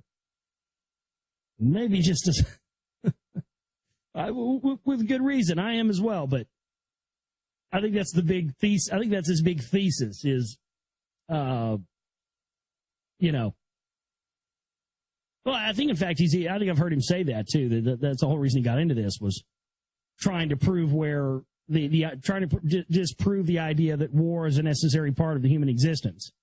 And I would say that this is one of the best, if not the best, pieces of work that just wholeheartedly proves that that's a complete falsehood, a complete lie, something forced upon us.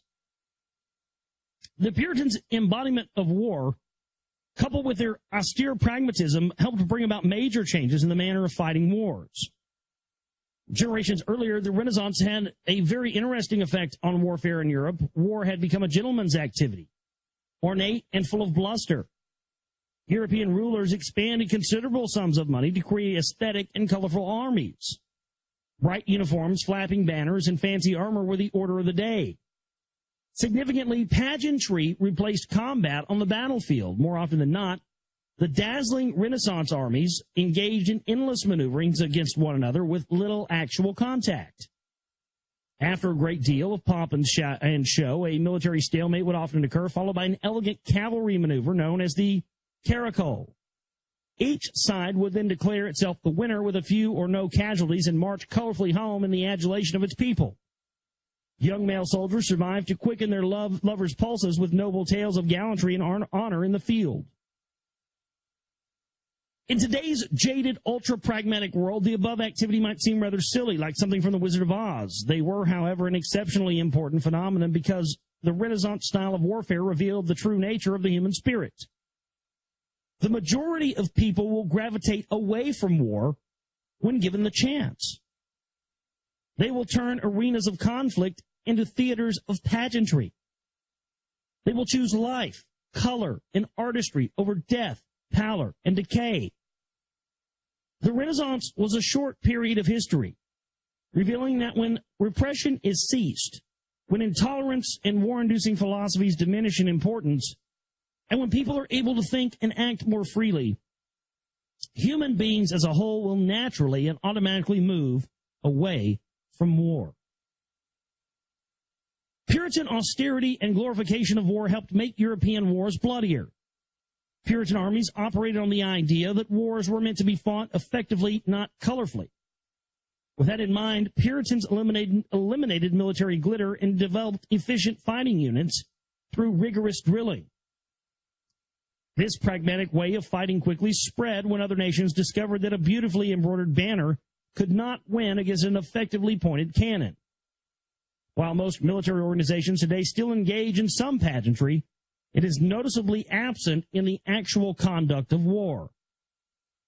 We observe instead austere fighting uniforms, curt efficiency, and military strategists who coldly calculate nuclear megadeath with percentage points and profitability factors.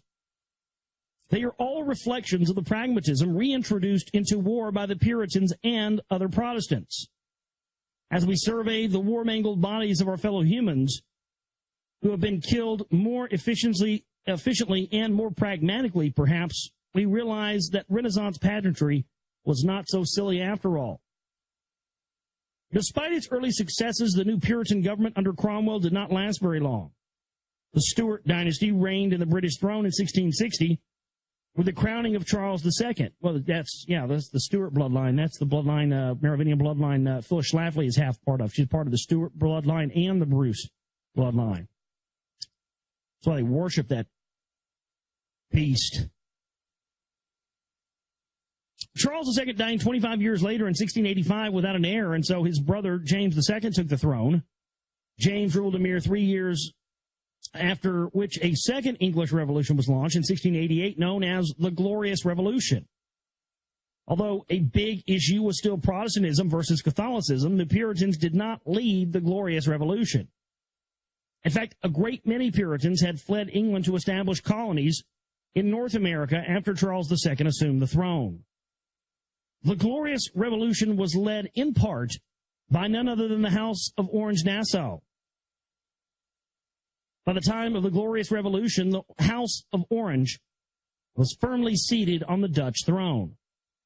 How Orange also came to take the British throne and reign over 3 nations at once is a fascinating story of political intrigue, and it's one we will have to get to next time on the broadcast. That is Chapter 23, William and Mary Have a War. King Charles II of England and his brother's successor, James II, had a sister, Mary, who had married the Dutch Prince of Orange. This marriage created a family tie between the royal houses of Britain and Holland. This tie was further strengthened by the marriage of James II's daughter, Mary II, to the son of the Prince of Orange, William III. Royal marriages in those times were not only matters of breeding, they were also designed to secure political advantages and were often arranged with all of the sophistication and cunning of an espionage coup. Several German royal families were masters at the game, They were notorious for marrying into foreign royal families as a stepping stone to seizing power in those other nations. The House of Orange-Nassau was a member of that treacherous German clique. The Stuart family, after its hard-won struggle to regain the English throne, fell into the trap. Its marriages into the House of Orange helped bring the Stuart monarchy to a permanent end during the Glorious Revolution of 1688. To understand how this happened and why all of this is important to us, let us briefly review the Glorious Revolution. A powerful group of Englishmen and Scots had formed a Protestant political faction in England known as the Whigs. The Whigs were actually headquartered in Holland, which, of course, was under the monarchy of the House of Orange. From their Dutch base, the Whigs launched the Glorious Revolution of 1688 and quickly unseated James II in a bloodless coup. The Whigs then placed James II's son-in-law, William III of Orange, on the British throne. The House of Orange now reigned over both Holland and England, as well as over their original German homeland.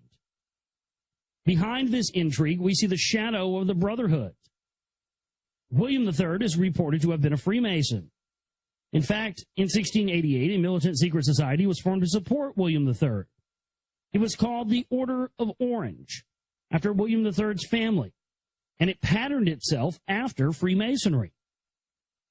The Orange Order was anti-Catholic, and its purpose was to ensure that Protestantism remained the dominant Christian religion of England. The Orange Order had survived the centuries and is today strongest in Ireland, where it has over 100,000 members. It is perhaps best known for its annual public parade to commemorate the successes of William III in England. Upon his assumption of the British throne, William III quickly undertook to erect the same institutions in England as those which had been established by his dynasty in Holland.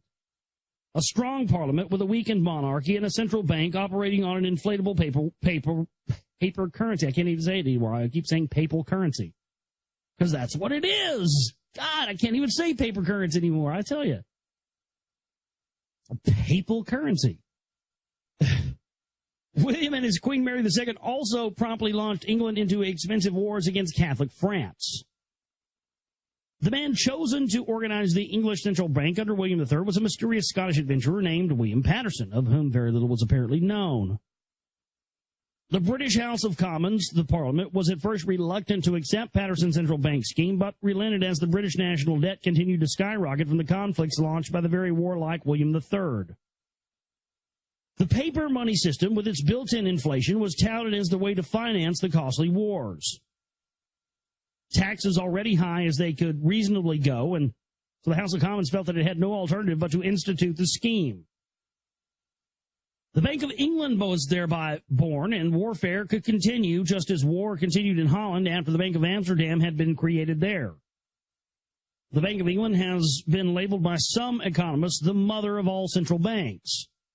It became the model for all central banks which followed it, including the central banks of today. Under the Bank of England scheme, the central bank was to be the nation's primary bank, and it would lend exclusively to the national government. The central bank's entire purpose was to put the government into debt and to be the government's major creditor. That sounds familiar, doesn't it? The central bank's notes would be lent to the government, and those notes would then circulate as national currency. This would cause the nation and its people to rely on those notes as money. The establishment of the Bank of England caused Britain to go deeply into debt to a monetary elite, the paper aristocracy, which could then influence the use of the nation's resources. This is the modus operandi of every central bank today. Like most modern central banks, the Bank of England was a privately owned or privately operated bank with quasi-governmental status. In accordance with Paterson's plan, the financiers who pulled their resources to create the Bank of England received approval from the government to issue gold and silver notes in a quantity many times exceeding the financiers' pooled holdings. The standard practice of bankers during that period was to issue notes 4 to 5 times in excess of their precious metals. The Bank of England, however, issued an incredible multiplication of 16 2/3. The British government agreed to borrow those notes and honor them as legal money for use in its purchases. The government accepted this plan because the government was not required to repay the initial loan, only the interest on the loan. Would not the Bank of England lose money on such a deal? Not at all. The face value of the loan notes were many times in excess of the value of the actual assets on which the notes were based. The interest on the loan in just 1 year surpassed the total value of the precious metals of the Bank of England. Specifically, the financiers had put together a total base of 72,000 pounds of actual gold and silver. By issuing notes valued at 16 2/3 times the base, the bank was able to make a loan to England of 1,200,000 pounds in paper money. The yearly interest rate was 8 1/3%, which equaled 100,000 pounds. This amount amounted to a profit of 28,000 pounds, or 39% rather, in just 1 year. Unbelievable. That's the model. That's what's continuing on today. We just go along with it like suckers, don't we? 22 years after the Bank of England was established, an identical bank was set up in France in 1716. The founder of the French version was John Law, who became the finance minister of France. Law has been dubbed the father of inflation for his efforts. The title is not accurate, of course, because the practice of inflation had begun earlier. However, the spectacular inflation which occurred in France after Law's central bank was nationalized gave Law the dubious honor of the title. As the son of a goldsmith turned banker, John Law was an interesting character in many ways. He was deeply devoted to the schools of brotherhood mysticism, and these were behind many of the important social changes occurring in his time. Biographer Hans Wantag, writing in his book Magnificent Moneymakers, describes Law as one of the last of the alchemist mystics, of the astrologers. Right. The last of the alchemist mystics, the guy that they called the father of inflation. Now do you understand what I've been telling you about what they're doing with these inflated gold and silver prices? It's fucking alchemy, you guys. If you've never listened to me about anything before, I'm begging you to listen to me on this. They did it once in the 80s with the Hunts. They're going to do it again now with gold and silver. Again, the guy who was deemed the father of inflation was described in the book Magnificent Moneymakers as, quote, one of the last great alchemist mystics of the astrologers who were dying out in the time of Voltaire. But in his pursuit of the stone of wisdom, he invented inflation. The guy who invented inflation was an alchemist. And these modern-day progeny of John Law are doing the same thing. They are getting you to take their worthless Federal Reserve notes, their worthless paper currency, exchange it for gold and silver, then they can come and take it all away. And they got all of us to engage in this alchemy form. It's genius. And this is why I've spent so much time researching the secret societies. I've finally figured it out. It's modern-day alchemy. They're changing paper to gold right before our very eyes, and they're getting us to do it, because if they tried to do it, it would be illegal.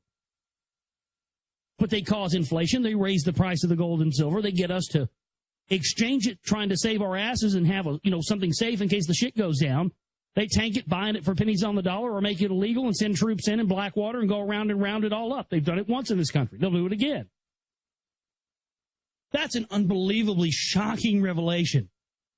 I just love it when we come across little nuggets like that just confirm what I've been saying, confirm what my research has shown. And that, to me, that is the biggest affirmation of that. My goodness, there it is right there. The father of inflation. I can't say this enough. The father of inflation was, quote, one of the last great alchemist mystics of the astrologers who were dying out in the time of Voltaire.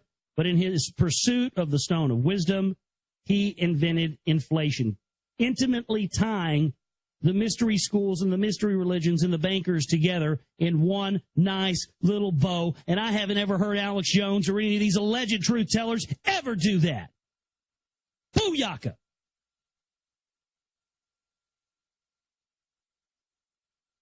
Another interesting fact is that Law was a Scotsman with an obscure background. Just like the earlier counterpart in England, William Patterson, the Scottish link between Law and Patterson may be significant when we later review the evidence that Scotland was an important center of the secret but far-reaching brotherhood activity in Europe. Well, yeah, and also the fact that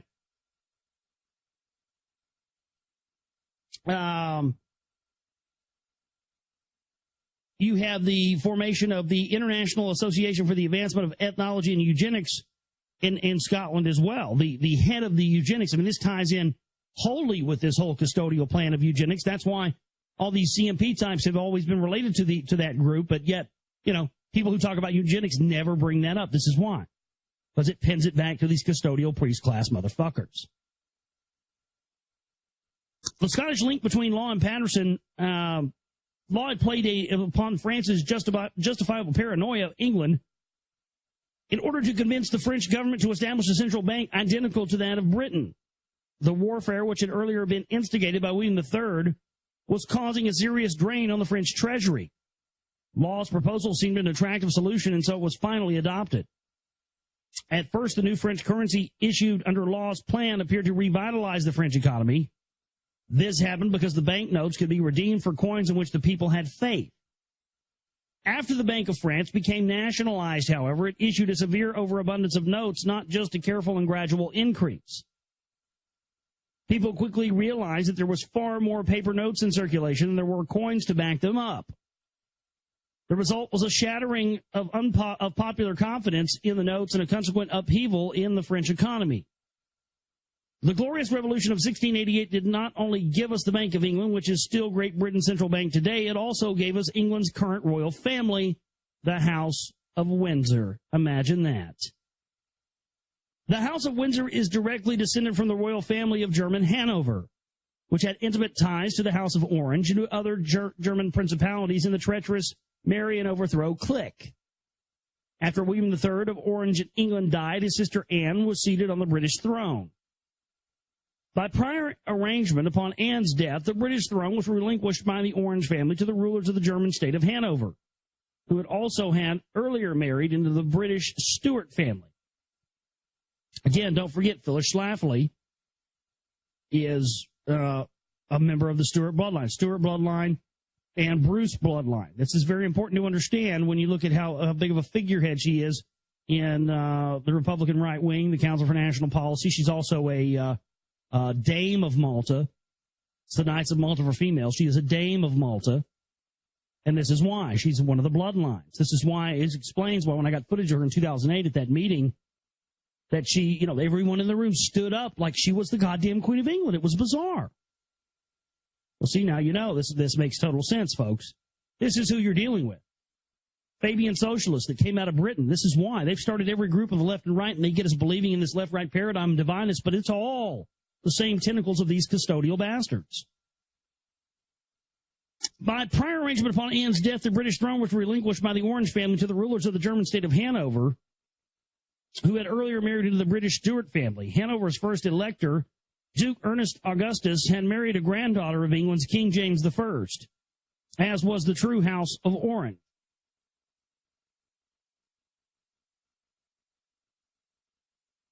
The rules were changed to suit the victors. The first Hanoverian king to take the British throne was George Louis, who became George I of England. George I could not speak English, and he viewed England as a temporary possession. He continued to devote most of his attention and care to his German homeland. As generations of Hanoverians ascended to the British throne, they became permanently entrenched in British society. The Hanoverians provided England with all of its monarchs through 1901, and Hanoverian descendants from Queen Victoria's side have furnished the rest all the way up until today.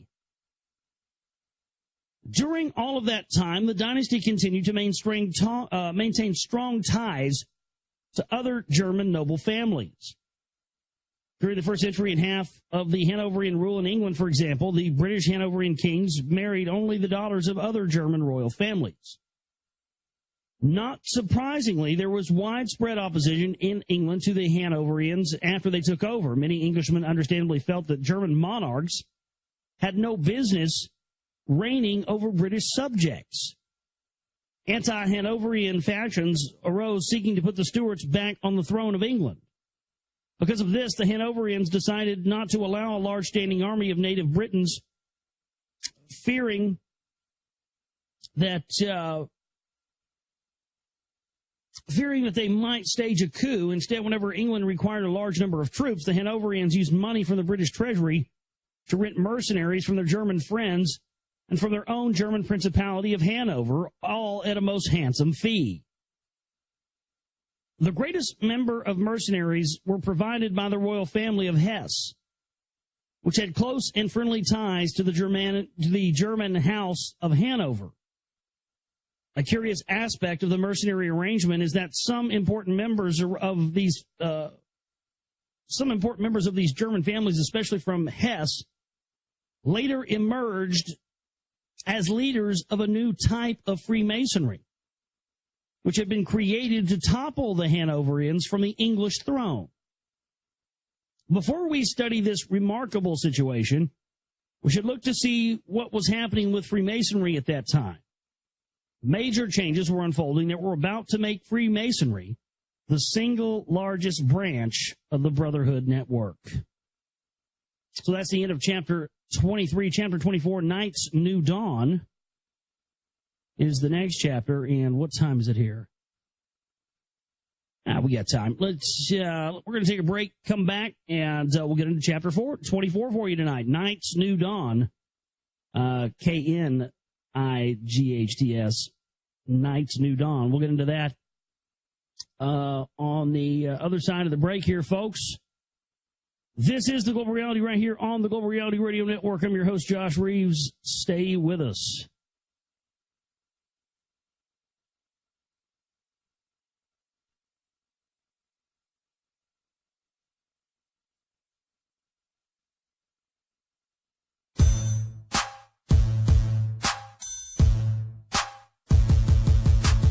Women are stupid and I don't respect them. That's right, I just have sex with them. Show me your genitals. Your genitals. What? Show me your genitals. Genitalia. Show me your genitals. Your genitals. What? Show me your genitals. Genitalia. You're talking to me about stuff. Why? I'd rather see your titties. Now you're talking about other stuff. Why? I'd much rather see your titties. Can't have sex with your personality, and I can't put my penis in your college degree, and I can't shove my fist in your childhood dreams. So why you sharing all this information with me? It's not sexist cause I'm saying it in a song. That's right, bitch. Now take off your thong and show me your genitals. Your genitals. What? Show me your genitals. Your genitalia. Show me your genitals. Your genitals. What? Show me your genitals. Your genitalia. Knock, knock, who's there? It's me, wondering why you're not naked. Knock, knock, who's there? Me again, still wondering why you're not naked. I wanna see your bum, I don't care what you say. No, I don't have feelings, cause feelings are gay. Something, something in the month of May. Bitches love my penis cause it's really big. Girls' brains are much stupider than men's are, so they should always listen to us cause we're smart. Women are only good for three things: cooking, cleaning, and vaginas. Show me your genitals. Your genitals. What? Show me your genitals. Your genitalia. Show me your genitals. Your genitals. What? Show me your genitals. Your genitalia. I can give good sex to you, cause I'm really good at sex. I can give good sex to you, cause I'm really good at sex. Aw, yeah, that's right. Shake your bums. I'm out of here. I gotta go have sex with a lot of girls.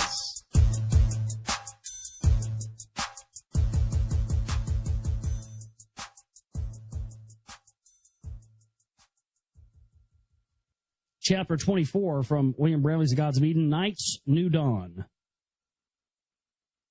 As human history entered the 18th century, changes were occurring. The Inquisition was almost dead, and the bubonic plague was dying with it. Students of Masonic history know that the early 1700s were an important period for Freemasonry. Masonic lodges in England had attracted many members who were not Masons or builders by trade. This happened because Freemasonry was evolving into something other than a trade guild. It was becoming a fraternal society with a secret mystical tradition. Many lodges were quietly opening their doors to non-Masons, especially to local aristocrats and men of influence. Again, this is key because this information I'm sure he's going to show here. If he doesn't, I'll go ahead and say it. But this is key info because it shows how the priest class in Rome and the Catholic order really infiltrated and took over Freemasonry and turned it into something for the elites instead of something for all people. This information was supposed to be for all people, not just a small select few. That's the problem. By the year 1700, an estimated 70% of all Freemasons were people from other occupations. They were called accepted Masons because they were accepted into the lodges even though they were not Masons by trade. This is why you see on some Masonic lodges it'll say free and accepted Masons. On June 24, 1717, the representatives from 4 British lodges met at the Goose and Gridiron Ale House in London and created a new Grand Lodge. The new Grand Lodge, which was called by some the Mother Grand Lodge of the world, officially dropped the guild aspect of Freemasonry, operative Freemasonry, and replaced it with a type of Freemasonry that was strictly mystical and fraternal, speculative Freemasonry. The titles, tools, and products of the Mason trade were no longer addressed as objects that members would use in their livelihoods. Instead, the symbols were transformed entirely into mystical and fraternal symbols. These changes were not made suddenly, but were the result of a trend which had already begun well before 1717. A number of histories incorrectly state that the Mother Grand Lodge of 1717 was the beginning of Freemasonry itself. As we have seen, Freemasonry's roots were firmly established long before then, even in England. For example, one Masonic legend relates that Prince Edwin of England had invited guilds of Freemasons into his country as early as 926 AD to assist the construction of several cathedrals and stone buildings. Masonic manuscripts dating from 1390 and 1410 have been reported. Handwritten minutes from a Masonic meeting from the year 1599 are reproduced in Albert Mackey's History of Freemasonry. Freemasonry was so well established in England by the 16th century that a well-documented schism in 1567 is on record. The schism divided English Freemasons into 2 major factions, the York and the London Masons. The new Grand Lodge system established at the Goose and Gridiron Ale House in 1717 consisted of only one level of degree of initiation. Within 5 years of the lodge's founding, 2 additional degrees were added so that the system consisted of 3 steps: entered apprentice, fellow craft, and master mason. These steps are commonly called the blue degrees because the color blue is symbolically important in them. The 3 blue degrees have remained the first 3 steps of nearly all Masonic systems ever since. The Mother Grand Lodge issued charters to men in England, Europe, and the British Empire, authorizing them to establish lodges practicing the blue degrees. The colorful fraternal activities of the lodges provided a popular way for men to spend their time, and Freemasonry soon became quite the rage. Many lodge meetings were held in taverns where robust drinking was a featured attraction.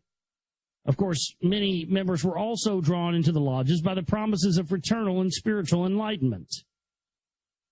The new Mother Grand Lodge was reportedly very strict in its rule forbidding political controversy within the lodges. Ideally, Freemasonry was to be independent of political issues and problems. In practice, however, the Mother Grand Lodge, which was established only 3 years after the coronation of the first Hanoverian king, supported the new German monarchy at a time when many Englishmen were strongly opposed to it.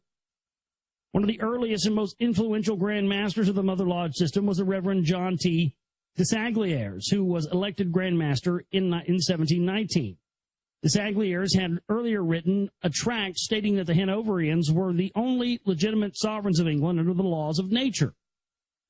On November 5th, 1737, another 5th of November there, he conferred the first 2 Masonic degrees on Frederick, Prince of Wales, a Hanoverian. During the ensuing generations, members of the Hanoverian royal family even became Grand Masters. The English Grand Lodge was decidedly pro-Hanoverian, and its prescription against political controversy really amounted to a support of the Hanoverian status quo. In light of the Machiavellian nature of the Brotherhood activity, if we were to view the Mother Grand Lodge as a Brotherhood faction designed to keep alive a controversial political cause, i.e. Hanoverian rule in Britain, we would expect the Brotherhood network to be the source of a faction supporting the opposition. That is precisely what happened. See, that makes sense.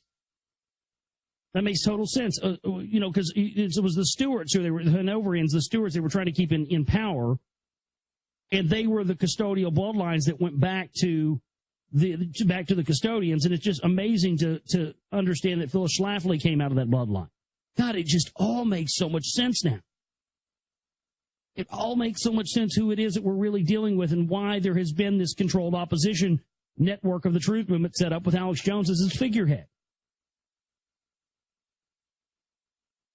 He is the counterintelligence mouthpiece of the custodial races. That's all there is to it. Period. End of story. Put a period on it. It's over.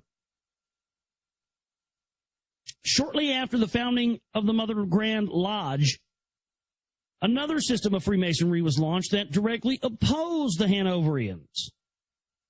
When James II was unseated by the Glorious Revolution of 1688, he fled to England. His followers promptly formed organizations to help him recover the British throne. The most effective and militant group was the Jacobite organization, headquartered in Scotland and Catholic Ireland. The Jacobites were able to rally widespread support for the Stuarts. They staged many uprisings and military campaigns against the Hanoverians, although they were ultimately unsuccessful in recrowning the Stuarts. When the unsuccessful James II died in 1701, his son, the self-proclaimed James III, continued the family struggle to reign the British throne. A new branch of Freemasonry was created to assist him. That branch was patterned after the old Knights Templar. The man who reportedly founded Knights Templar Freemasonry was one of James III's loyal supporters, Michael Ramsay. Ramsay was a Scottish mystic who had been hired by James III to tutor James's two sons in France. Ramsay's goal was to reestablish the disgraced Templar Knights in Europe. To accomplish this, Ramsay adopted the same approach used by the Mother Grand Lodge system of London. The resurrected Knights Templars were to be a secret, mystical, fraternal society open to men of varied occupations. The old knightly titles, uniforms, and tools of the trade were to be used for symbolic, fraternal, and ritual purposes within a Masonic context. In keeping with these aims, Ramsay dubbed himself the Chevalier of Ramsay, the Knight of Ramsay. Ramsay did not work alone. He was assisted by other Stuart supporters. Among them was the English aristocrat Charles Radcliffe.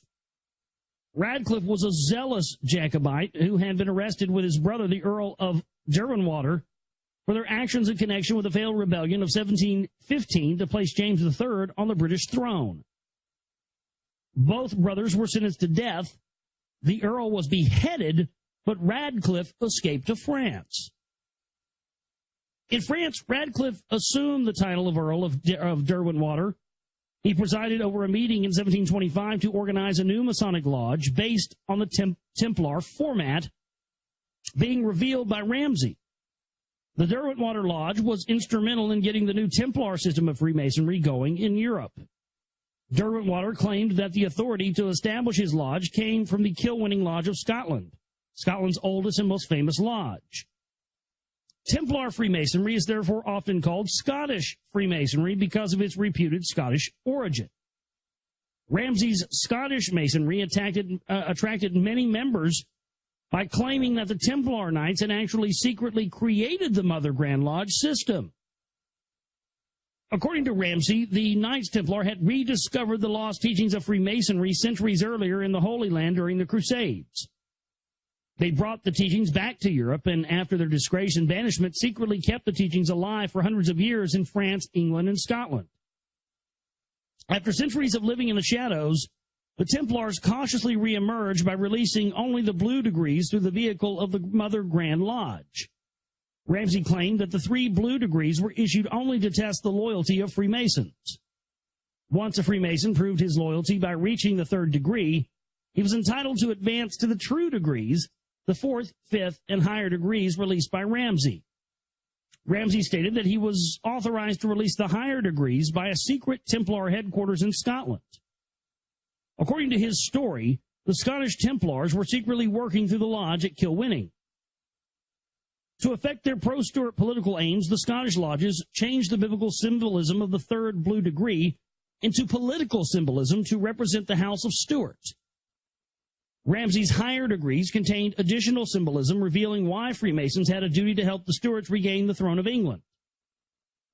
Because of this, many people viewed Scottish Freemasonry as a clever attempt to lure Freemasons away from the Mother Grand Lodge system, which supported the Hanoverian monarchy, and to turn the new converts into pro-Stuart Masons. The Stuarts themselves joined Ramsay's organization. James III adopted the Templar title, Chevalier St. George, and his son Charles Edward was initiated into the Order of Knights Templar on September 24, 1745, the same year in which he led a major Jacobite invasion of Scotland. 2 years later, on April 15, 1747, Charles Edward established a Masonic Scottish Jacobite chapter in the French city of Arras. Charles Edward later denied ever having been a Freemason in order to squelch damaging rumors that Scottish Masonry was nothing more than a front for the Stuart cause, which it largely was. God, that makes so much sense. That's where the Stuarts came of. That's where the bloodlines, they came out of Scotland. That's why the IAAE is based in Scotland. That's why Jones never talks about it.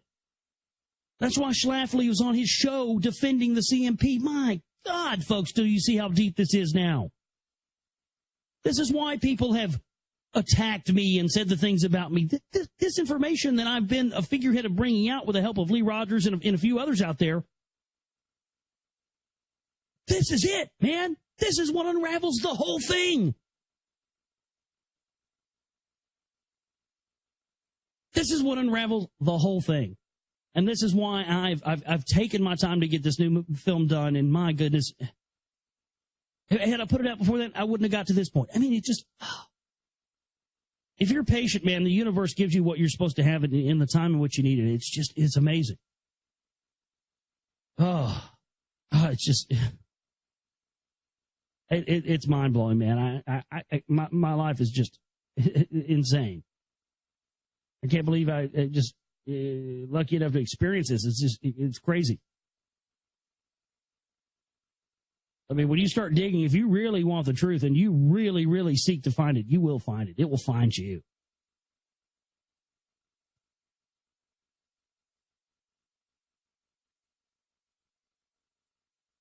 Even though he had been a Grand Master of the Scottish system, proof of his Grand Mastership was discovered in 1853 when someone found the charter issued by Charles Edward to establish the above-mentioned lodge at Arras. The charter states in part that we, Charles Edward, King of Scotland, France, and England, in Ireland, and as such substitute Grand Master of the chapter of H, known by the title of the Knight and Eagle and Pelican.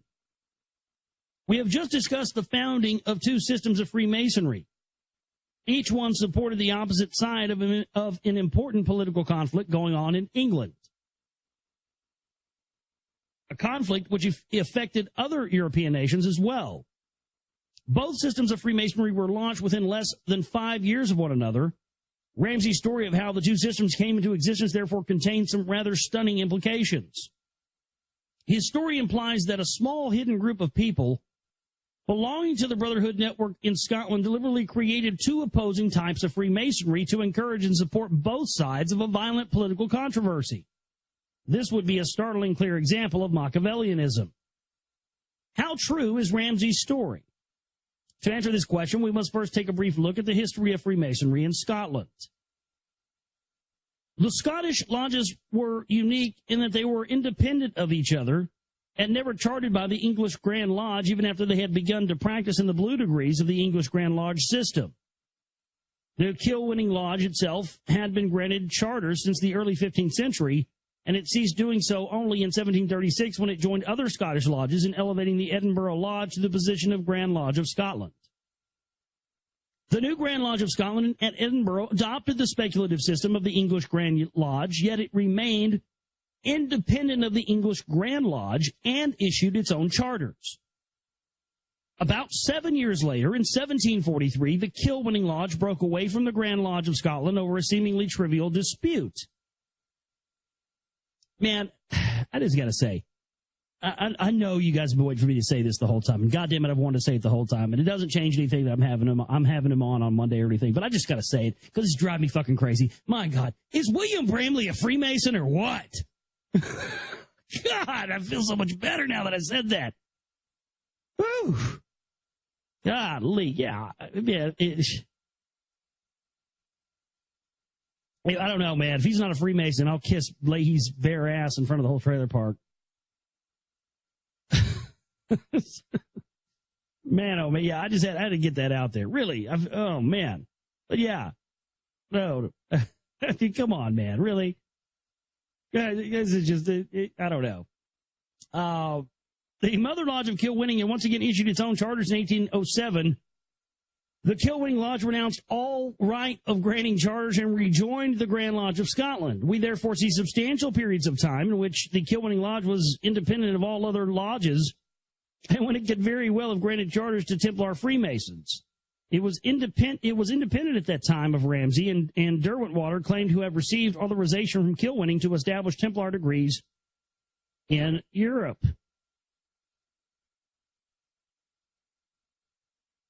Unbelievable stuff.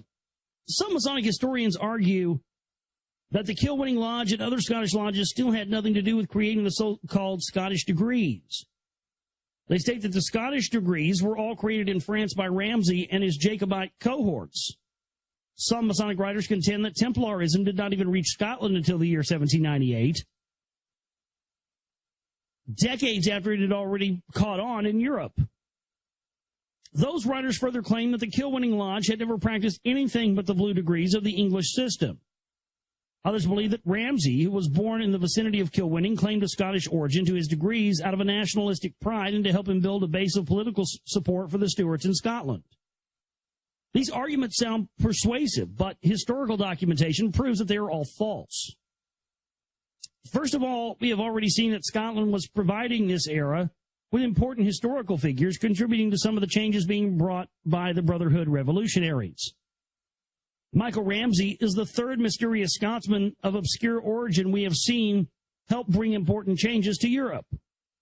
The other two were discussed earlier: William Patterson, who helped German rulers set up a central bank in England, and John Law, who was the architect of the central bank in France. Secondly, the Scottish Masonic lodges were a national place for pro-Stuart Templar degrees to arise. Scotland was strongly pro-Stuart, and the Jacobites were headquartered there. Decades before the English Grand Lodge was created, many Masons in Scotland were already known to be helping the Stuarts. These Scottish loyalists used their lodges as secret meeting places in which to hatch political intrigues. Pro-Stuart Masonic activity may go as far back as 1660, the year of the Stuart Restoration, when the Stuarts took the throne back from the Puritans. According to some early Masons, the Restoration was largely a Masonic feat.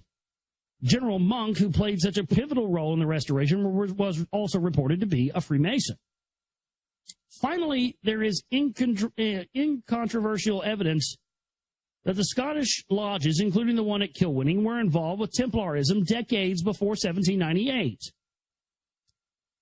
Albert Mackey reports in his History of Freemasonry — by the way, I have a first edition signed copy of that here at the house — that in 1779, the Kilwinning Lodge had issued a charter to some Irish Masons who called themselves the Lodge of High Knight Templars.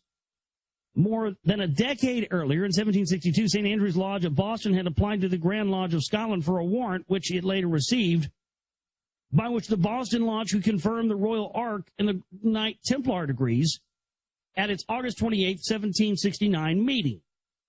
It is significant that St. Andrew's Lodge had applied to the Grand Lodge of Scotland for the right to confer the Templar degree, not to any French lodge. We have thus confirmed two elements of Ramsey's story. Number one, that Scottish lodges practiced Templar Freemasonry, and number two, that a Scottish Grand Lodge was granting Templar charters at least as early as 1762. We can safely assume that the Scottish Grand Lodge was involved with Templarism before that year, because the lodge would have had to establish the Templar degree before another lodge could apply for it. Unfortunately, there are no apparent records surviving to indicate just when Templarism began in the Scottish lodges. Ramsay and Derwentwater, of course, claim that the Templar degrees already existed in the early 1720s. The Scottish lodges may well have been involved with some sort of Templarism at that time. Understandably, the Scottish lodges were highly secretive about their Templar activities.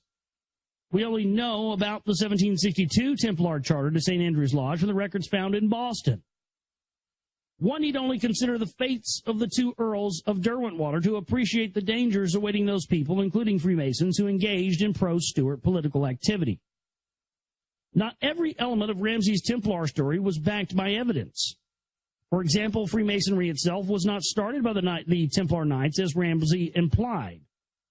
The Masonic guilds, which gave birth to Freemasonry, existed long before the Templar Knights were founded. Yes, indeed, that is a fact. On the other hand, there is circumstantial evidence that the Templar Knights may indeed have been the ones who brought the blue degrees to England. As mentioned in Chapter 15, it is thought that the 3 blue degrees were already being practiced centuries earlier by the assassin sect of Persia. The Templar Knights had frequent contact with the assassins during the Crusades. During those periods when they were not fighting against one another, the assassins and Templars established treaties and engaged in other amicable relations. One treaty even allowed the Templars to build several fortresses on assassin territory. It is believed by some historians that during those peaceful interludes, the Templars learned about the assassins' extensive mystical teachings and incorporated some of those teachings into the Templar system. It is therefore quite possible that the Templars did indeed have the Blue Lodge long before they were established by the English Grand Mother Lodge. Further circumstantial evidence is that during the Crusade era, the Templars were at the height of their power in Europe.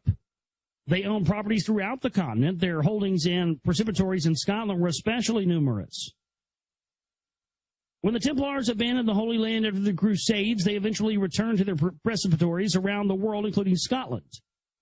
After the Templar order was suppressed throughout Europe, many Templars refused to abandon their Templar traditions, and so they conducted their activities in secrecy. Some secretively active Templars joined Masonic lodges, including lodges in Scotland and England. It is therefore conceivable that Templars were the conduit through which the 3 blue degrees traveled from the assassin sect through Scotland to the Mother Lodge of 1717. Some Freemasons may view any attempt to connect the blue degrees with the assassin sect as an effort to discredit Freemasonry, even though the connection was suggested by one of Masonry's most esteemed historians. In discussing such a link, it is important to keep in mind that the assassination techniques employed by the assassins were never taught in the blue degrees. The assassins possessed an extensive mystical tradition that extended well beyond their controversial political methods. Furthermore, the assassins had borrowed many of their mystical teachings from earlier brotherhood systems. The blue degrees may have themselves begun even earlier than the founding of the assassin organization. Whatever the ultimate truth of the origins of the blue degrees and Scottish degrees may have been, both systems gained great popularity. The Scottish degrees eventually came to dominate nearly all of Freemasonry. On continental Europe, the center of Scottish Freemasonry proved to be Germany, where the same small clique of German petty princes we have been observing soon emerged as leaders in the new Templar Freemasonry. So, end of 24 there. And we'll pick up next time on Chapter 25 of William Bramley's The Gods of Eden with the chapter, The King Rats. Throughout all of history, small groups of political and economics elites have belonged to the mystical brotherhood network, have profited from the conflicts generated by the network. If ancient Mesopotamia, American, and biblical writings are correct, then those human elites are really only at the top of a prisoner hierarchy. We might label those elites the king rats of Earth. The term king rat comes from a James Clavell novel, which was later made into a Hollywood movie starring George Segal. The story King Rat concerns a group of American and British soldiers being held captive in a Japanese prisoner of war camp during World War II. Through clever bargaining and organizations, one of the American prisoners, Corporal King, manages to amass a wealth of material goods desperately craved by the other prisoners of war. As a result, he sits at the top of the prisoner hierarchy and is often able to buy loyalty with a cigarette or fresh egg. The other prisoners simply call him King, for that is what he is inside the prison. When he embarks on a venture to breed rats as food, he earns the title King Rat, which somehow seems to fit him.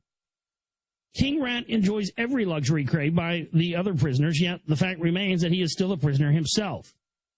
King Rat can only remain at the top of the pecking order so long as everyone remains imprisoned. At the end of the film, when the war is over and the camp is liberated, he no longer has the prison environment he relied on to stay on top. In freedom, he is lost, wondering if he really welcomes the liberation at all. In the final scene of the movie, we see him being driven off in a truck, just another corporal. We sense, however, even if King Rat does not, that he is better off liberated, since the fragile fiefdom that he had could have been easily toppled at any time by Japanese prison keepers. King's life as a liberated corporal is far more secure than his precarious existence at the top of an oppressed prison population.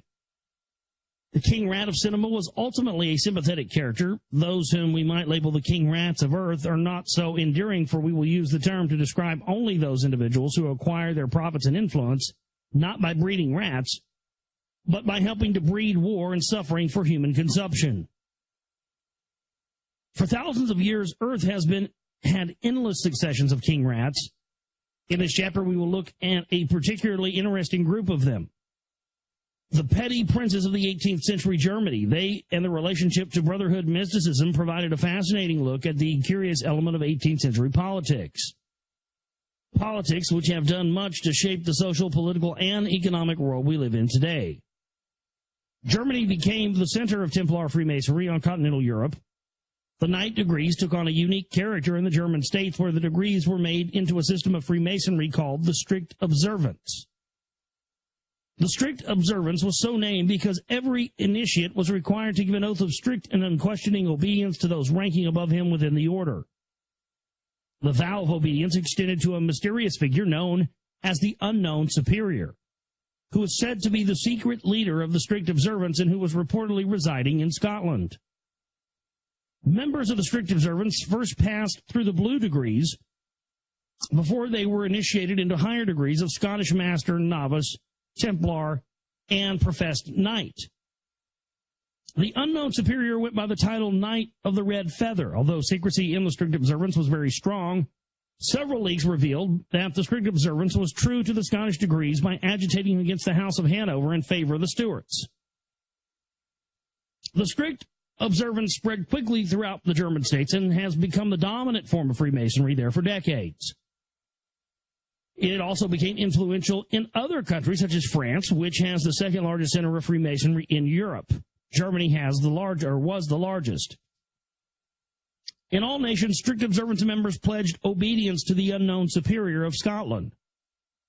According to J.M. Roberts, writing in his book, The Mythology of the Secret Societies, the Strict Observance evoked suspicion and hostility in France because of its German origins, and great excitement was aroused by the implied recognition by the Grand Orient, the supreme Masonic body, of the authority of the unknown superiors of the Strict Observance over French Freemasons. One of the earliest Grand Masters of the Strict Observance was G.C. Marshall. Upon Marshall's death in 1750, the position was assumed by a German from Saxony, the Baron von Hund. The Strict Observance degrees had nearly all been created by the beginning of von Hund's Grand Mastership, but von Hund has been credited for doing the most to put them in the recognizable form. Von Hund stated that he had been initiated into the Order of the Temple, i.e. the Templar Knights, by Lord Kilmarnock, a prominent nobleman from Scotland. Von Hund also claimed that he had met both the Unknown Superior and Charles Edward. Like Michael Ramsey, von Hund was on a mission to reestablish the Templar Knights in Europe. Von Hund sought to raise money to repurchase the lands which had been seized from the Templar centuries earlier. Although von Hund had many successes, he was branded a fraud by his enemies, and he eventually fell into disgrace. The Strict Observance gained a strong following among the German royal families, although some opposed it and remained loyal to the English Masonic system. This is a puzzle. Some royal families involved in the Strict Observance were politically allied to Hanover.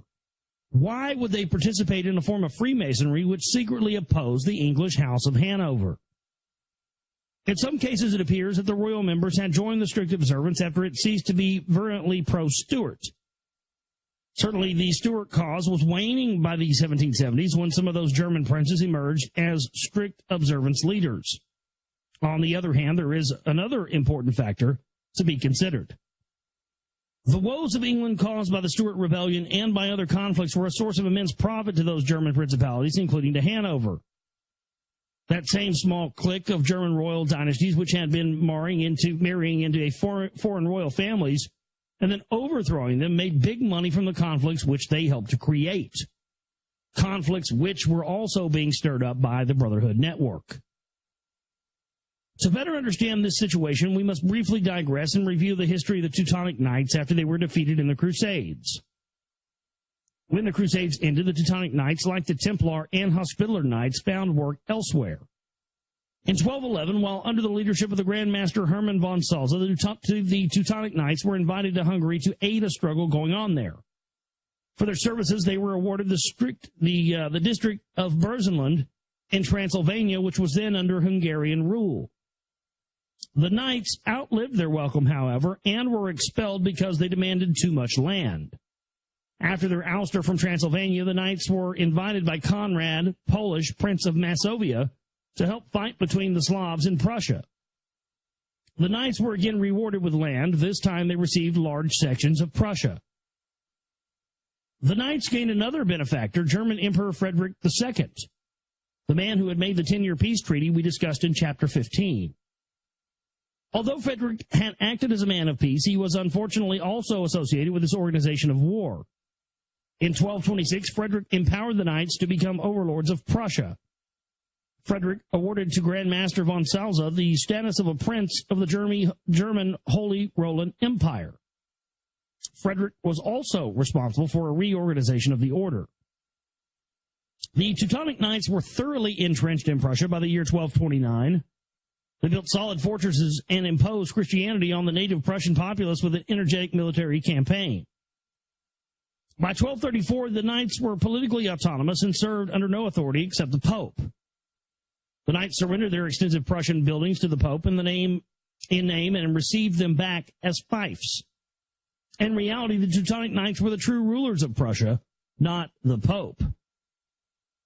With papal support, the ranks of the Teutonic Knights ballooned rapidly. Many Germans traveled to Prussia to enter the new and potentially lucrative theater of war. This migration eventually brought about the complete Germanization of Prussia. Commerce and industry eventually replaced armed conflict, and Prussia became a major commercial center. By the early 1300s, the dominion of the Teutonic Knights extended over most of the southern and southeastern coastline of the Baltic Sea. The Teutonic Knights had 2 centuries in which to leave their indelible mark on Central and Western Europe before losing power. The Knights had established the militant character of Prussia that would define the region for centuries to follow. By the early 1500s, the fate of the Teutonic Knights had worsened. They were driven out of West Prussia by Poland and were forced to rule East Prussia as a Polish fief. By 1618, Prussia fell completely under the rule of the Hohenzollern dynasty. This effectively marked the end of autonomous Teutonic rule. Despite continuing friction between the Knights of the Hohenzollerns over the control of Prussia, the Hohenzollerns kept a significant element of the Knight organization alive. At least one Hohenzollern, Albert of Brandenburg-Ansbach, had been a Grand Master of the order around 1511. Hohenzollern Prussia adopted the colors of the Teutonic cloaks, black and white, as the official hues of the land. The 2-headed Teutonic bird became Prussia's national symbol. Like the other knightly organizations of the Crusades, the Teutonic Knights were eventually turned into a secret fraternal society, this time under the sponsorship of the Royal Habsburg family of Austria. The Teutonic Knights still survive in that form today. Under the rule of Hohenzollerns, the power and influence of Prussia grew. Prussia became a formidable player in the tangled political arena of Europe. By the 18th century, the Hohenzollerns had also become extensively intertwined with their German royal neighbors through marriage. For example, history's most famous Hohenzollern, Frederick II, better known as Frederick the Great, had been set up by his father in 1733 to marry Elizabeth Christina of the northwestern German Principality of Brunswick. In 1569, the Brunswick dynasty had founded the Brunswick-Lundberg family line, which later became the Hanover family. Frederick's mother was Sophia Dorothea, sister of Hanoverian King George II. Generations earlier, Frederick the Great's great-grandfather had married Henrietta, daughter of the Prince of Orange.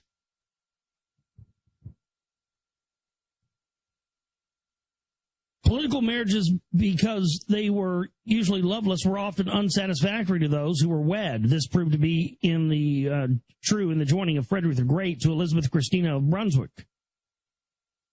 Frederick had wanted to marry one of the Hanoverians, but his father's stern will prevailed. Despite his unhappy arrangement, Frederick still had amicable ties to others in the Brunswick family.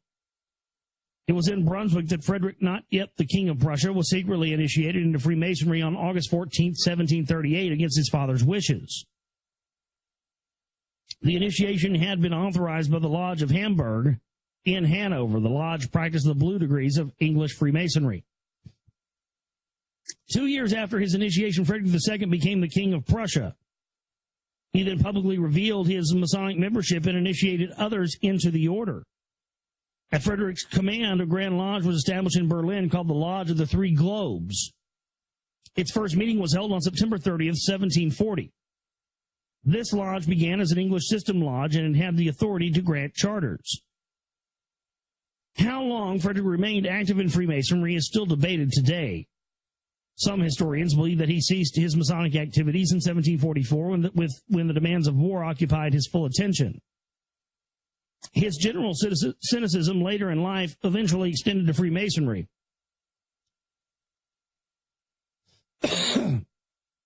Nevertheless, Frederick's name continued to appear as the authority for Masonic charters even after he was reportedly inactive. It is uncertain whether Frederick merely lent his name to the granting of charters or was personally involved in the process. Within about a decade of Frederick's Masonic initiation, the strict observance and its Scottish degrees were in the process of almost completely taking over German Masonry. Frederick's Lodge of the Three Globes became decidedly strict observance when its new statutes were adopted on November 20th, 1764. On January 1st, 1766, Baron von Hund, Grand Master of the strict observance, constituted the Three Globes as a Scot or directorial lodge empowered to warrant other strict observance lodges. All lodges already warranted by the Three Globes, except one, the Royal York Lodge, went over to the strict observance Scottish system.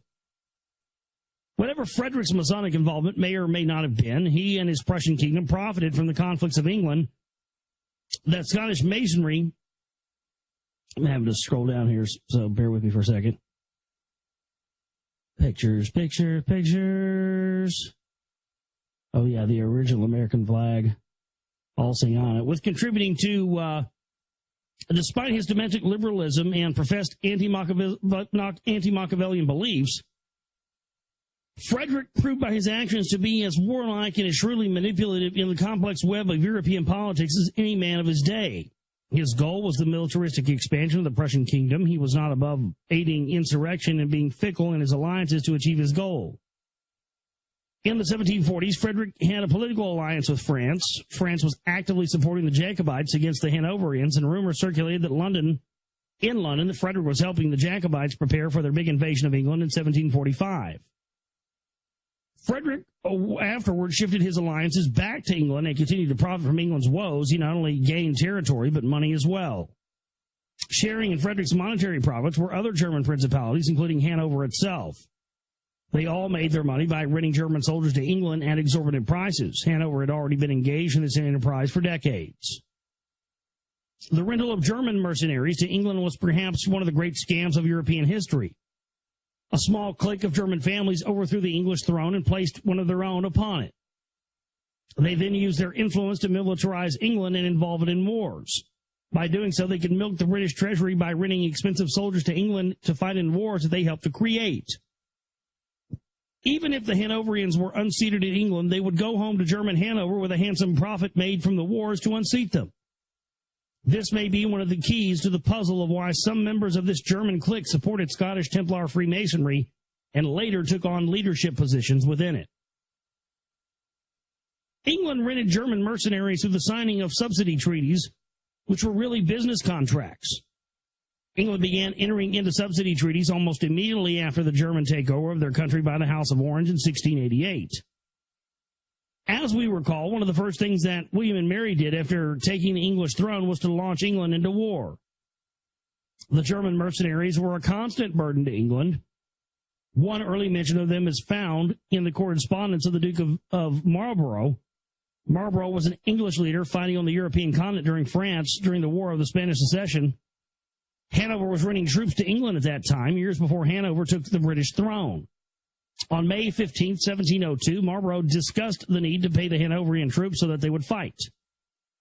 If we have the Hanover troops, I am afraid there must be 100,000 crowns given them before they will march, so that it would be very much for the service if that money was ready in Holland in my coming.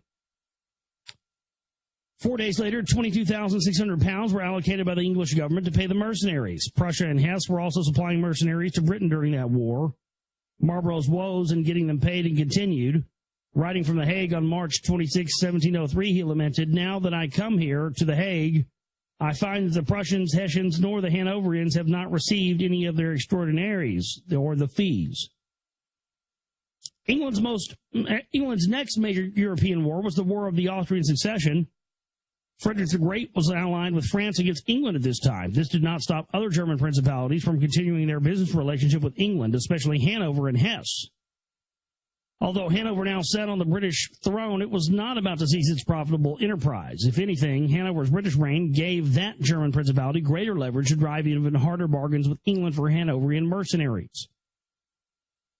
A letter written on December 9, 1742 by Horace Walpole, Britain's former prime minister, discussed the enormous fee England was asked to pay for renting 16,000 Hanoverian troops.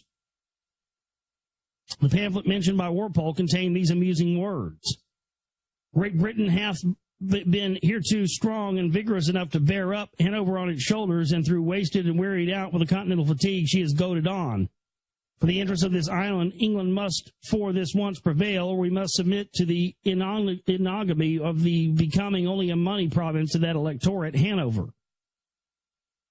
In the end, opposition to the subsidy treaties failed. England truly became Hanover's money province, and the subsidy treaties were indeed lucrative. For example, in the contract year beginning December 26, 1743, the British House granted £393,733 for 16,268 Hanoverian troops. This may not seem like much until we realize that the value of the pound was very much higher than it is today.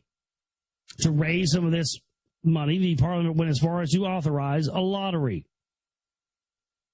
At the same time that England was fighting the War of the Austrian Succession, it was also fighting the Jacobites.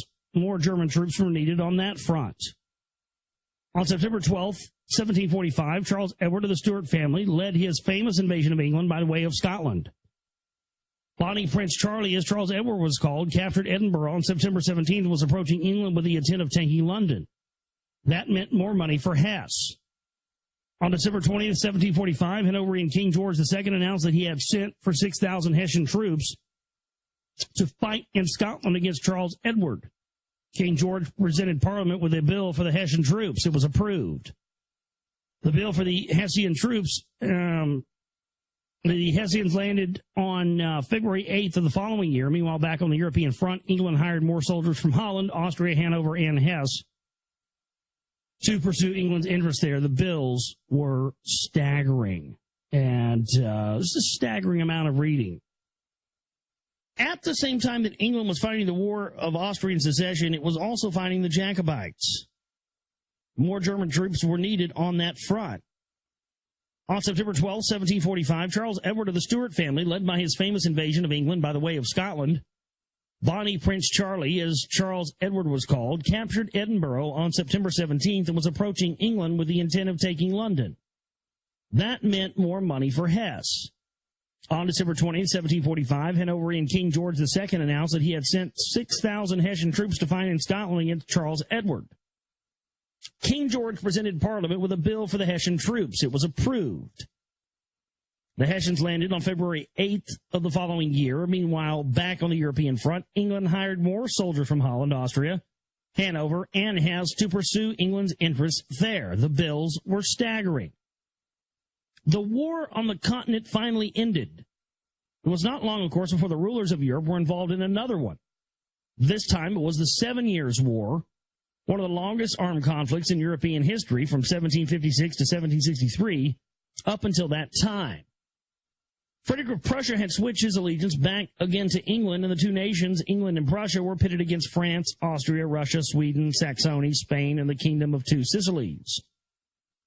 Frederick did not ally himself to England this time out of a fickle love for Britain. England was paying him, and by the Treaty of Westminster, effective April 1758, Frederick received a substantial subsidy from the English Treasury to continue his fighting, much of it to defend his own interests. The treaty ran from April to April and was renewable annually. During the 7 Years' War, England also paid money to help Hanover defend its own German interests. France had attacked Hanover, Hesse, and Brunswick. Some of the subsidy money paid to Hanover and Hesse was used by those principalities to defend their own borders. The treaty with Hesse, signed on June 18, 1755, shortly before the 7 Years' War erupted, was especially generous. In addition to levy money, money used to gather an army together, and remount money, money used to acquire fresh horses, Hesse was granted a yearly subsidy of £36,000 when its troops were under German pay, and double that when they entered British pay. An additional £36,000 went directly to the coffers of the Landgrave of Hesse. Many English lords did not feel that German troops were worth the money. While discussing a possible French invasion of England, Walpole joked, quote, "If the French do come, we shall at least have something for all the money we have laid out on the Hanoverians and the Hessians." William Pitt, another influential English statesman, added these amusing words to the debate. "The troops of Hanover, whom we are now expected to pay, marched into the Low Countries, where they still remain. They marched to the place most distant from the enemy, least in danger of an attack, and most strongly fortified had an attack been designed. They have therefore no other claim to be paid than that they have left their own country for a place of greater security. I shall not therefore be surprised after such another glorious campaign to be told that the money of this nation cannot be here more promptly employed than in hiring Hanoverians to eat and sleep. The German principality to profit most from the soldiers for hire business was Hesse. In taking a quick look at the history of Hesse, we find that after Philip the Magnanimous died in 1567, Hesse was divided between Philip's 4 sons into 4 main provinces. Hesse Castle, also often spelled Hesse Castle, Hesse Darmstadt, Hesse Rheinfels, Hesse Marburg, and the most important and powerful of these Hessian regions became Hesse Castle, into which the Hesse Rheinfels and Hesse Marburg would later be absorbed. Renting mercenaries to England became the Hessian royal family's most lucrative enterprise. Although Hesse itself was scarred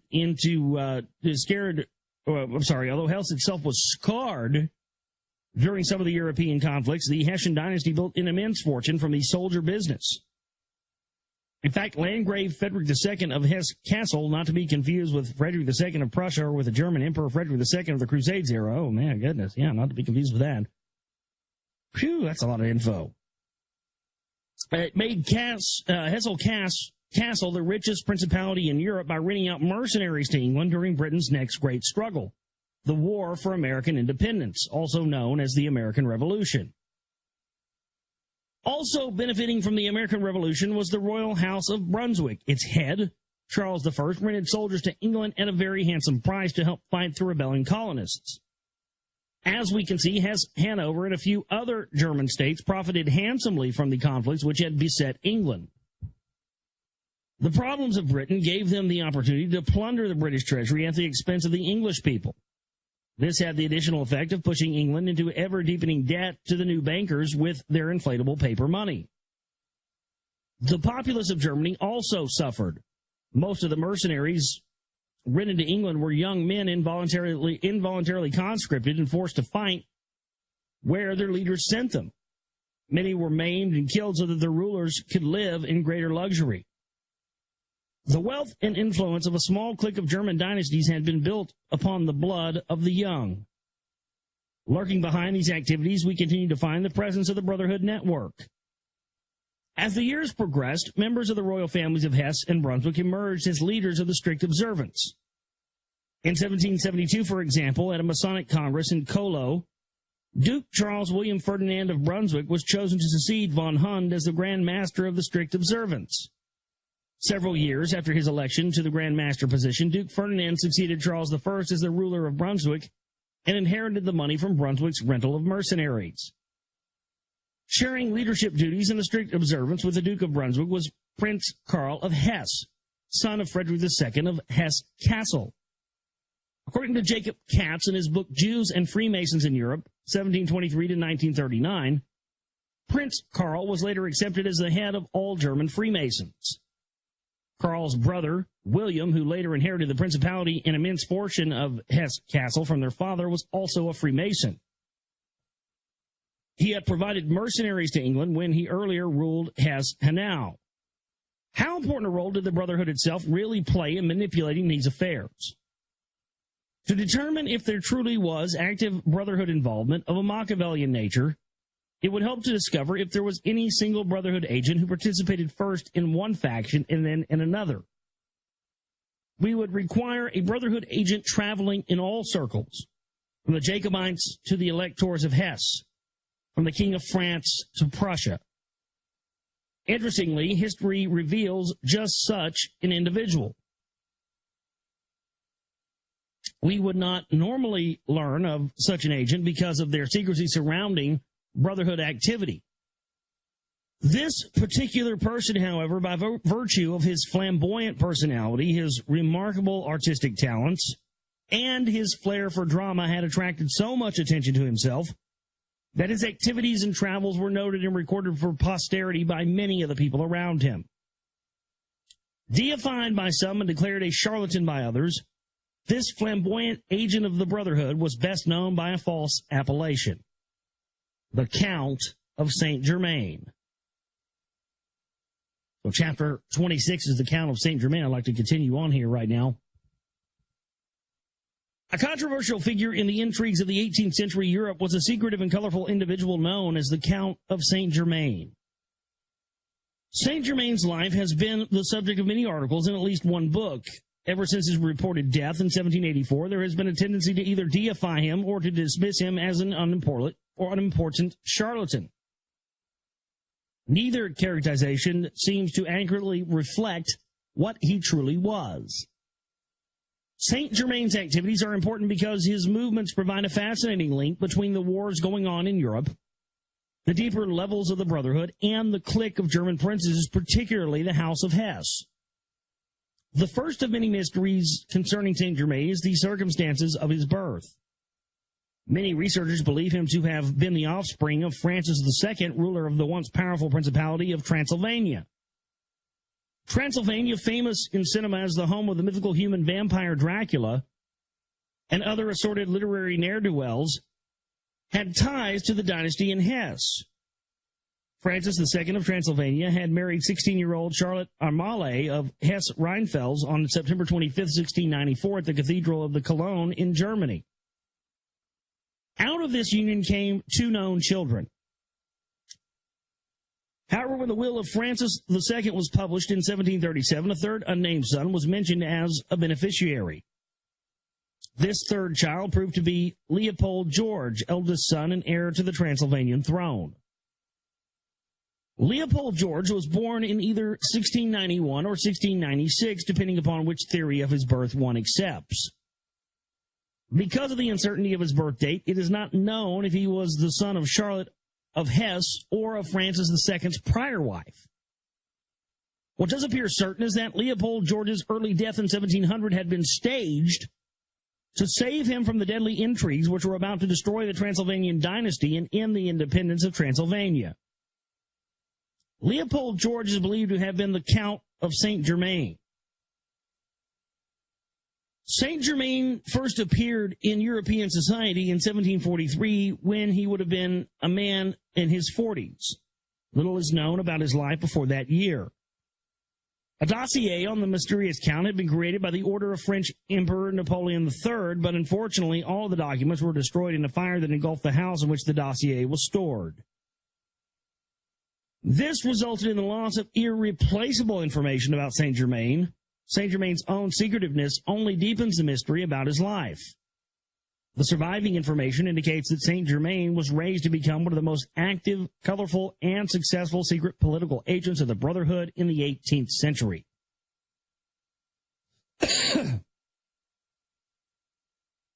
Of Saint Germain's early life, strict observance leader Prince Karl of Hesse wrote that Saint Germain had been raised in the childhood by the last of the powerful Medici family of Italy. The Duke of Medici, like some earlier Medicis, was engrossed in the mystical philosophies prevalent in Italy at the time, which may account for Saint Germain's deep involvement in the Brotherhood network as an adult. While under Medici care, Saint Germain is believed to have studied at the university in Siena. Saint Germain's first documented appearance in European society occurred in England in 1743. At that time, the Jacobite cause was very strong, and the 1745 invasion of Scotland was only 2 years away. During those 2 crucial years prior to the invasion, Saint Germain resided in London. Only glimpses of his activities during that time are available. Saint Germain was a gifted musician, and several of his musical compositions were publicly performed in the Little Haymarket Theatre in early February 1745. Saint Germain also had several of his trios published by the Walsh Company of London. British authorities did not believe that Saint Germain was in London to pursue a musical career, however, and in December 1745, with the Jacobite invasion underway, Saint Germain was arrested by the British on suspicion of being a Jacobite agent. He was released when rumored letters from Charles Edward, leader of the Stuart invasion, were not found on his person. Horace Walpole wrote of the arrest afterwards. After his release, Saint Germain departed England and spent 1 year as the guest of Prince Ferdinand, the first minister to the Austrian emperor. The War of Austrian Succession was still raging at that time, in which Austria and England were allied against France and Prussia. During this visit to Austria, Saint Germain was introduced to the French Minister of War, the Marshal de Belleisle, who in turn introduced Saint Germain to the French court. This is an interesting sequence of events. Here we have a man arrested as a suspected enemy of England during a time of war, who then immediately went to stay with a top minister of a nation, Austria, which was aligned to England. During that stay, the same man befriended the minister of war of a nation, France, which was the enemy of Austria. Saint Germain's political contacts on all sides of a raging war were remarkable. What Saint Germain did for the next 3 years after leaving Austria is not certain. This guy kind of sounds like Oswald, doesn't he? Like he's a classic patsy type. Saint Germain reappeared in Europe society again in 1749, this time as a guest of King Louis of France. A Catholic nation, France actively supported the Jacobite cause against the Hanoverians of England. France was also involved in many other foreign intrigues. According to a lady of the French court who came to later write of Saint Germain in her memoirs, King Louis had gained fame as an architect of the 18th century secret diplomacy. The acceptance of Saint Germain into the French court and his work for the French king as a political agent is significant for several reasons. First, it points to the important role that Brotherhood members have played in the creation and operation of national and international intelligence networks throughout history, a matter we will consider in more detail in later chapters. Good, I'm glad about that. Secondly, as a Catholic, King Louis adhered to papal decrees.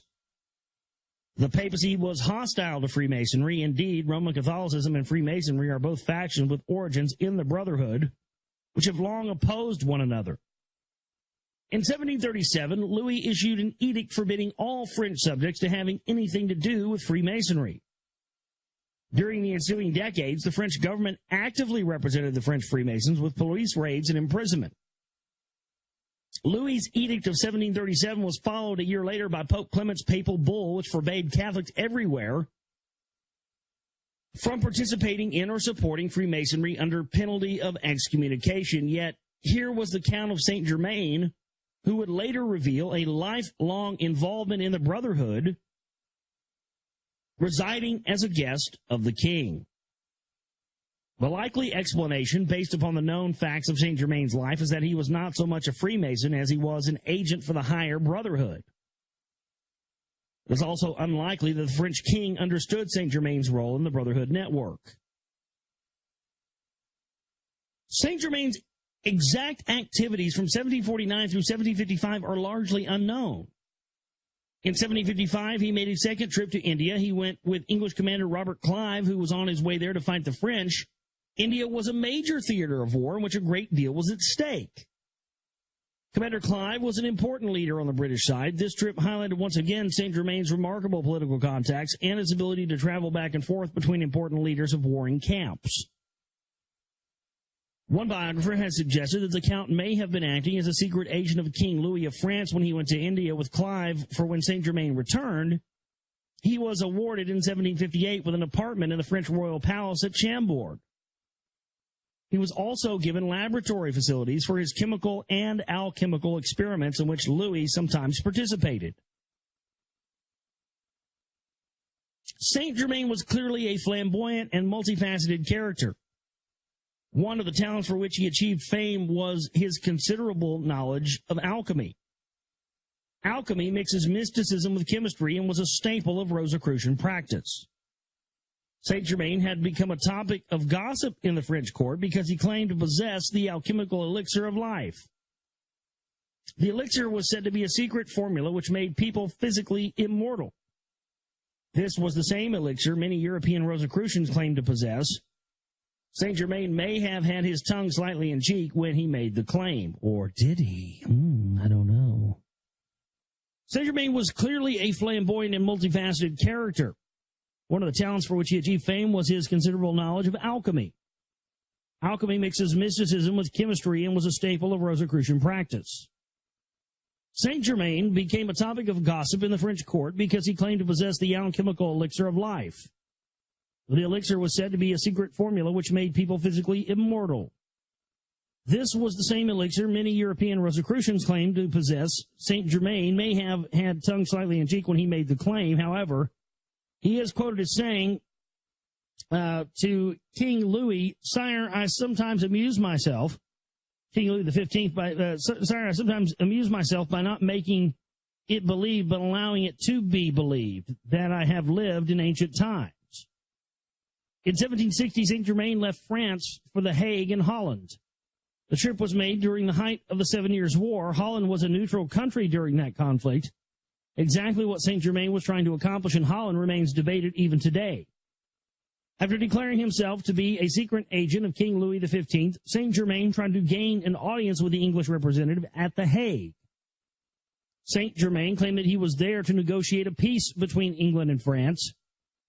However, the French foreign minister, the Duke of Choiseul, was the French ambassador to Holland. Count d'Affry had not been notified by their king about St. Germain's purported mission. The Duke of Choiseul therefore branded St. Germain a charlatan and ordered his arrest. To avoid imprisonment by Dutch authorities, St. Germain fled to London in the same year. St. Germain's escape was aided by his influential friend Count Bettenich, the president of the Dutch Council of Deputy Commissioners.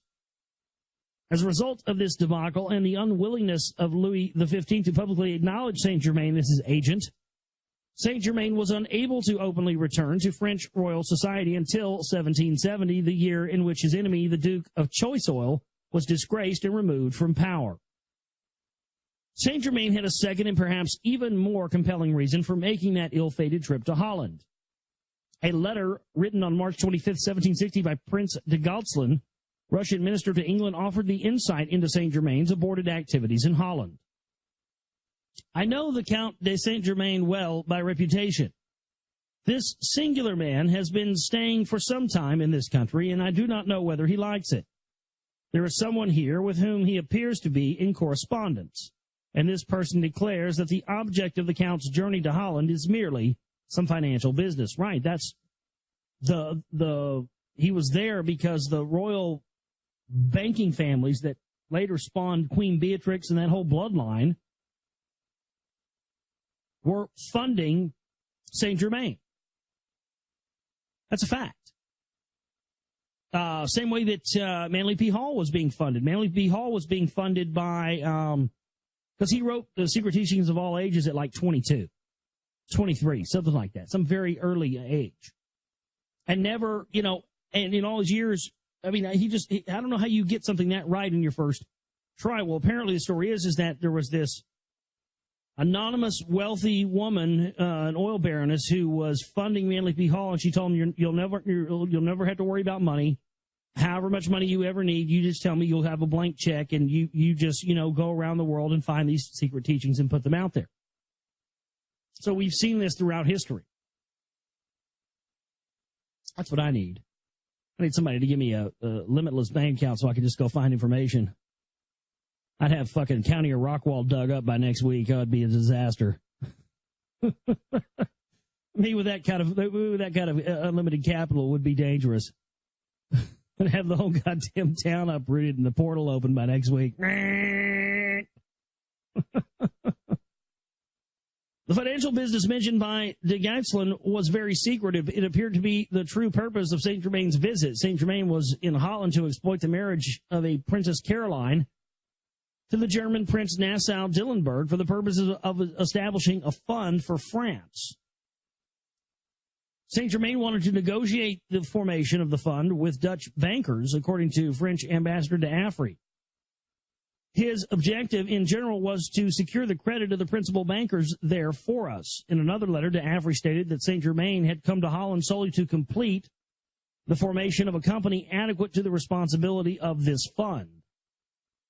The formation of the fund was probably the true reason for Saint Germain and perhaps King Louis's extreme secrecy.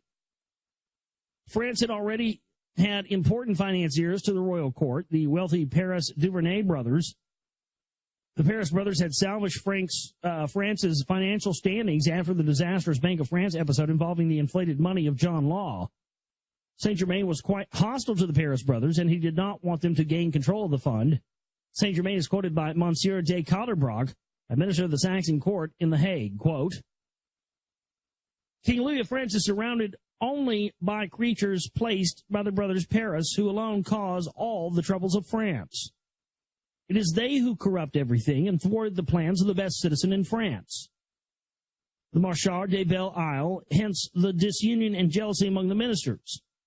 All is corrupted by the brothers Paris. Perish France, provided they may attain their object of gaining 800 millions. Saint Germain may well have had legitimate grounds for objecting to the undue influence of the Paris brothers. Saint Germain's mission in The Hague, however, was only an attempt to covertly wrest financial control from the Paris brothers and put it back in the hands of the same clique of financiers whose predecessors had institutionalized the inflatable paper money system to begin with. The very system which had brought financial ruin to France and the consequent intervention of the Paris brothers. Because of Saint Germain's sudden forced departure from Holland, he was never able to complete his financial mission. Upon arriving in London after fleeing Holland, Saint Germain was once again arrested and released. During this short stay in England, Saint Germain published 7 violin solos. Saint Germain continued his covert political activities after leaving London. In 1760, he returned secretly to Paris. There, it is believed that he stayed with his friend, the Princess of Anhalt-Zerbst. Anhalt-Zerbst was another German state which rented mercenaries to England, although it never accumulated the same wealth as some of its German neighbors. The Prince of Anhalt-Zerbst had a daughter, Catherine II. On August 21, 1744, Catherine II had married Peter III of Russia. This marriage had been arranged by Frederick the Great of Prussia, who was a friend of the Anhalt-Zerbst family and, at least for a time, of Saint Germain. In 1762, 2 years after Saint Germain's quiet return to Paris, Peter III assumed the Russian throne. Saint Germain traveled immediately to the Russian capital of St. Petersburg, where he helped Catherine overthrow Peter and establish her as the Empress of Russia. Assisting in the coup d'etat was the Russian Orlov family. The Orlovs are believed to have murdered Peter by strangling him in a phony brawl. For his assistance in the coup, Saint Germain was made a general of the Russian army, and he remained a close friend of the Orlov family for many years. Catherine, who later became known as Catherine the Great, went on to rule Russia for 29 years. With this bold coup, Saint Germain had helped put Russia under the rule of the same small clique of German royal families under which other European countries had fallen. The same modus operandi was used: the marriage of a royal German into the victim dynasty, followed by a revolution or coup. Here we find evidence of the direct brotherhood involvement in the person of Saint Germain. What Saint Germain did between 1763 and 1769 after leaving Russia is a mystery. He is known to have spent approximately 1 year in Berlin and was a short-term guest of Frederick August of Brunswick. From Brunswick, Saint Germain continued his travels around Europe. He returned to France in 1770. In 1772, Saint Germain again acted as an agent for Louis XV, this time during negotiations in Vienna over the partition of Poland. Unfortunately for Saint Germain, Louis XV died on May 10, 1774, and Louis's 19-year-old grandson, Louis XVI, took the throne. The new king brought Choiseul back to power and took a personal dislike to Saint Germain. The count was forced to leave French society for the last time. Saint Germain was immediately departed for Germany, where only 11 days after the death of Louis XV, he was a guest of William VI of Hesse, the prince who was to inherit the vast Hesse castle fortune, according to J.J. Morgenstern, writing in his book of travels. After his visit to the home of the Hessian prince, Saint Germain traveled about Europe some more. He was welcomed as a guest of the Margrave in Brandenburg and by others. Finally, in 1779, Saint Germain was taken by Prince Karl of Hesse, who was a top leader of the strict observance. Saint Germain spent the last 5 years of his known life with Karl. In 1784, Saint Germain reportedly died. The church register of Eckernford contained the entry, "Deceased on February 27th, buried on March 2nd, 1784, the so-called Comte de Saint Germain in Weldon. Further information not known, privately deposited in this church." It was after his reported death that Saint Germain's true status within the Brotherhood emerged. Not only was Saint Germain portrayed as one of the highest representatives of the Brotherhood, he was also deified as a physically immortal being who did not age or die. A number of his contemporary admirers claimed that they saw Saint Germain at times when it should have been impossible for them to do so because of Saint Germain's age. For example, Baron E.H. Gleichen, writing in his memoirs published in 1868, I should have known there was something to that goddamn Highlander shit. I always do.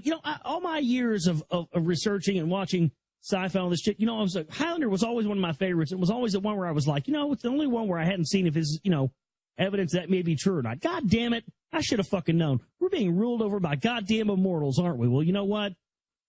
You know how to kill them, boys. You take their heads, they're yours. There can be only one. We had goddamn immortals running around. It wouldn't surprise me. Goddamn Highlander up in here.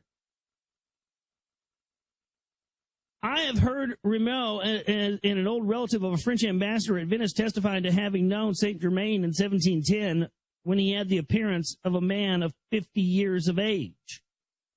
If Saint Germain was 50 years old in 1710, then he would have been 124 years old when he reportedly died.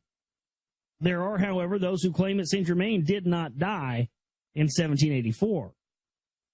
A German mystical magazine published in 1857 stated that Saint Germain was one of the French representatives to the 1785 Masonic Convention of Paris, 1 year after his reported death. Unbelievable.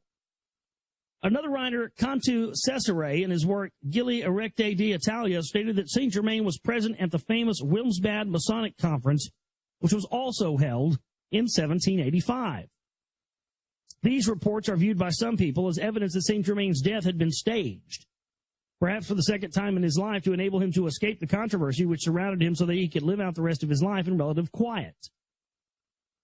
Saint Germain's alleged appearances after death did not end in 1785. However, Countess de Aldemar, a member of the French court who wrote her memoirs shortly before her death in 1822, alleged seeing Saint Germain many times after his reported death, usually during times of upheaval. She claimed that Saint Germain had sent warnings to the King and Queen of France, his enemy, Louis XVI and Marie Antoinette, just prior to the outbreak of the French Revolution before it occurred in 1789. She also claimed that she saw him in 1793, 1804, 1813, and as late as 1820. A Rosicrucian writer, Franz Gaffer, stated that Saint Germain had made appearances in Austria after his reported death and was honored there as an advanced adept of the Brotherhood. Oh, my, this is unbelievable. Is this just news to me and not anybody else? I didn't know all this about Saint Germain. Saint Germain's, we got fucking immortals running around. Straight the fuck up. It's Highlander up in here, isn't it? God damn, man. I should have fucking known.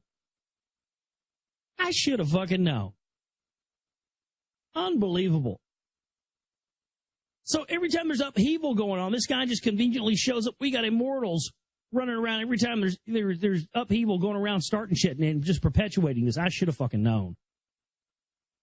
Because I always wondered how they were able to keep the power structure in place, passing it down year by year, and not have somebody eventually come along in the chain that would want to change things. Well, that explains it. The reason things haven't changed and it's just been a slow perpetuation of the planet is because the guys at the top are immortal. I should have fucking known. My God. And he just happens to be seen at all these Rosicrucian and Brotherhood shit. I mean, now listen to this. In the late 1800s, Madame Helena Blavatsky, one of the co-founders of the Theosophical Society, declared that Saint Germain was one of the hidden masters of Tibet who secretly controlled the destiny of the world. In 1919, a man claiming to be Saint Germain appeared in Hungary at a time when a successful communist-led revolution was underway in the country. Finally, in 1930, a man named Guy Ballard claimed that he met Saint Germain on Mount Shasta in California. It's a hot spot for UFOs, inner Earth portals, all kinds of shit. Mount Shasta, my God. And that Saint Germain had helped him establish a new Brotherhood branch known as the I Am. We will look at the I Am later. Another Brotherhood branch known as the I Am. Well, that's unbelievable. Maybe that's what, maybe that's what Barack Obama is. Maybe he's one of these immortals. Maybe that's what the whole explanation of the, him looking like, Akhenaten or something is. Maybe he's one of these immortals. They've been bringing him out through history and, staging his death and everything. Because, I mean, really, maybe it is. Because there was a famous clip of Obama during the elections in 2008 where he said, and I remember covering this on the show because it stuck out like a sore thumb to me, because that statement, I am, that's a Masonic statement. It's Masonic in nature. And he said, Barack Obama said, and I quote, I am what represents a return to traditional American values. Not my campaign is that, or not my, my agenda or anything. No, he said, I am. And that declaration of that, I think, I don't know. Well, we'll see once we get to that chapter. But, man, this is very odd. Were all of those witnesses lying? Probably not. The Brotherhood occasionally sponsored resurrections as a way to deify select members.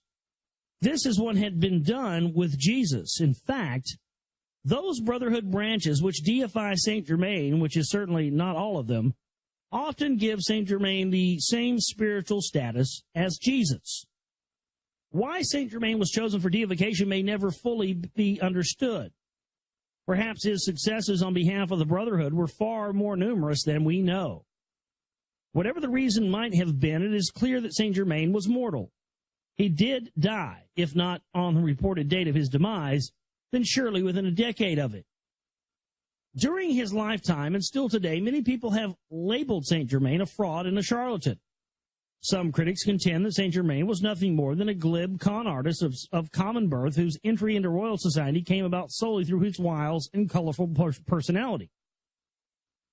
The evidence we have looked at clearly does not support this argument. It was not easy for an outsider to enter so many royal circles and remain there. Saint Germain's involvement in the overthrow of Peter of Russia was not a petty scam. It was a major coup which altered the political landscape of Europe. Yes, Saint Germain was a charlatan on a number of matters, but that made his political activities and connections no less significant. Saint Germain's color and flamboyance obscured a deadly serious side to his life. His travels and activities tied the Brotherhood to the Hessian princes, the intrigues of France, the wars of Europe, and the paper money bankers.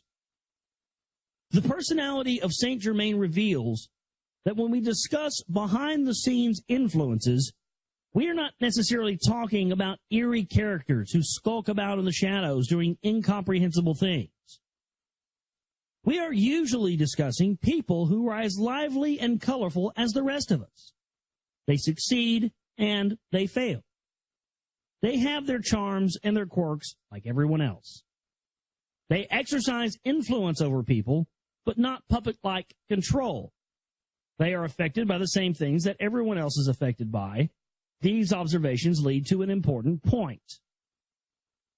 When some writers describe the influence of the Brotherhood Network in history, and when some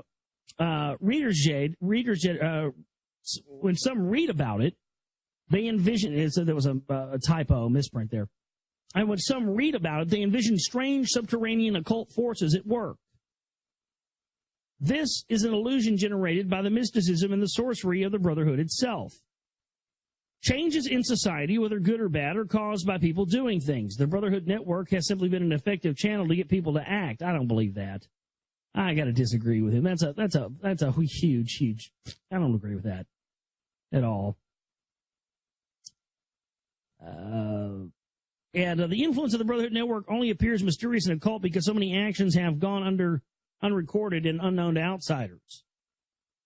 But that still makes it a cult. A cult means hidden. So that's a major fuck up on his part right there. The influence of the Brotherhood Network only appears to have been mysterious and occult because so many actions have gone unrecorded or unknown. Well, I got news for you, Jack. A cult means unrecorded or unknown. That's what it means. So that whole statement's asinine. The whole statement is null and void because he just come on. It's not a cult, but it is unknown and unrecorded to outsiders. That makes it a cult because a cult means hidden. Hello? Sorry, it just shit like that drives me crazy. The corrupted Brotherhood Network does not have today, nor has it ever had effective occult powers. Well, that's bullshit too. Come on. Oh man, see, I should have known. It's been good all through there. Now see what he does? He tells you about the immortals, and then he ends the chapter on the immortals with this downplaying horseshit. Now he tries to downplay it. Notice how they do that? They allow, right when they get you on something that they know is deep information, they end, so the last thing you remember is, oh, they didn't have occult powers. The world can therefore be remade for the better by people simply acting and doing. No magic wand is needed, just some elbow grease. Well, it's a fact these guys have been using occult magic, and they've been using sorcery, and they've been using this in the look at the corporate symbology, the corporate symbols, look at government buildings. I mean, come on, Bramley. Give me a break here, buddy. These guys, the occult came from these guys. They came from these custodial Brotherhood networks. It's all part of that. You even said that earlier in your book. I don't know, man. It makes you wonder sometimes, I don't know how somebody could say that. He said that earlier in his book, folks. You'll remember. Then he goes back now and he says, blah, blah, blah, this. You got to be aware of this stuff, folks, that again, a lot of good information here. Warrants us reading this entire book and warrants us going through it. And I'm glad that along with being able to point out some additional things when we read this book and talk about it, we can also point out things that are, bad as well. So Chapter 27 for you here tonight. William Bramley's The Gods of Eden. Here a night, there a night. This is chapter 27. Even after the collapse of the Stuart cause, the night degrees remained popular and spread rapidly. The pro-Stuart slant vanished in favor of an anti-monarchical philosophy in some Templar organizations, and a pro-monarchical sentiment in others. Freemasons practicing the Templar degrees played important political roles on both sides of the monarchy versus anti-monarchy battles going on in the 18th century, thereby helping to keep that issue alive in such a way that people would find it something to continuously fight over. For example, King Gustavus III of Sweden and his brother Karl, the Duke of Södermanland, had been initiated into the strict observance in 1770. In the following year, one of Gustavus's first acts upon assuming the Swedish throne was to mount a coup d'etat against the Swedish parliament and re-establish greater powers in the crown. According to Samuel Harrison Baynard, writing in his book History of the Supreme Council, Gustavus was assisted largely by fellow Freemasons. The Knight degrees also found a home in Ireland, where they attached themselves to the Order of Orange. As we recall, the Order of Orange was a militant organization patterned after Freemasonry.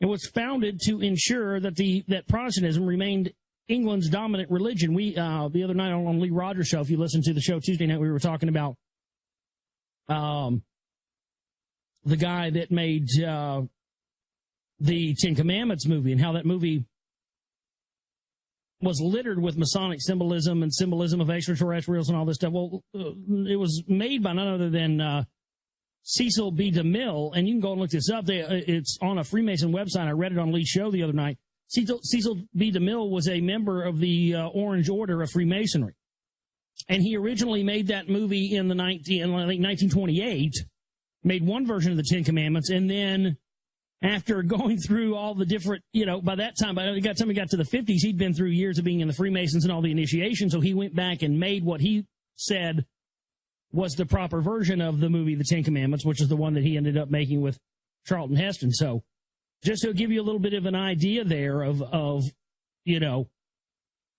proof that these custodians are putting this stuff into movies and all the rest of this, there you go. Cecil B. DeMille, Order of the Orange.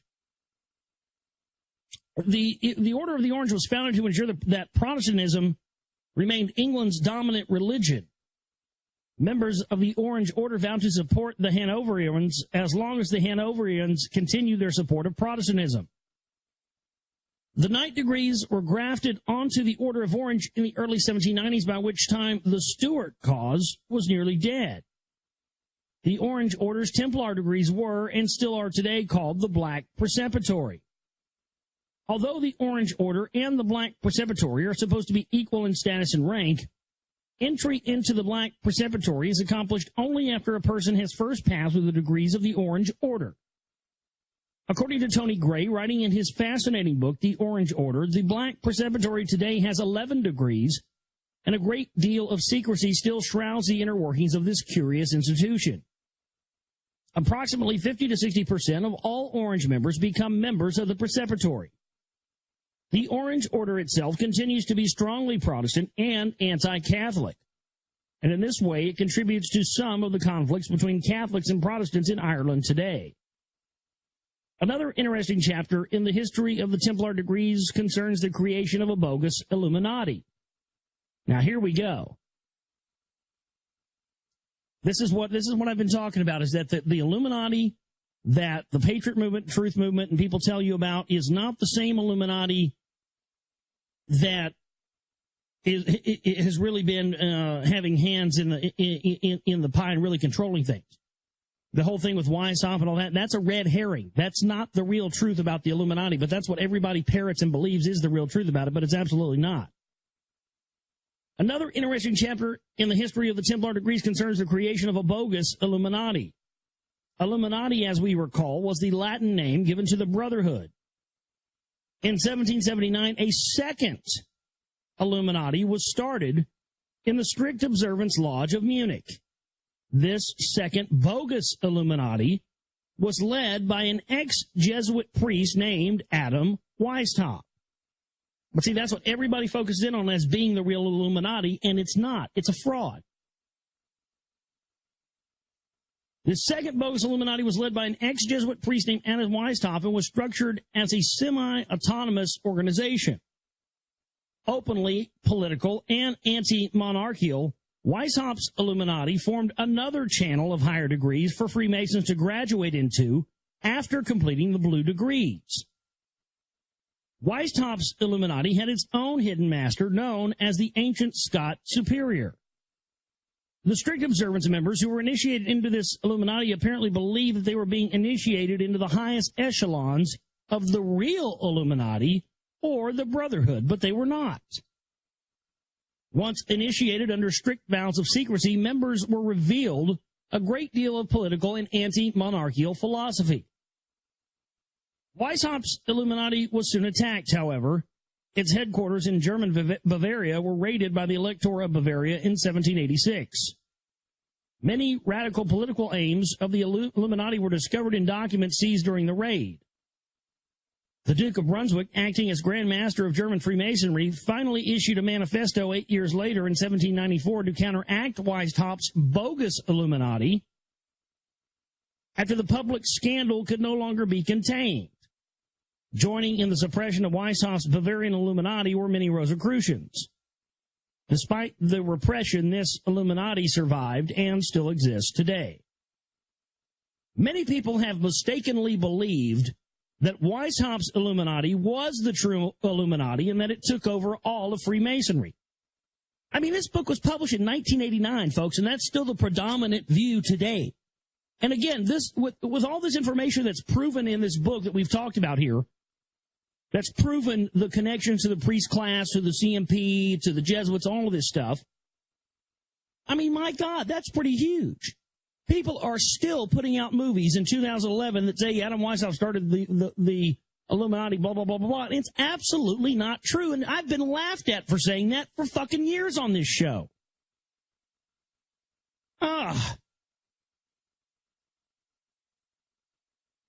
Many people have mistakenly believed that Weishaupt's Illuminati was the true Illuminati and that took over all of Freemasonry. This error is caused by Weishaupt's express desire to have his degrees become the only higher degrees of Freemasonry.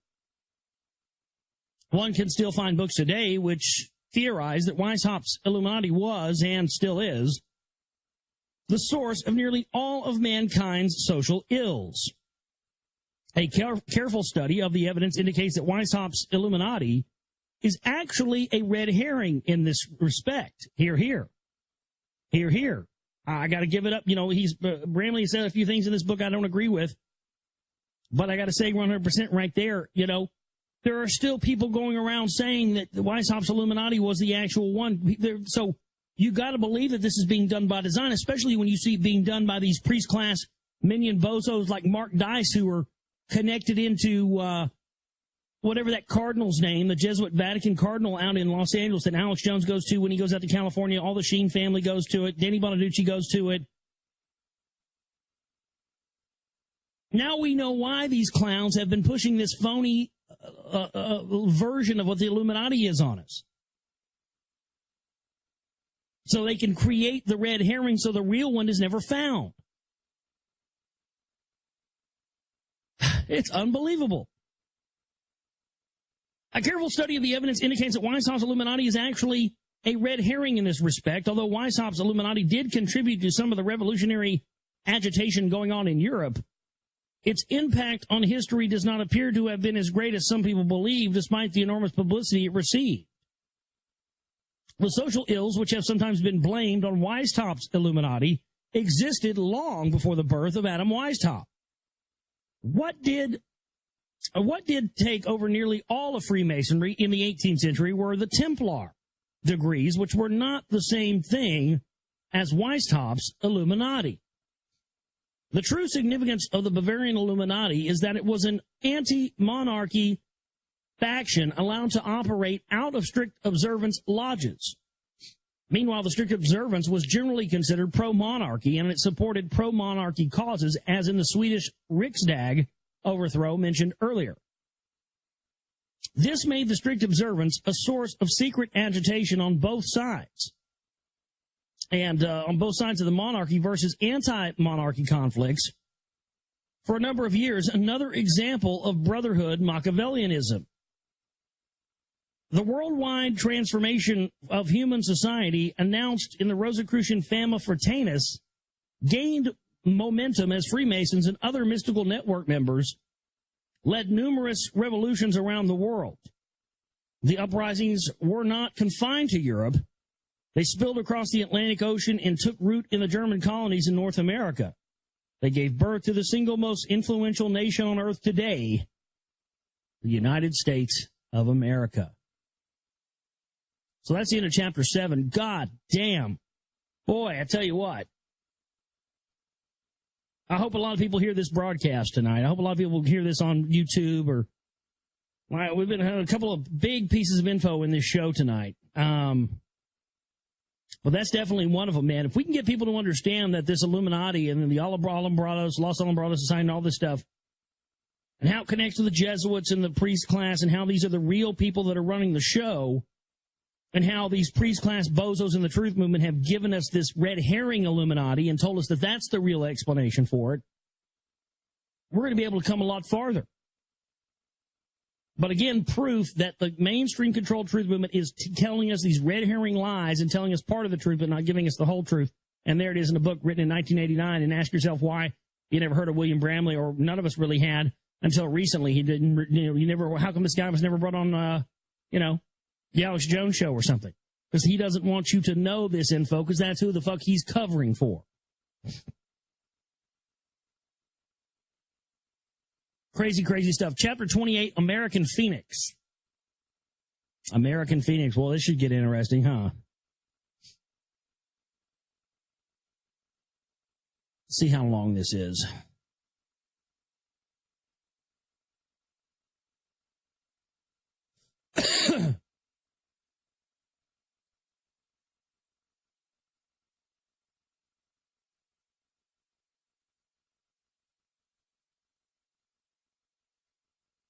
Yeah, this is a long-ass chapter.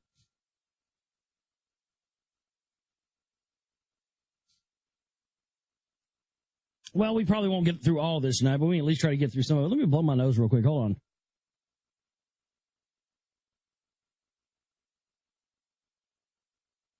Driving me crazy. Crazy sinus shit. All right. Oh. I need a drink, but I'll soldier on nonetheless here. Let me get some throat spray going. That'll help a little bit. Whew. All right, here we go. Chapter 28. William Bramley's The Gods of Eden, American Phoenix for you here tonight. When European colonists sailed to North America, the Brotherhood organization sailed with them. In 1694, a group of Rosicrucian leaders from Europe founded a colony in what is today the state of Pennsylvania. Some of their picturesque buildings in Ephrata still stand as unique tourist attractions. Freemasonry followed. On June 5, 1730, the Duke of Norfolk granted to Daniel Cox of New Jersey one of the earliest known Masonic deputations to reach the American colonies.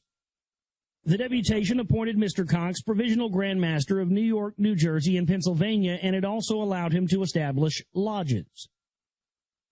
One of the earliest official colonial lodges was founded by Harry Price in Boston on August 31, 1733, under a charter from the Mother Grand Lodge of England. Masonic historian Albert Mackey believes that lodges probably existed earlier, but that their records have been lost. Freemasonry spread rapidly in the American colonies, just as it had done in Europe. The early lodges in the British colonies were nearly all chartered by the English Mother Grand Lodge, and members of the early lodges were loyal British subjects. Englishmen were not the only people to colonize America. England had a major rival in the New World, France. The competition between the two nations caused frequent spats over colonial boundaries. This brought about a number of violent clashes on American soil, such as Queen Anne's War during the first decade of the 18th century and King George's War in 1744. Even during times of peace relations between the two superpowers, things were anything but smooth. One of Britain's loyal military officers in the colonies was a man named George Washington. He had been initiated into Freemasonry on November 4th, 1752 at the age of 20. He remained a member of the craft for the rest of his life. Washington became an officer in the colonial army, which was under British authority, by the time he had reached his mid-20s. Standing 6 feet 3 inches tall and weighing nearly 200 pounds, Washington was a physically impressive figure. One of Washington's military duties was to keep an eye on French troops in these tense border regions. The Treaty of Aix-la-Chapelle, executed in 1748, had ended King George's War and had returned some territories to France. Both England and France benefited from this pause in hostilities because the war were driving the two into debt. Even the inflatable paper currencies, there I go again, papal currencies. Might as well just call it that, right? I can't even say paper currency anymore. It's papal currency all the time. The two nations used to help pay for their wars did not prevent the serious financial difficulties that wars always bring. Unfortunately, the peace lasted less than a decade. It was broken, according to some historians, by George Washington during one of his military forays into the Ohio Valley. Washington and his men sighted a group of French soldiers but were not spotted by the French in return. On the command of Washington, his troops opened fire without warning. It turned out that Washington's soldiers had ambushed credentialed French ambassadors traveling with a customary military escort. The French alleged afterwards that they were on their way to confer with the British to settle some of the disputes still existing over the Ohio regions. Washington justified his attack by stating that the French soldiers were skulking and that their claim to diplomatic immunity was a pretense. Whatever the truth might have been, the French felt that they had been the victims of unprovoked military aggression. Well, yeah, we've been using unprovoked military aggression since before the days of George Washington. Give me a fucking break.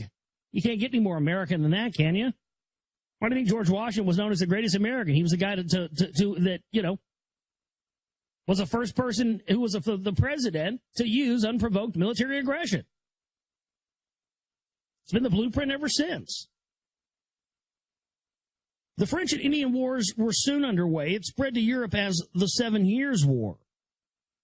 The renewed warfare was disastrous. According to Frederick the Great, the 7 Years' War claimed as many as 853,000 military casualties, plus hundreds of thousands of civilian lives. Heavy economic damage was inflicted upon both England and France. When the war ended, England faced a national debt of £136 million, most of it owed to a banking elite. To repay the debt, the English Parliament levied heavy taxes in its own country. When this taxation became too high, duties were placed on goods in the American colonies. The duties quickly became a sore point with the American colonists, who began to resist. Another change caused by the war was Hanover's abandonment of their policies of keeping a small standing army in Britain. England's armed forces were greatly expanded. This brought about a need to tax citizens even more. In addition, nearly 6,000 British troops in America needed housing, and they often encroached upon the property rights of colonists. This generated yet more colonial dissent. The fourth adverse consequence of the war, at least in the minds of the colonists, was England's catapultation to the demands of several American Indian nations. The American Indians had fought on the side of the French because of the encroachment of British colonists on Indian lands. After the French and Indian War, the Crown issued the proclamation of 1763, commanding that the vast region between the Appalachian Mountains and the Mississippi River was to be a widespread Indian reservation. British subjects were not permitted to settle there without approval from the Crown. This sharply reduced Western expansion. The first of Britain's new colonial tax measures went into effect in 1764. It was known as the Sugar Act. It placed duties on lumber, food, rum, and molasses. In the following year, a new tax, the Stamp Act, was instituted to help pay for the British troops stationed in the colonies. Many colonists strongly objected to the taxes and the manner in which they were collected. Under British writs of assistance, for example, Crown custom agents would search whatever they pleased for goods imported in violation of the acts. The agents had almost unlimited powers to search and seize without any notice or warrants. In October 1765, representatives from 9 colonies met at a Stamp Act Congress in New York. They passed a Declaration of Rights expressing their opposition to taxation without colonial representation in the British Parliament. The Declaration also opposed trials without juries by British Admiralty courts. This act of defiance was partially successful. On March 17, 1766, 5 months after the Stamp Act, Congress met. The Stamp Act was repealed. Despite sincere efforts by the British Parliament to satisfy many colonial demands, a significant independence movement was developing in the American colonies. Under the leadership of a man named Samuel Adams, a secret organization calling itself the Sons of Liberty began to commit acts of violence and terrorism. They burned the records of the Vice Admiralty Court and looted the homes of various British officials. They threatened further violence against stamp agents and other British authorities. The Sons of Liberty organized economic boycotts by urging colonists to cancel orders for British merchandise.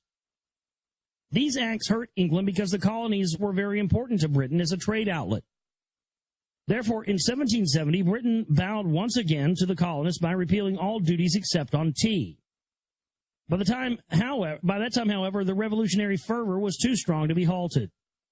The result was bloodshed. On March 5, 1770, the Boston Massacre occurred, in which British troops fired into a Boston mob and killed 5 people. Tensions continued to mount, and more secret revolutionary groups were formed. Britain would still not repeal the tax on tea. On October 14, 1773, 3 years after the Boston Massacre, colonists dressed as Indians crept onto a British ship anchored in Boston Harbor and threw large quantities of tea into the water. This incident was the famous Boston Tea Party. These acts of rebellion finally caused Parliament to enact trade sanctions against the colonists. The sanctions merely fueled the rebellion. In 1774, a group of colonial leaders convened the First Continental Congress to protest British actions and to call for civil disobedience. In March 1775, Patrick Henry gave his Give Me Liberty or Give Me Death speech at a convention in Virginia. Within less than a month of that speech, the American Revolution got underway with the Battle of Concord, where an organized colonial militia called the Minutemen suffered 8 casualties while inflicting 273 on the British. In June of that same year, George Washington, the man who some historians believe had gotten the entire snowball rolling 2 decades earlier, when he had ordered his troops to fire on the French in the Ohio Valley, was named commander-in-chief of the new ragtag Continental Army. Historians have noted that economic motives were not the only ones propelling the American revolutionaries. This became obvious after the British Parliament repealed nearly all of the tariffs that they had imposed. King George III, despite being a Hanoverian, was popular at home, and he initially thought of himself as a friend to the colonists. The sharp attacks against King George by revolutionary spokesmen quite upset him because the attack seemed out of proportion to his actual role in the problems complained of by the colonists. They used him as a scapegoat. More of the revolutionary rhetoric should have been aimed at the Parliament. There was clearly something deeper driving the revolutionary cause. Bingo. Bingo. I mean, my God, they cooked up and concocted the whole Boston Tea thing as a phony revolution, and these same motherfuckers that are in the CMP and the tea baggers and stuff, they're doing it now all over again, just like I've been telling you for 4 fucking years. And this information's been under our nose, well, in this book since at least 1989. They're doing it again. Unbelievable. There is clearly something deeper driving the revolutionary cause. The rebels were out to establish a whole new social order. Their revolt was fueled by sweeping philosophies which encompassed more than their disputes with the crown. One of those philosophies was Freemasonry. I mean, see, this is, again, oh man, this is unbelievable stuff. A who's who of the American Revolution is almost a who's who of American colonial Freemasonry. Freemasons fighting on the revolutionary side included George Washington, Benjamin Franklin, who had not been a Mason since at least 1731, Alexander Hamilton, Richard Montgomery, Henry Knox, James Madison, and Patrick Henry. Revolutionaries who were also Masonic Grand Masters included Paul Revere, John Hancock, and James Clinton. In addition to Washington and Franklin, according to Colonel Levon P. Lynn in his article Freemasonry in the National Defense, 1754 to 1799, quote, out of an estimated 14,000 officers of all grades in the Continental Army, 1/7, or 2,018, were Freemasons. They represented a total of 218 lodges. 100 of those officers were generals. Colonel Lynn remarks, quote, in all our wars, beginning with the French and Indian Wars and the War for American Independence, the silhouettes of American military Masons have loomed high above the battles. Europe provided the Americans with 2 additional Freemasons of importance. From Germany came the Baron von Steuben, who personally turned Washington's ragged troops into the semblance of a fighting army. Von Steuben was a German Freemason who had served in the Prussian army as an aide-de-camp to Frederick the Great. He had been discharged during the 1763 Prussian demobilization after the 7 Years' War.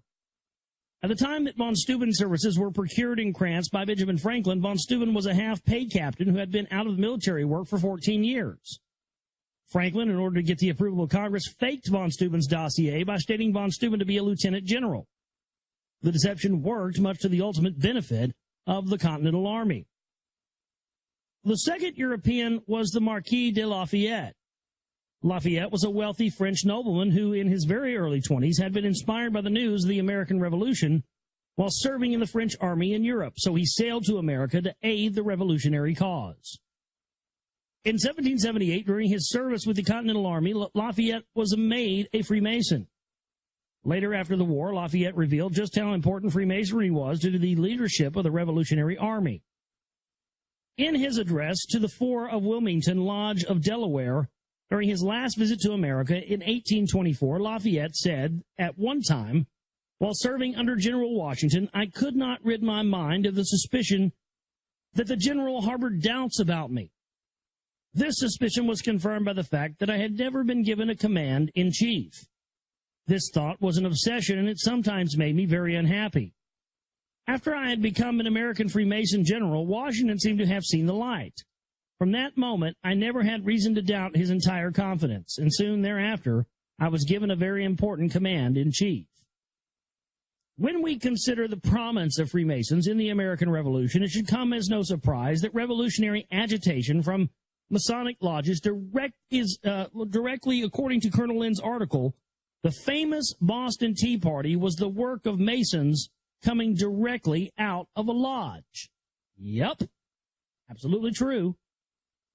These same secret societies are controlling the phony revolution and the phony movement today, folks. Wake up.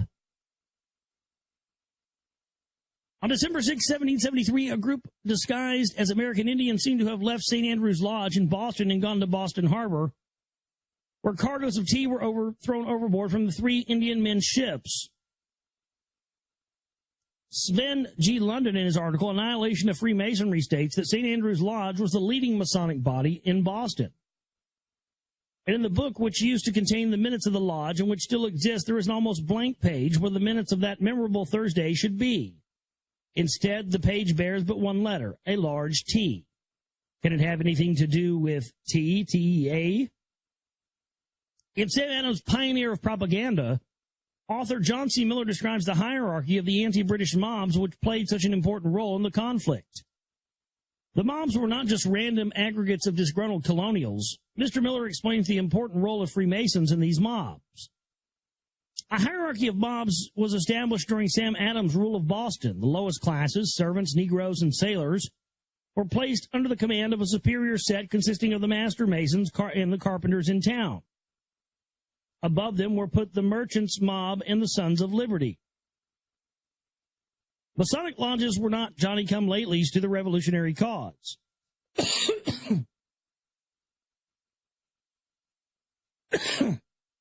There is evidence that there were initial instigators at least one lodge engaged in agitation from the very beginning.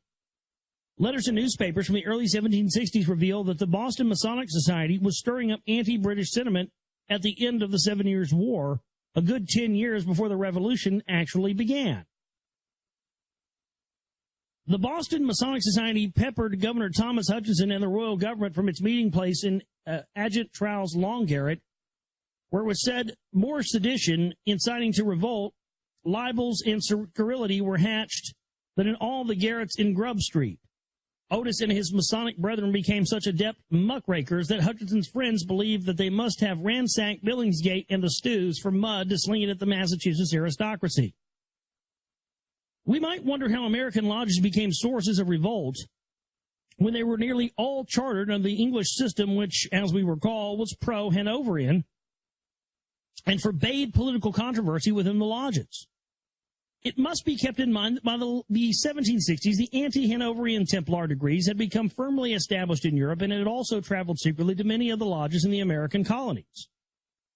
For example, as mentioned in an earlier chapter, St. Andrew's Lodge of Boston, which had perpetrated the Boston Tea Party in 1773, conferred a Templar degree already on August 28, 1769. After reapplying for the warrant in 1762 from the Scottish Grand Lodge in Edinburgh, that application was made almost a decade before the American Revolution began. Some Templars were not only anti-Hanoverian, but they also sought the abolition of all monarchy. The philosophical importance of Freemasonry to the American revolutionaries can also be seen in the symbols with which the revolutionary leaders choose to represent the new American nation. They were Brotherhood Masonic symbols. The Boston Masonic Society peppered Governor Thomas Hutchinson and the royal government from its meeting place in the Adjutant Trowels Long Garret, where it is said more sedition, inciting to revolt, libels, and scurrility were hatched than in all the garrets in Grub Street. Otis and his Masonic brethren had become such adept muckrakers that Hutchinson's friends believed that they must have ransacked Billingsgate and the stews for mud to sling at the Massachusetts aristocracy.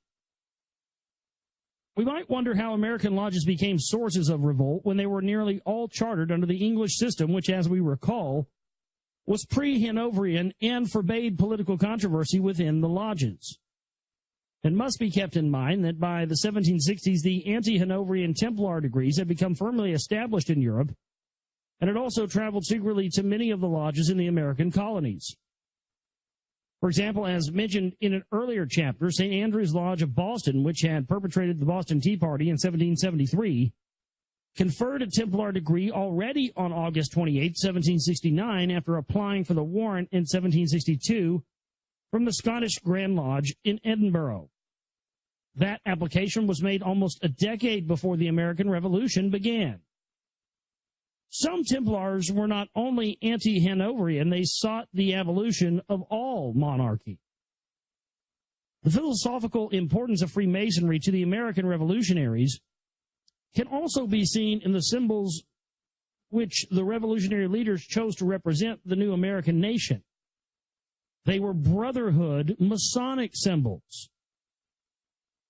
Among a nation's most significant symbols is the national seal. An early proposal for the American national seal was submitted by William Barton in 1782.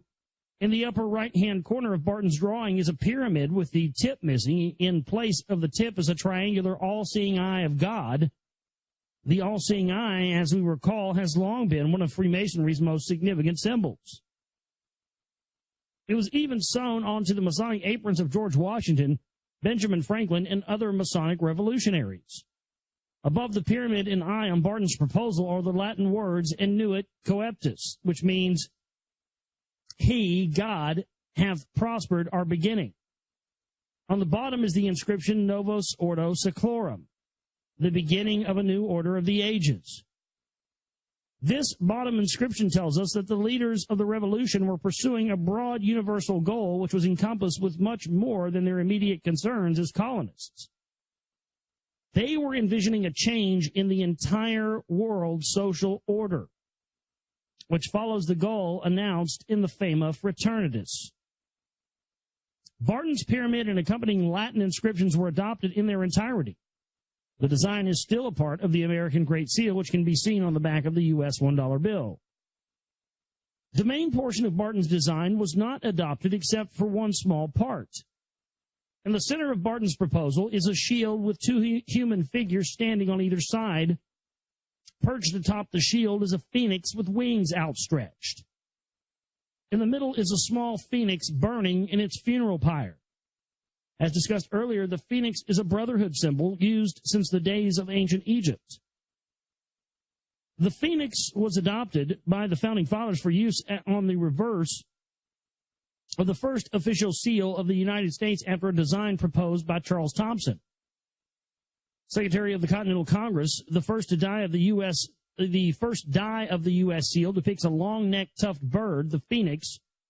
The phoenix holds in its mouth a banner with the words "E pluribus unum," out of many, one.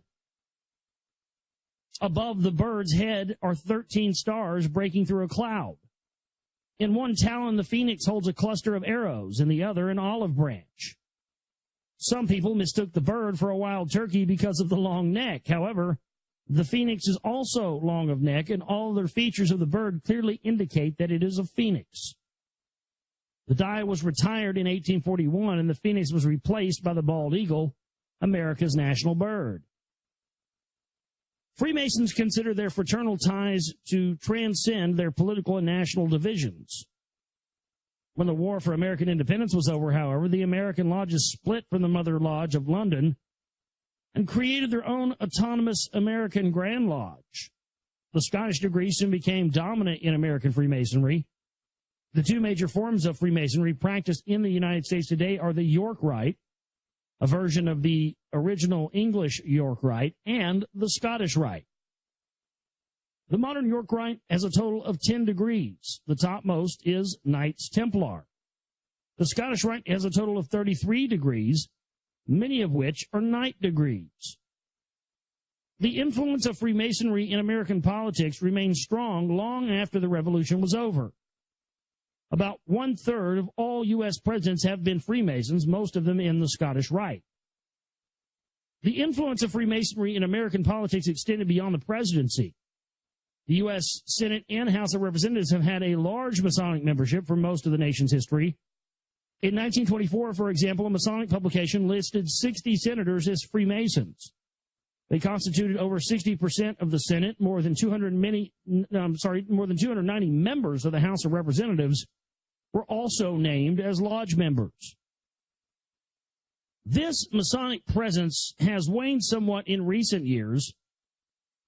Has it, or has it turned into something else? See, what my research has shown me is that while the Masonic presence has waned, it hasn't waned. It's waned only in the United States, not in the UK, not in Britain. But what has increased has been Opus Dei members, Knights of Malta members. You're starting to see more and more of those in politics now, more than Freemason, more than you see Freemasons now, specifically in the United States. Also in Canada, still huge for Freemasons up there as well. In an advertising supplement entitled Freemasonry, A Way of Life, the Grand Lodge of California revealed that in the 97th Congress, 1981 to 1983, there were only 28 lodge members in the Senate and 78 in the House. While that represents a substantial drop from the 1920s, Freemasonry still has a good-sized representation in the Senate, with more than a quarter of that legislative body populated by members of the craft. The American Revolution was more than a local uprising. It involved many nations. France was a secret participant in the American cause long before the actual outbreak of war. As early as 1767, the French foreign minister, Duke of Choiseul, had sent secret agents to the American colonies to gauge public opinion and to learn how far the seeds of revolt had grown. France also dispatched agent provocateurs to the colonies to secretly stir up anti-British sentiment. In 1767, Benjamin Franklin, who was not yet committed to armed warfare with England, accused France of attempting to blow up the coals between Britain and her American subjects. After Choiseul was deposed in 1770, his successor, Comte de Vergennes, continued Choiseul's policy and was instrumental in bringing about France's open military support for the American cause after the War of Independence began. Frederick the Great of Prussia was another to openly support the American rebels. He was among the first European rulers to recognize the United States as an independent nation. Frederick even went as far as closing his ports to Hessian mercenaries sailing to fight against the revolutionaries. Just how deeply Frederick was involved in the American cause may never be known, however. There is no doubt that many colonists felt indebted to him and viewed him as one of their moral and philosophical leaders. Decades after the Revolution, a number of Masonic lodges in America adopted several Scottish degrees which had reportedly been created by Frederick. The first American Lodge of the Scottish Rite, which was established in Charleston, South Carolina, published a circular on October 10, 1802, declaring that authorization of its highest degree came from Frederick, whom they still viewed as the head of all Freemasonry. Some scholars argue that Frederick was not active in Freemasonry in the late 1700s. They feel that his name was simply used to lend the right and air of authority. This argument may well be true, or at least partially so. The significance of the Charleston pamphlet lies in the loyalty that the early American Scottish Rite openly proclaimed to German Masonic sources so soon after the founding of the new American Republic. While some German Freemasons from Prussia were aiding the American cause, other German Masons were helping Great Britain at an enormous profit. Nearly 30,000 German soldiers were rented to Great Britain by 6 German states: Hesse-Kassel, Hesse-Hanau, Brunswick, Haldeck, Ansbach, Bayreuth, and Anhalt-Zerbst. More than half of those troops were supplied by Hesse-Kassel. Hence, all of the German soldiers were known as Hessians. The Hessian troops were considered to be the best of the mercenaries. Their accurate gunfire was feared by the colonial troops. In many battles, there were more Germans fighting for the British than there were British soldiers. In the Battle of Trenton, for example, Germans were the only soldiers against the Americans whom the Americans fought. This does not mean that the German soldiers were especially loyal to Britain or even to their own German rulers. Almost 1/6 of the German mercenaries, an estimated 5,000, deserted and stayed in America. The use of German mercenaries created a stir in both England and America. Many British leaders, including supporters of the monarch, objected to hiring foreign soldiers to subdue British subjects. For the Germans, the arrangement was as lucrative as ever. The Duke of Brunswick, for example, received 11,517 pounds, 17 shillings, and 1/2 pence for the first year's rental, and twice that figure during each of the following 2 years. In addition, the Duke received head money of more than £7 for each man, for a total of £42,000 for Brunswick and 6,000 soldiers. For each soldier killed, Brunswick was paid an additional fee, with 3 wounded counting as 1 dead. The Prince of Hesse-Kassel, Frederick II, earned about $21 million, or 21 million thaler, rather, for his Hessian troops, amounting to a net total of approximately 5 million British pounds. That was almost unheard of some during his day, and accounted for more than half of the Hesse-Kassel fortune inherited by William XI when his father died in 1785. The Hesse-Kassel treasury became one of the largest, some say the largest, princely fortunes in Europe because of the American Revolution. The American Revolution followed the pattern of earlier revolutions by weakening the head of state and creating a stronger legislature. Sadly, the American revolutionaries also gave their new nation the same inflatable paper money and central banking systems that had been erected by revolutionaries in Europe.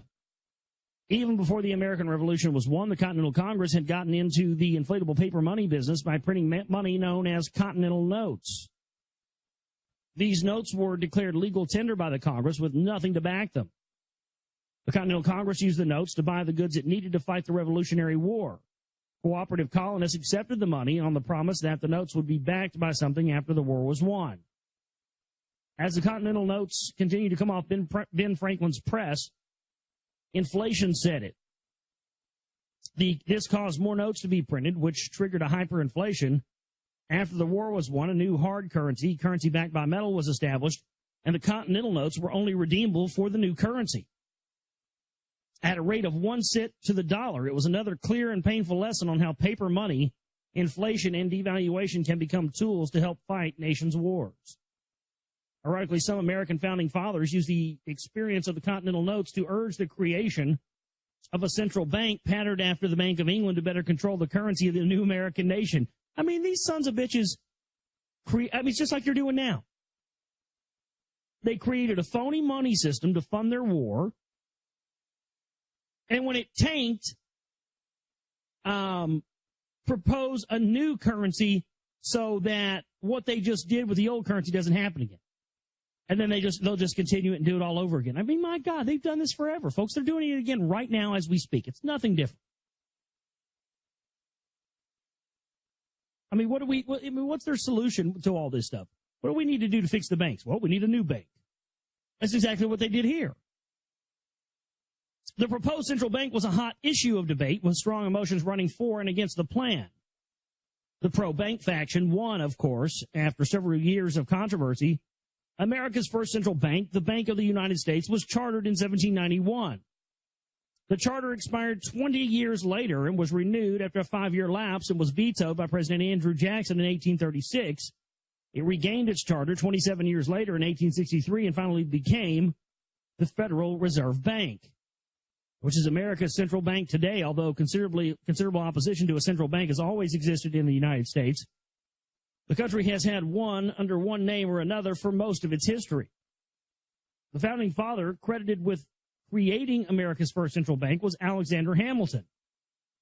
Hamilton joined the revolutionary movement in the early 1700s and rose to the rank of lieutenant colonel and aide-de-camp on Washington's staff by 1777. Hamilton was a good military commander and became a close friend of George Washington and the Marquis de Lafayette. After the war ended, Hamilton studied law, was admitted to the bar, and in February 1784 founded and became director of the Bank of New York. Hamilton's goal was to create an American banking system patterned after the Bank of England. Hamilton also wanted the new U.S. government to assume all state debts and turn them into one large national debt. The national government was to continue increasing its debt by borrowing from Hamilton's proposed central bank, which would be privately owned and operated by a small group of financiers. How was the American government going to repay all of this debt? In an act of supreme irony, Hamilton wanted to place taxes on goods, just as the British had done prior to the Revolution. After Hamilton became Secretary of Treasury, he pushed through such a tax on distilled liquor. This tax resulted in the famous Whiskey Rebellion of 1794, in which a group of mountain people refused to pay the tax and began to speak openly of rebellion against the new American government. At Hamilton's insistence, President George Washington called out the militia and had the rebellion crushed militarily. Hamilton and his backers had managed to establish in the United States a situation identical to England before the American Revolution. A nation deeply in debt which must resort to taxing its citizens to repay the debt. One might legitimately ask, what did Messrs. Hamilton and Washington, why did they bother participating in the American Revolution at all? They simply used their influence to create the very same institutions in America that the colonists had found so odious under British rule.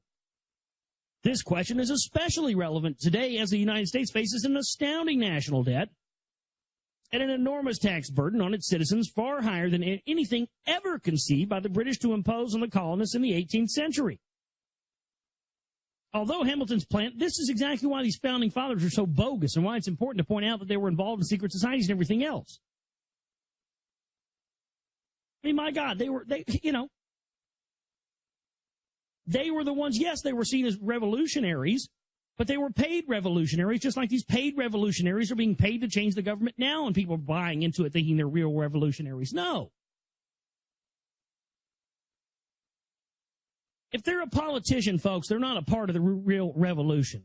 Okay? Let's go ahead and put that out there right now. The real revolution will never happen at the ballot box. And you can put that on the fucking board. Got me? Although Hamilton's plans were largely successful, they did not go without very considerable opposition. Leading the fight against the establishment of a privately owned central bank were James Madison and Thomas Jefferson. They wanted the government to be the issuer of the national currency, not a central bank. In a letter dated December 13th, 1803, Jefferson expressed his strong opinion about the Bank of the United States. This institution is one of the most deadly hostility existing against the principles and form of our Constitution. Although one of Jefferson's objections to the central bank rested on his concerns that such a bank might be an obstruction during times of war, he was nonetheless quite far-sighted about some of the effects that such an institution would have. Not only did the U.S. central banks create major financial panics in 1893 and 1907, but the financial fraternity operating the U.S. central bank has exerted and continues to exert even today a strong influence in U.S. affairs, especially foreign affairs, just as Jefferson had warned.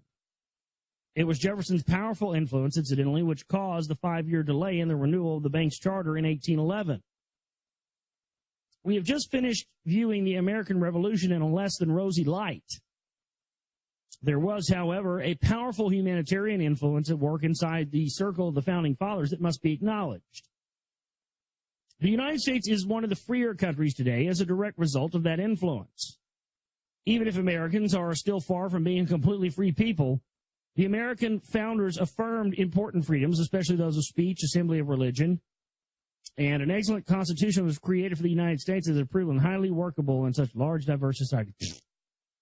Suck Satan's cock, Bramley. Suck Satan's cock. I don't buy that for a second. It wasn't set up for us. It was set up for them. It was set up, the Constitution was set up for the fucking custodians, by the custodians. I mean, why does he do this? I think somebody had an influence on this book or something. It's like he'll sit there and tell you all these things are a fraud, and then he'll backtrack on something like he's, has to put that in there. Oh, my God. It was created by these same custodial bastards he's been talking about this whole fucking book. Come on, we know that. The genocide, which seemed to go along with earlier Brotherhood political activity, is conspicuously absent in the American Revolution. American Freemasons today are proud of the role that their brethren played in the American nation, and justly so. The spark of humanitarianism, which periodically resurfaces in the Brotherhood network, surely did so again during the founding of the American Republic. If we were to name a few people of the most important humanitarians among the Founding Fathers, we might list such well-known figures as Thomas Jefferson, James Madison, Patrick Henry, Richard Henry Lee. One of the most important of the Founding Fathers is rarely mentioned, however. He is one in whose memory no large monuments have ever been erected in Washington, D.C. His portrait does not grace any U.S. currency, and he did not even have a postage stamp issued in his honor until 1981. That man was George Mason. George Mason was described by Thomas Jefferson as one of our really great men and of the first order of greatness. Mason is the most neglected of the Founding Fathers because he ignored political glory, shunned office, and was never famous for his oratory, yet he stands as one of the most far-sighted of the men who created the American nation. After the Revolution, George Mason opposed the plans of Hamilton and declared that Hamilton had done us more injury than Great Britain and all her fleets and armies. It was George Mason who pushed the hardest for the adoption of the Federal Bill of Rights. The 10 amendments to the U.S. Constitution, which constitute the Bill of Rights, are based upon Mason's earlier Virginia Declaration of Rights written by him in 1776. The Bill of Rights almost did not make it into the American Constitution, and it would not have done so had not Mason engaged in a heated battle to ensure its inclusion. Despite his chronic ill health, Mason published influential pamphlets denouncing the proposed Constitution because it lacked specified individual rights. Most drafters of the Constitution, including Alexander Hamilton, declared a Bill of Rights unnecessary due to the balance and limitation of powers imposed on the federal government by the Constitution.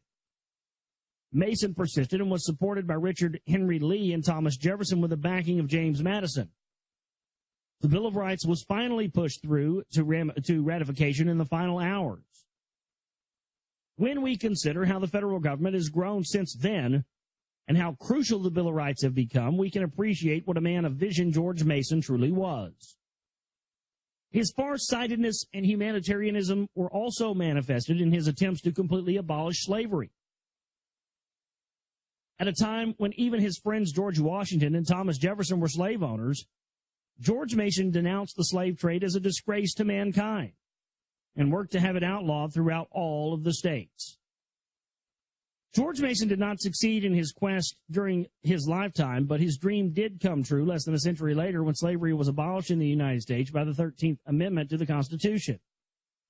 Although most American schoolchildren do not hear much about George Mason in their history lessons or have his portrait hanging in their classrooms, he was one of the greatest heroes of American freedom,